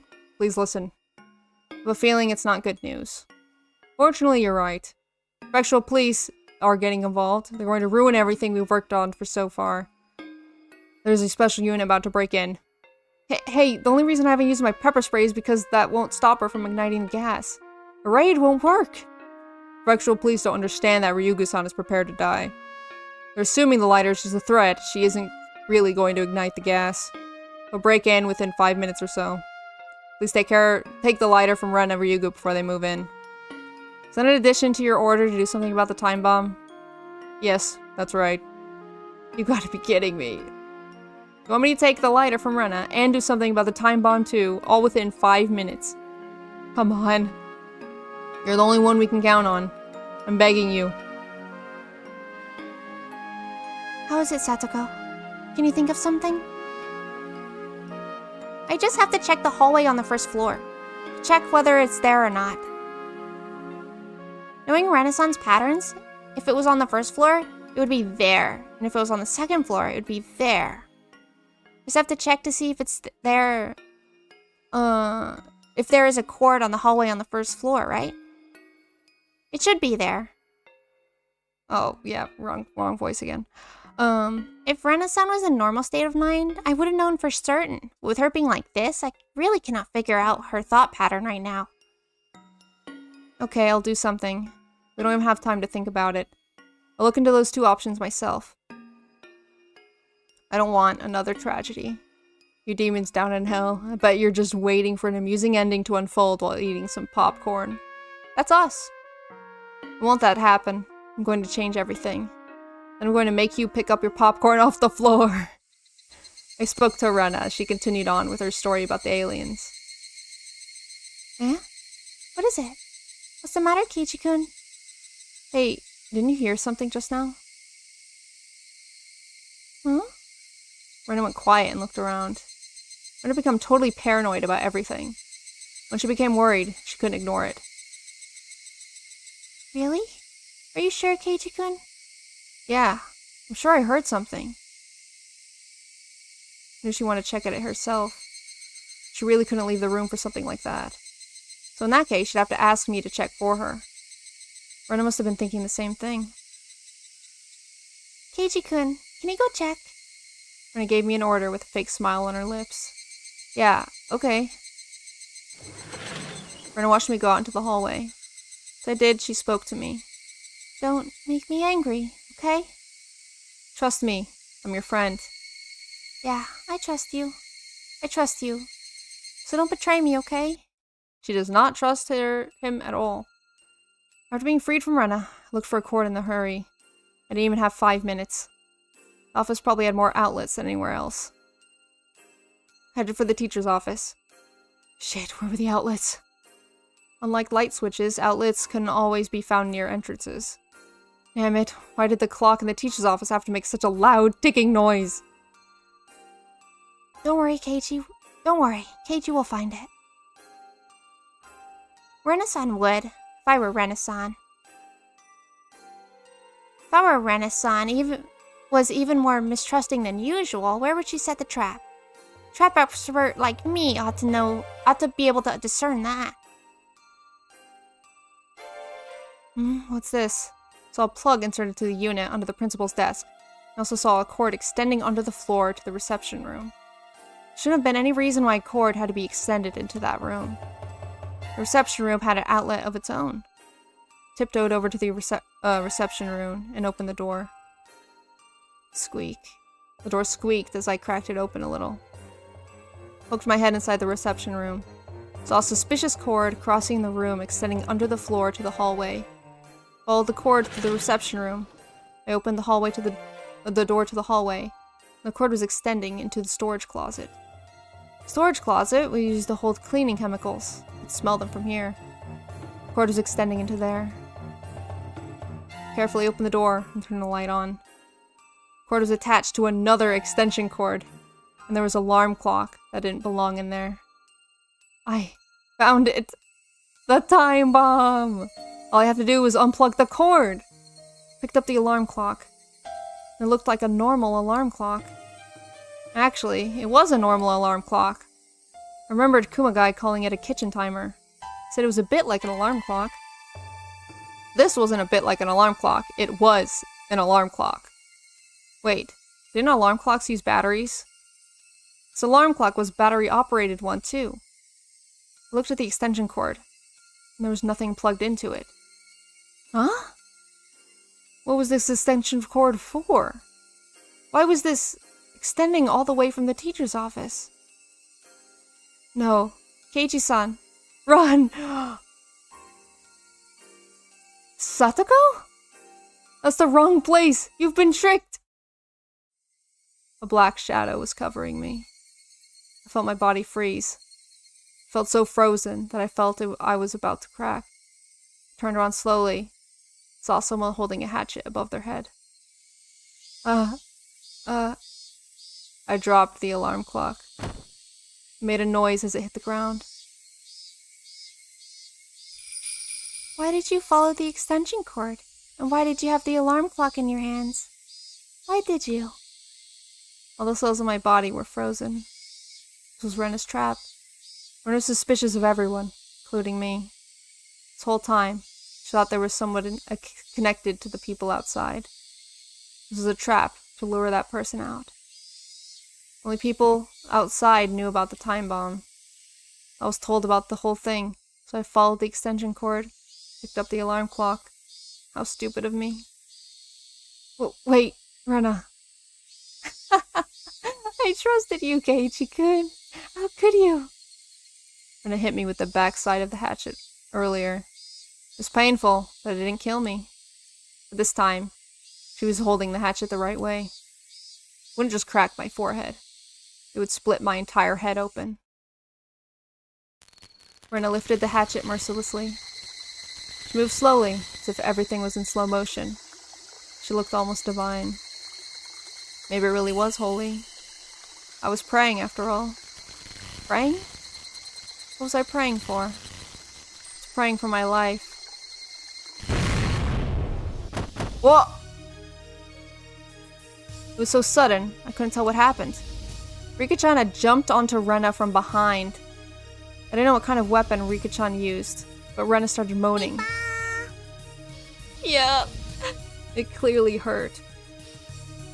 That brought me back to reality. Couldn't just watch them. I had to get the lighter from Rena. What? Don't think you can win with mere force. Rena knew I was after the lighter. She closed her fingers around it tightly. Rika-chan was grabbing onto the arm Rena was holding the hatchet in.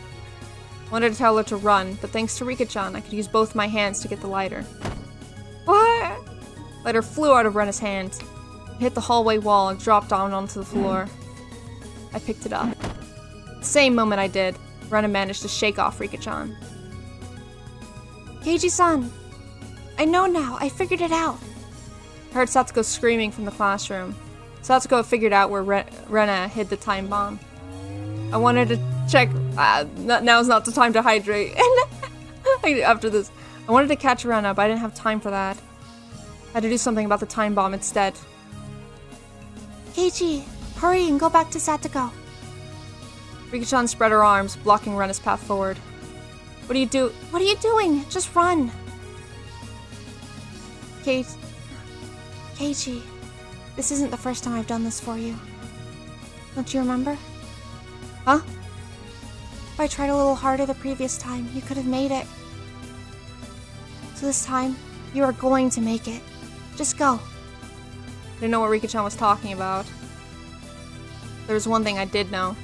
It's like Rena and Mion were ready to give up their lives for their friends. I was willing to give up mine.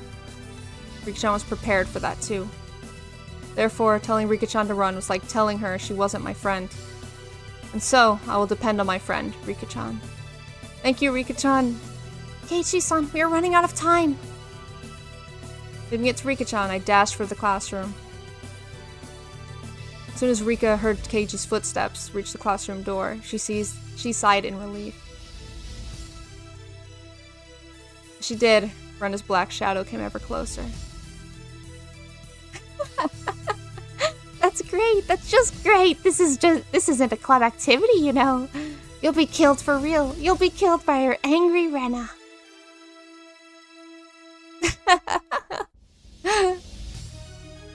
You're not afraid of me, are you?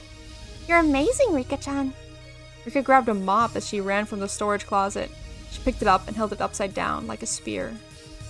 Rika's sense told Rena she was ready to fight. Rika didn't look like a little girl anymore. She looked so brave that Rena was even startled by it. Why, you really are amazing. You aren't afraid of being killed at all, huh? Rika smiled cynically. Rika usually never smiled this way. Do you really think I would be afraid of death? I've experienced several hundred deaths up until now. Why should I be afraid of it all of a sudden?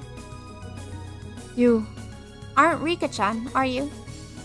You're the one I met that night. Show yourself, alien. Where is the real Rika-chan? The real Rika? She's right here. Meep-meepa. Oh. The way you're looking down on me, that really is like Rika-chan. I get it, Yashiro-sama is an alien. Furude family is descendant from him, and therefore you are a descendant of aliens. I'll crack open your head and drag out all the parasites in your brain. Rena raised her hatchet and charged at Rika with a scream. Yeah! One swing is all I need to smash your head open. Rena looked like a beast charging toward its prey. Rika took a step backward and lowered her body, preparing to counterattack. She did that with no hesitation. Even a minute is plenty. I'll play with you. Come on, Hatchet. Come on, Hatchet girl! Oh my god. Okay. Even a minute is plenty. I'll play with you. Come on, Hatchet girl. Do you not get it, Keiji-san? All the hints were already in place this morning. Calm down, Satsuko. Explain more slowly so I can understand. What are you trying to say? It's simple if you just remember. Come on, it's quite obvious when you do. Hey, something stinks today. Close the windows. Silly, it'll be hotter in here if we close the windows. We had been smelling gasoline coming from outdoors. There were no forestry service people in the office, so they weren't doing any work today. The smell wasn't coming from anything they were doing. In other words, it was the smell of Rena's gasoline. Rena hid the gasoline near the classroom. She had it in a plastic container. You can't smell gasoline that's in a plastic container. So in other words, she had more gasoline ready than just in the container she used to spread it around the classroom. Where was the smell coming from? Was it coming from outside? Vaporized gasoline is heavier than air. It stinks. It sinks! There was another hint other than that. What? Our ball is missing. You hit it again, didn't you, Hojo? Why would I hide such a stupid thing?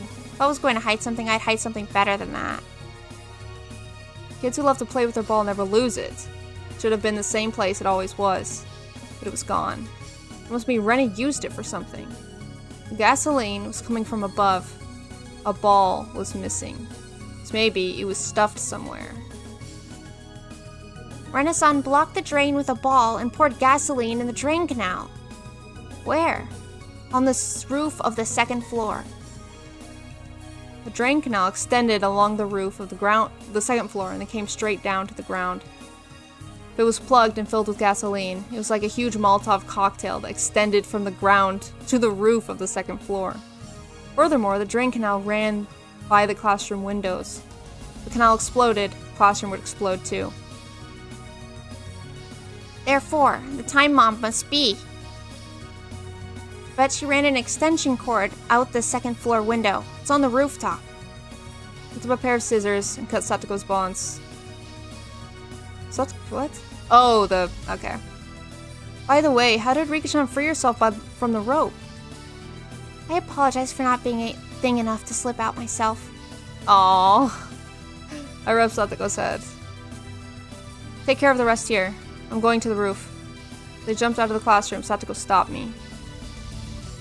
Keiji-san, here. What is it? Something silver sailed through the air. I caught it. It was a metal bat. That's Nini's. Make sure you give it back to me, okay? Sure thing. Thanks, Satoko. Metal bat fit right in my palm. I didn't even feel its weight. Really eased my mind. The name Satoshi was written on the handle. This was the bat that belonged to Satoko's brother, Satoshi. He was the victim of last year's tragedy. You and I were the same. Won't let another tragedy take place. Treat this as a gift from you, who was waiting in the wings. Let's rip apart the script of this demonic tragedy together. Let's go, Satoshi. So I tried to run up the stairs. I heard a loud noise coming from the hallway by the teacher's office. Saw Rika-chan rolling on the floor. I know this is a really bad time for it, but I actually had something to do. So I was like, do I have enough time? I thought I did, but I don't, because I've stretched it as far as I can stretch it. Unless I ask them if we can do something later.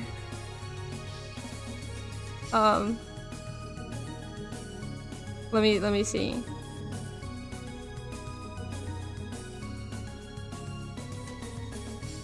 The bomb arc too long. It's just like they explain it in such high detail. Like it's crazy. Okay, I just asked if we can meet at 7. So a little later. And I'm hoping that we can. If we can't, then I will try, though I might have to leave now. But I guess I'll take this time to get some Wawa. Or to drink some Wawa.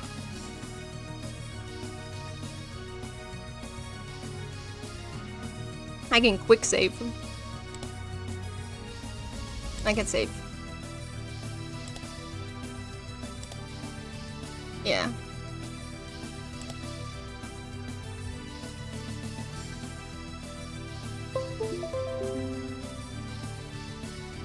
Okay, I can come later, so we can probably finish this, maybe.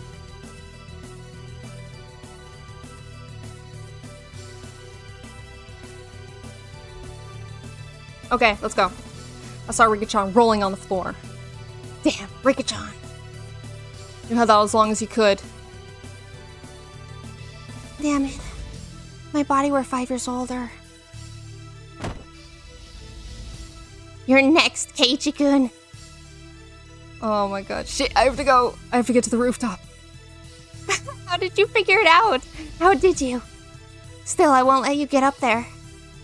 Rena's face looked unbelievably scary. She was ready to rip me apart if she caught me. In that case, just try me. I jumped up the stairs, skipping every other step. Turned on the bug in my pocket. I didn't have time to put in the earphones. Rena flew up the stairs. Her foot got caught in a jump rope. She tripped, and then 3 buckets fell on her head.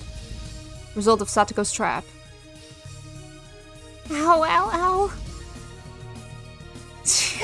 That was Satoko-chan, huh? Satoko leaned against the wall and waved her index finger in a mocking gesture. Oh ho ho. You were pretty good. But you are about 300 million light years too early to go against a trap expert like me. Satoko-chan, light years are a unit of distance, not time. Oh my god. Smash! The 4th bucket hit Satoko on the head. Continued up to the rooftop. Rena ignored Satoko and ran after me. Oh, Oishi-san! I did it! I got the lighter! I know where the time bomb is, it's on the rooftop in the drain canal. I'm headed up there right now. Oishi-san, is that it? Oishi grabbed the pair of binoculars from Kumagai, looked at the rain gutter on the rooftop. There's something like an alarm clock sitting there. The cord from the clock was extending into the 2nd floor window. It was so obvious, but they didn't even notice until just then. Satoko was working hard to remove her classmates' restraints. She couldn't do anything about the bike lock on Mion's neck. Just run, everyone. Forget about me. That doesn't sound like Mion-san. Why not act like our club president, even in a situation like this?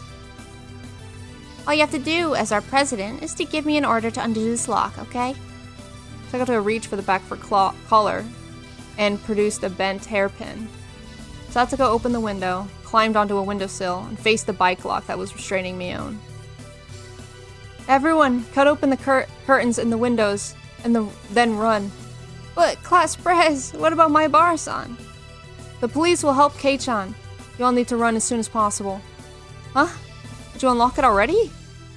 To me, this type of lock is child's play. Binoculars were trained on the classroom. All the curtains were open, as well as the windows. The children, in turn, were all running out onto the schoolyard. Oishi pulled Otaka aside and grabbed his radio and yelled into it. All units, go! Go! Go! Secure the hostages! Suspect is going up to the 2nd floor, running after one of them. Hey, what are you doing? Otaka tried to grab the radio from Oishi, but Kumagai stepped in. Oishi-kun, give me back the radio!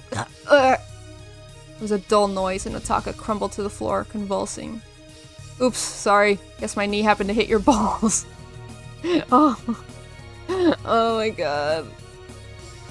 The classroom is still filled with gasoline. Be very careful. You're forbidden from using any gas bombs or flares. Again, do not use gas bombs or flares. The whole place will blow. Support unit to HQ. We secured 24 hostages. 1 is injured. This is an assault unit. We're trying to take control of the 1st floor. We've got a problem. The electrical room is locked and we can't get in. You can't get in? Can you break down the door? It's located directly opposite the classroom. The smell of gasoline is strong here. It might ignite the gas when breaking down the door. We'll wait further orders. Shit! Could have just turned the power off. Get the electrical room, go secure the 2nd floor. Assault unit, roger that. Alpha, go, go, go, go, go! Go, go, go! Otaka-kun, what were you going to do if you failed to secure the electrical room? That's what the special unit was for. This is the problem with rich boys. We'll just have to secure the clock's outlet now. Sniper unit to HQ. I can see a hostage on the rooftop of the 1st floor. Oishi-san, that's my Barakun. Give me the speaker. My Bar-san! The clock is plugged into the back room on the 2nd floor. I shook my head repeatedly. Couldn't do that. When it was coming after me, I couldn't head that way.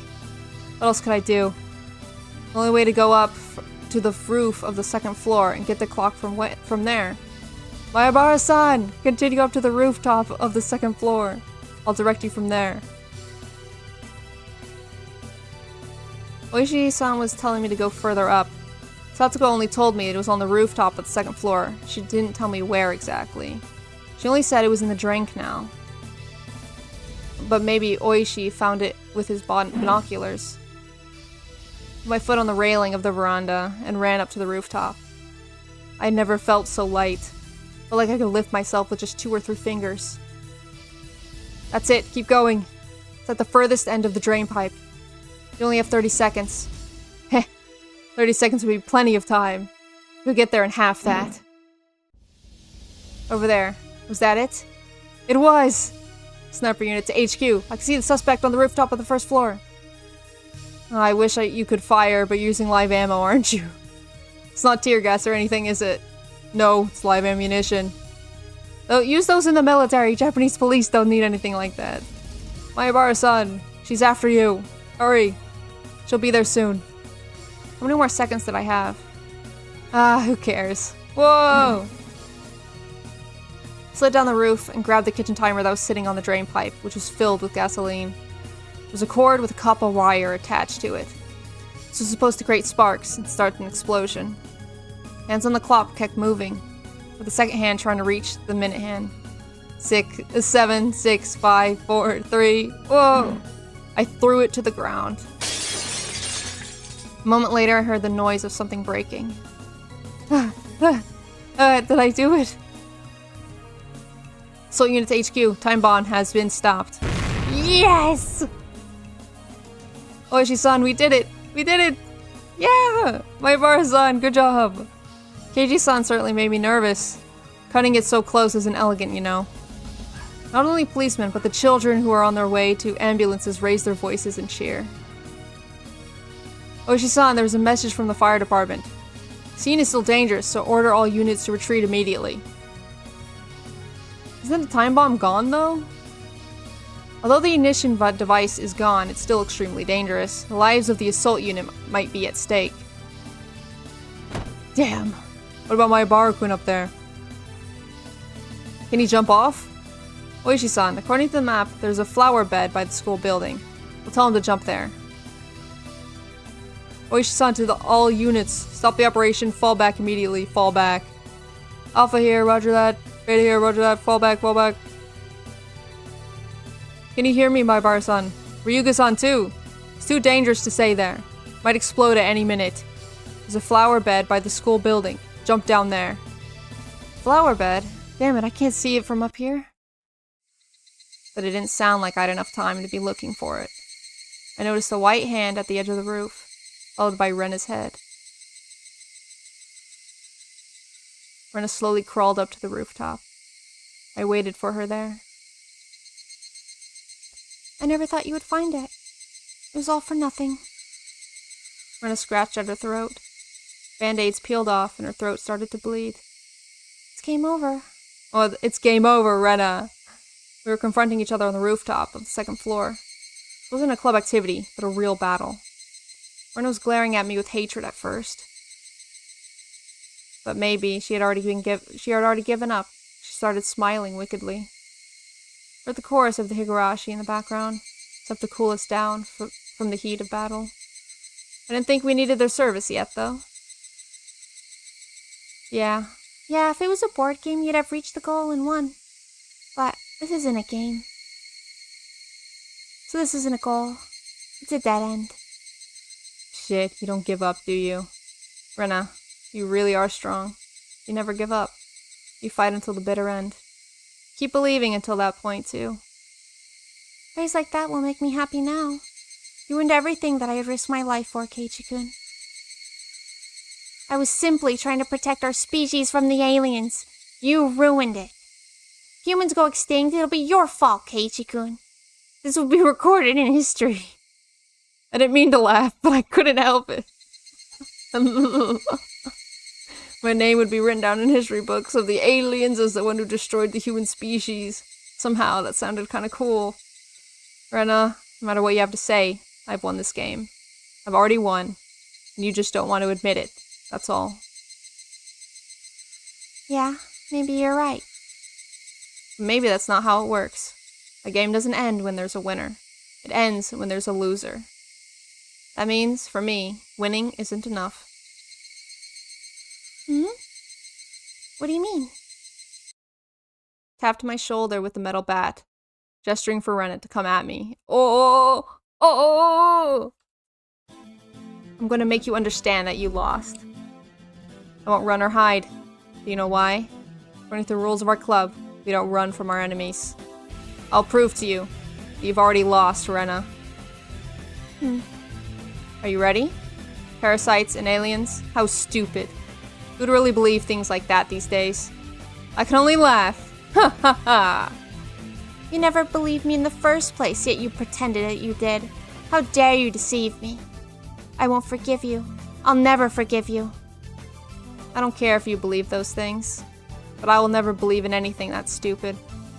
Well, if I did have to believe in anything like that, I'd rather believe in the buried treasures of the Tokugawa shogunate. Shogunate. But you still want me to believe. Don't you remember our club's rules? Whoever conceives victory is the correct one. There you go. Oh wait, no, she says that. Yeah. Hold on. Log. Whoever conceives victory is the correct one. And then he says, there you go. Ren and I grinned at each other. As we went around circles on the rooftop, we both checked the distance between us. If you can take me down, I'll believe in your alien stories. I'll perform a mysterious dance every morning and night to call for a UFO to come and beam up livestock. But Rena, if I take you down, I want you to be ready. I don't think you even need to think further than that. I don't think you do. You will never defeat me. Rena came at me with a heavy strike. Cut it easily with the metal bat. Looked like there were some sparks. This was finally getting interesting. Hey, maybe you shouldn't say that. You might be wrong, you know? When I went through a whole lot of fierce battles in our club, I learned something. Oh wait. Is that Keiichi talking? It's always so confusing. Now what I know when I need to bring out my ultimate power. Really? I wonder what it is. I wonder. She's doing the repeating thing.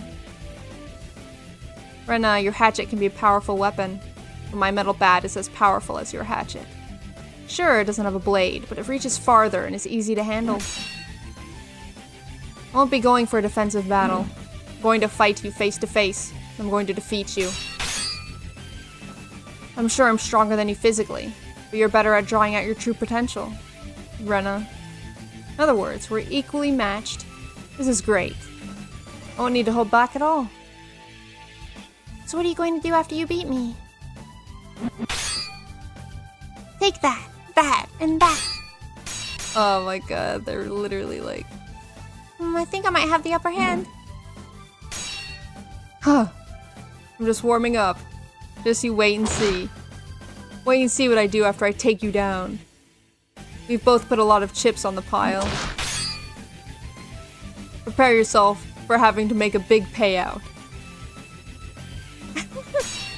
Now she's laughing of joy and not craziness. Aren't you counting your chickens before they've hatched? Your bluffing is just pathetic.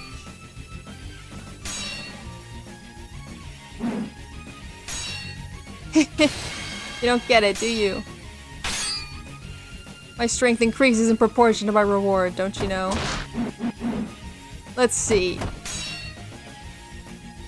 You'll be my personal maid. Starting from the moment I wake until I go to sleep at night, you'll serve me all day, every day. With Coach's help, you'll be wearing a different costume every day. Wait until I go to sleep at night? What if I make it so you won't let me sleep? Oh my god, Keiichi. Stop. Huh? Goodness gracious. Too far. Yeah, pause. That's so like you, Keiichi-kun. No, thank you. Actually, I'll win and make you my servant. We both laughed like crazy people as we struck at each other. It's strange how much fun it was becoming. Ren and I were trying to kill each other, and yet it was a blast. Sparks were flying. We could get seriously injured. If we fell off the rooftop, we'd break our bones. Yet this was so much fun. I've been mourning and crying all day today while Rena terrified me. How did it all turn into this? Two of us can't be serious even if we try. Even with sparks flying, we can only goof around. Too bad. That's not me. I like being elegant and graceful. You can have fun goofing around by yourself, Keiichi-kun. Rena's next strike came at me at a strange angle, but I managed to deflect it. Whoa! Ha! That's too weak. You're done.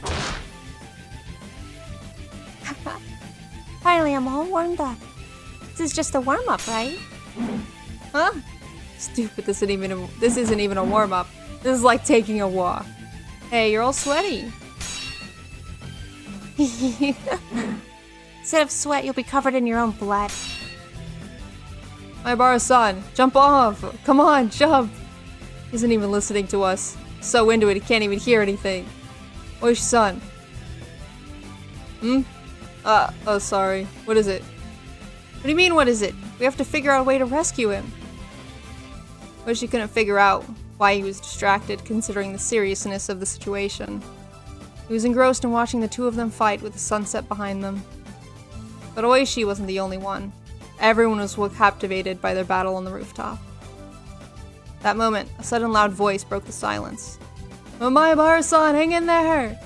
Careful, don't fall! Students were about to climb onto the ambulance. We're cheering them on. Mion is being loaded onto a stretcher with bandages around her head. But even she sat up, captivated, that as she was by Rena and Keiichi's duel. Yeah, this is getting ridiculous.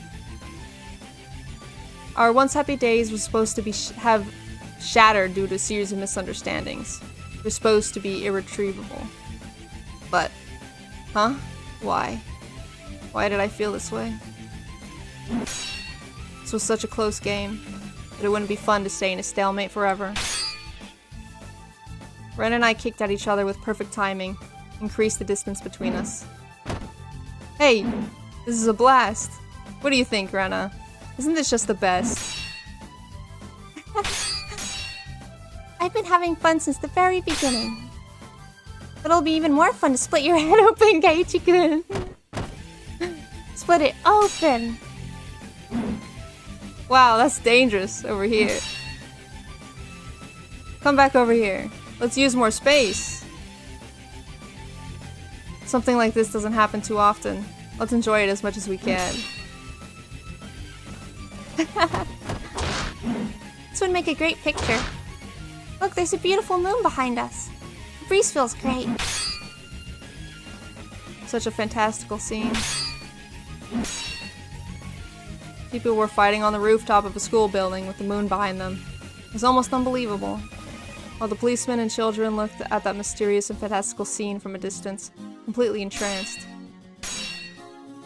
Everyone was thinking the same thing, but nobody said anything. Why does it look like they're having fun? Getting all fired up in a breeze this cool. It reminds me of the Watsugashi festival. I really like to just sit back and enjoy the cool of the evening in silence. When the moon comes up, I turn into an animal. All us club members went crazy on the night of Watsugashi. Mayor scolded us by the end of it, but we laughed at each other and promised to do the same thing again next year. Going crazy under the moon, huh? Sounds cool, doesn't it? Maybe we're already crazy. Yeah, I feel the same. We're having fun trying to kill each other. We must be mad already. This must be what insanity is like. Some people say the moon has the power to arouse passions in people. Maybe that's true, and maybe it's not. One thing that's for sure is that even if it were a new moon tonight, we would still feel the same way. As our surroundings got darker, the sparks we had to create with each hit started to look like fireflies. Hey now, isn't there gasoline in the drain pipe right nearby? Who cares? If an explosion happens, it happens. Hey, what are you doing? Are you getting too sweaty to hold the bat? Why don't you take a break and dry your hands off? I'll split your head open while you do that, though. Haha, that's a good one. Isn't your skirt clinging to your legs? Oh my god, shut up, Keiichi, you stupid freaking... Oh my god. I'll just watch you instead of attacking. Really? Then I'll give you a good blow to the head while you're charmed by my legs. Haha. It's really so much fun, isn't it, Rena? Yep, sure is. We flew, we danced, we struck, we laughed. We stepped back once in a while to catch a breath, then charged at each other and let the sparks fly. We aimed at each other as we went around in circles on the rooftop of the school, our special stage. Ren and I were all sweaty. We weren't exhausted yet. The beads of sweat rolling down my body just tickled me. We exchanged furious blows one after the other. Neither of us was at an advantage or a disadvantage. Neither of us exulted in victory or raged in defeat. Nah, we don't got time, man. I appreciate it, we don't got time. The battle with, oh my god. The battle with Ren itself was fun. It was like a dance. A dance I couldn't dance by myself. It was a dance I can only dance with somebody whom I was equally matched. Didn't you think the same thing I did? I did when we did that club activity with the whole class. Today we dueled with water guns. Yeah, I did. I wanted to fight like this again. So we thought that way on the rooftop. Our classmates down below must have thought the same. The fight was so pure and passionate. Everyone must have thought the same thing. Want to join them? No, you don't. No. It was the same back then. We were using water guns, but we did the same thing. This is far more fun. I don't have to worry about how much water I have left in my gun. Yeah, we can't create sparks with water guns.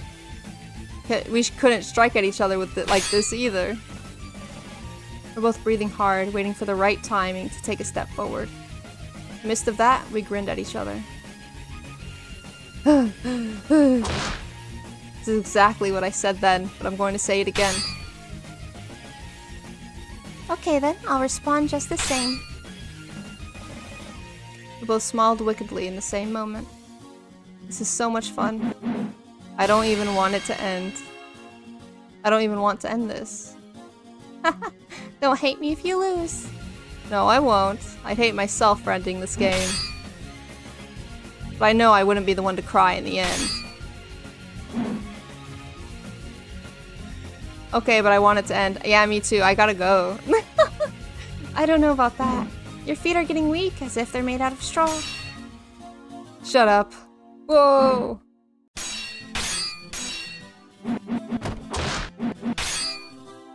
Everyone was captivated by our fight. They were swept up in our fight. Both had weapons. Weapons deadly enough to seriously hurt one another. We were both perfectly matched, and neither of us had hit each other yet. Why did they look so happy? It was just ridiculous. That's what I'm saying. All the people below were just watching this fight on the rooftop with the beautiful moon as a backdrop. Not even the police could stop them. It was impossible. The battle was absurd and absolutely impossible. Keiichi-san, try to stay in the middle of the roof. Use the height to your advantage. Satoko and some of her classmates cheered Keiichi on. There were some who were cheering for Rena too. There's so many repeats, but that's for emphasis. That's for emphasis. Whatever. Nah. It's gotta end. It's gotta end. I gotta go. I'm ending it. If they're not gonna end it, I'm ending it. It's over. Bye. Emphasize these nuts. I mean, it's really good, but I don't have time. I thought it would be shorter. We'll start it next time, though. We'll continue it next time. You guys can just continue to hear the battle music. But yeah, thank you guys for listening on and joining me, even though I freaking ran out of time. But no, this is the worst chapter yet. Okay, we'll continue it again, I swear. Okay? Bye-bye! Wait, hold on. Have a good day, have a good bike, bye-bye, see you next time.